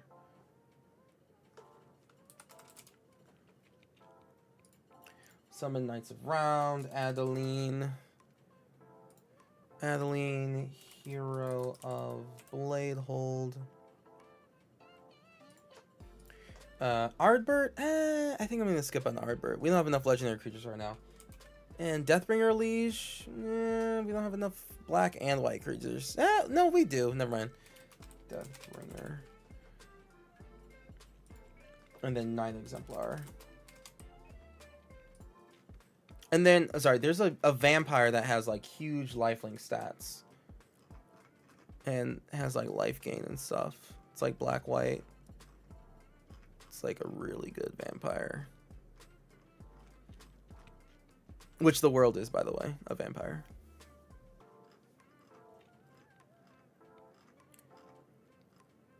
It's like a bunch of vampires that have Convoke and lifelink. And I can't find it on the front page of Scryfall, which is weird to me. That's weird to me. Okay. We don't need to do that. We're going to find 5 cards to take out. Did I add those? Yes. All right, let's find 5 cards to take out just to narrow it down a little bit to what we're trying to do. We definitely don't need this anymore. Ugh, I'm going down on creatures.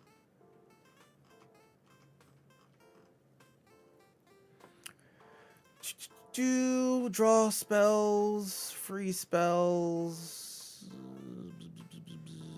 removal's really good. Nightmare Lash, I think we can Get rid of Nightmare Lash.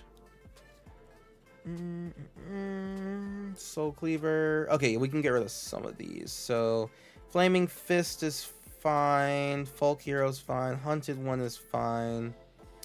Noble Heritage. We could do Agent of the Shadow Thieves. I mean, our commander just keeps on attacking with lifelink and... Sorry, Indestructible Death Touch. So people don't really want to block him for no reason. Yeah, I mean, our commander is doing that. Hey, Aku Aku. How you doing? How much card draw advantage do you run in your decks? Usually, I don't have a specific formula. I build it deck by deck. And then I do it based on vibes from there. I'm so sorry. I like so wish I had like a much more stringent answer, but I just straight up do not. I literally build it on vibes. I find it difficult, at least just for me, to have like hardcore rules to be like, oh yeah, like I need to have X amount of card draw and everything. With the way I build commander decks, which is like basing them around the commander and making sure that I'm winning because of and with the commander, I tend to I mean, that just becomes a little harder to hold true to certain mindsets about deck building.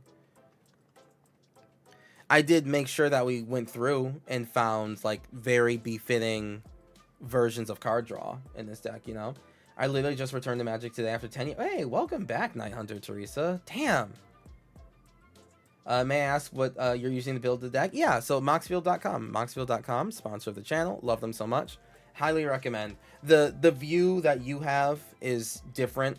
Like I have it all zoomed in so it fits on the screen in a certain way. This zooms out a little bit harder. But yeah, moxfield.com. And then on another window, I'm using scryfall.com, which is like the best database of cards.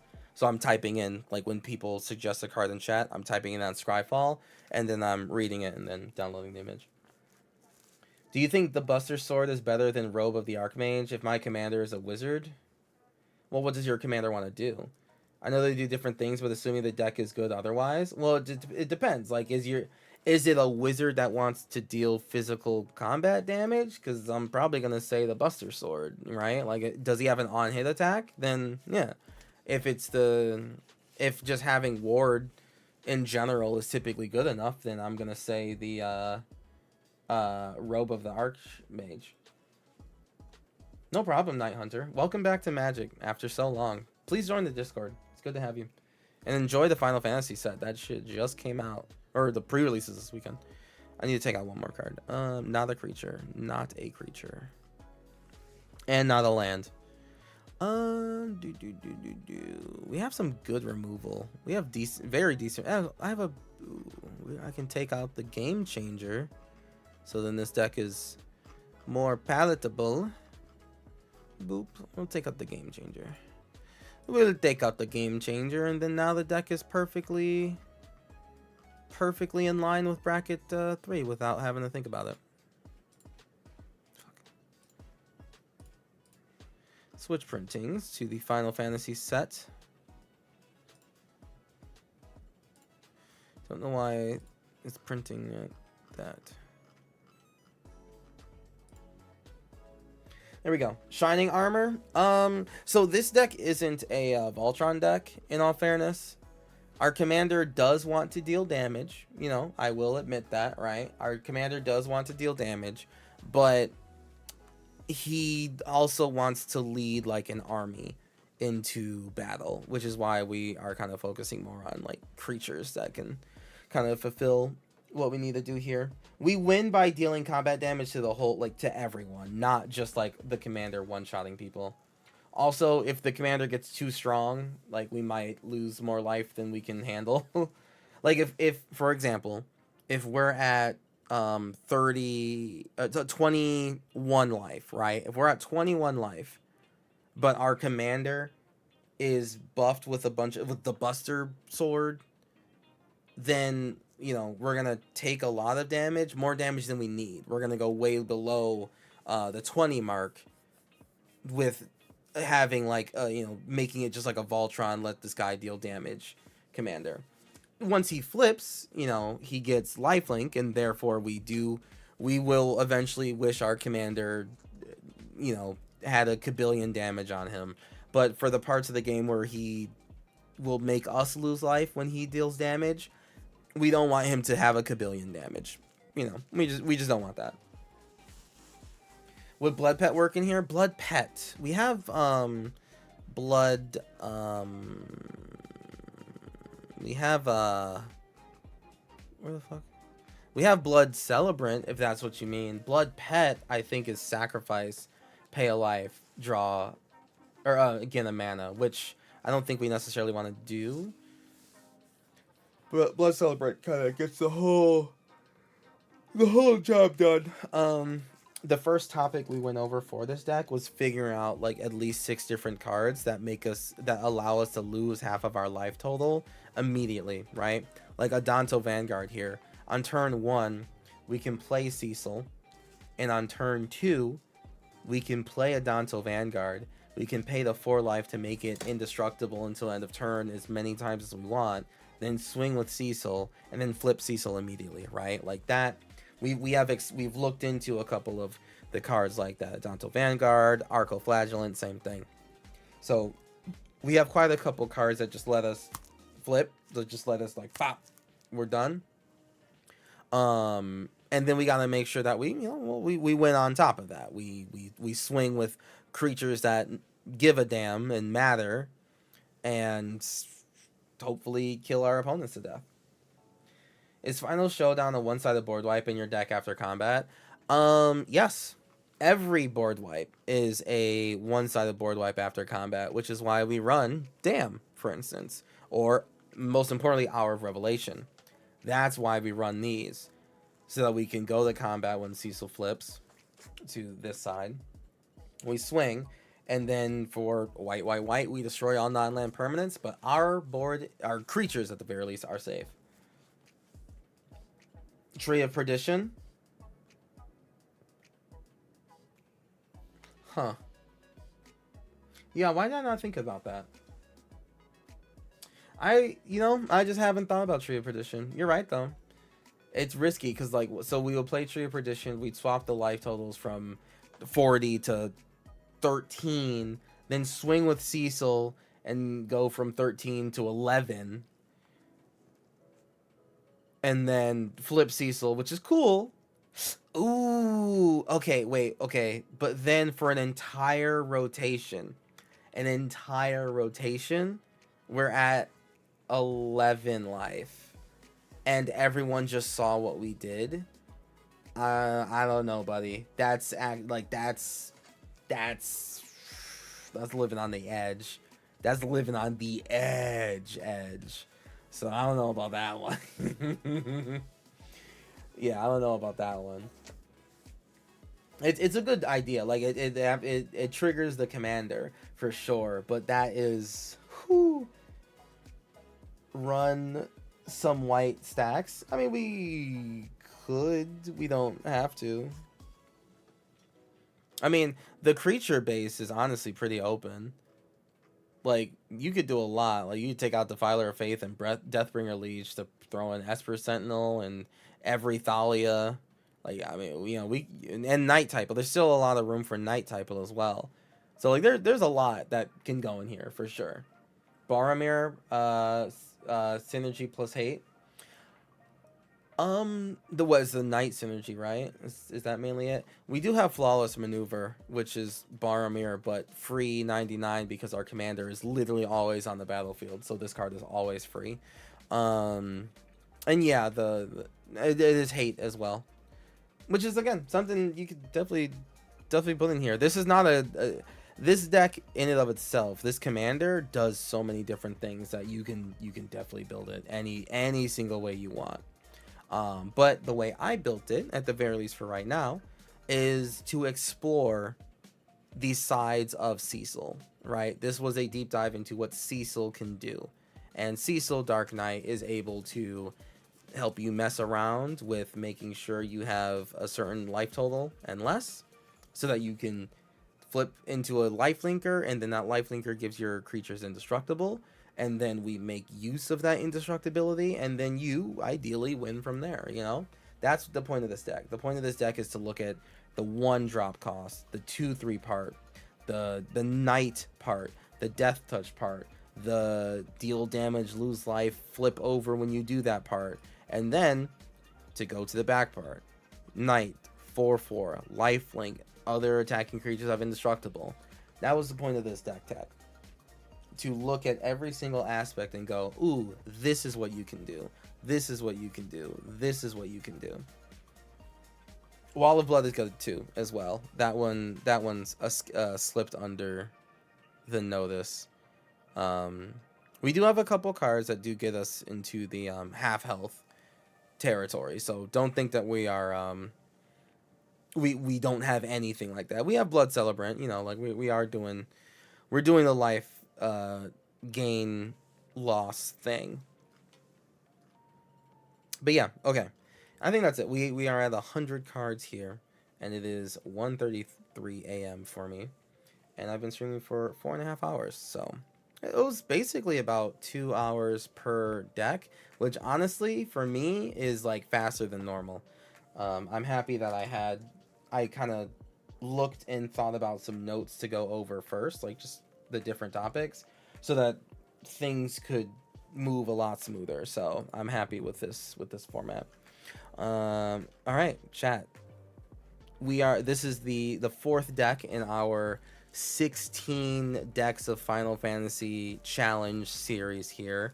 Literally, it's just a self-imposed goal to get 1 Final Fantasy precon per Final Fantasy game.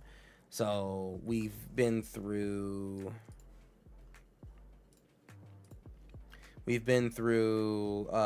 Garland was Final Fantasy 1 here,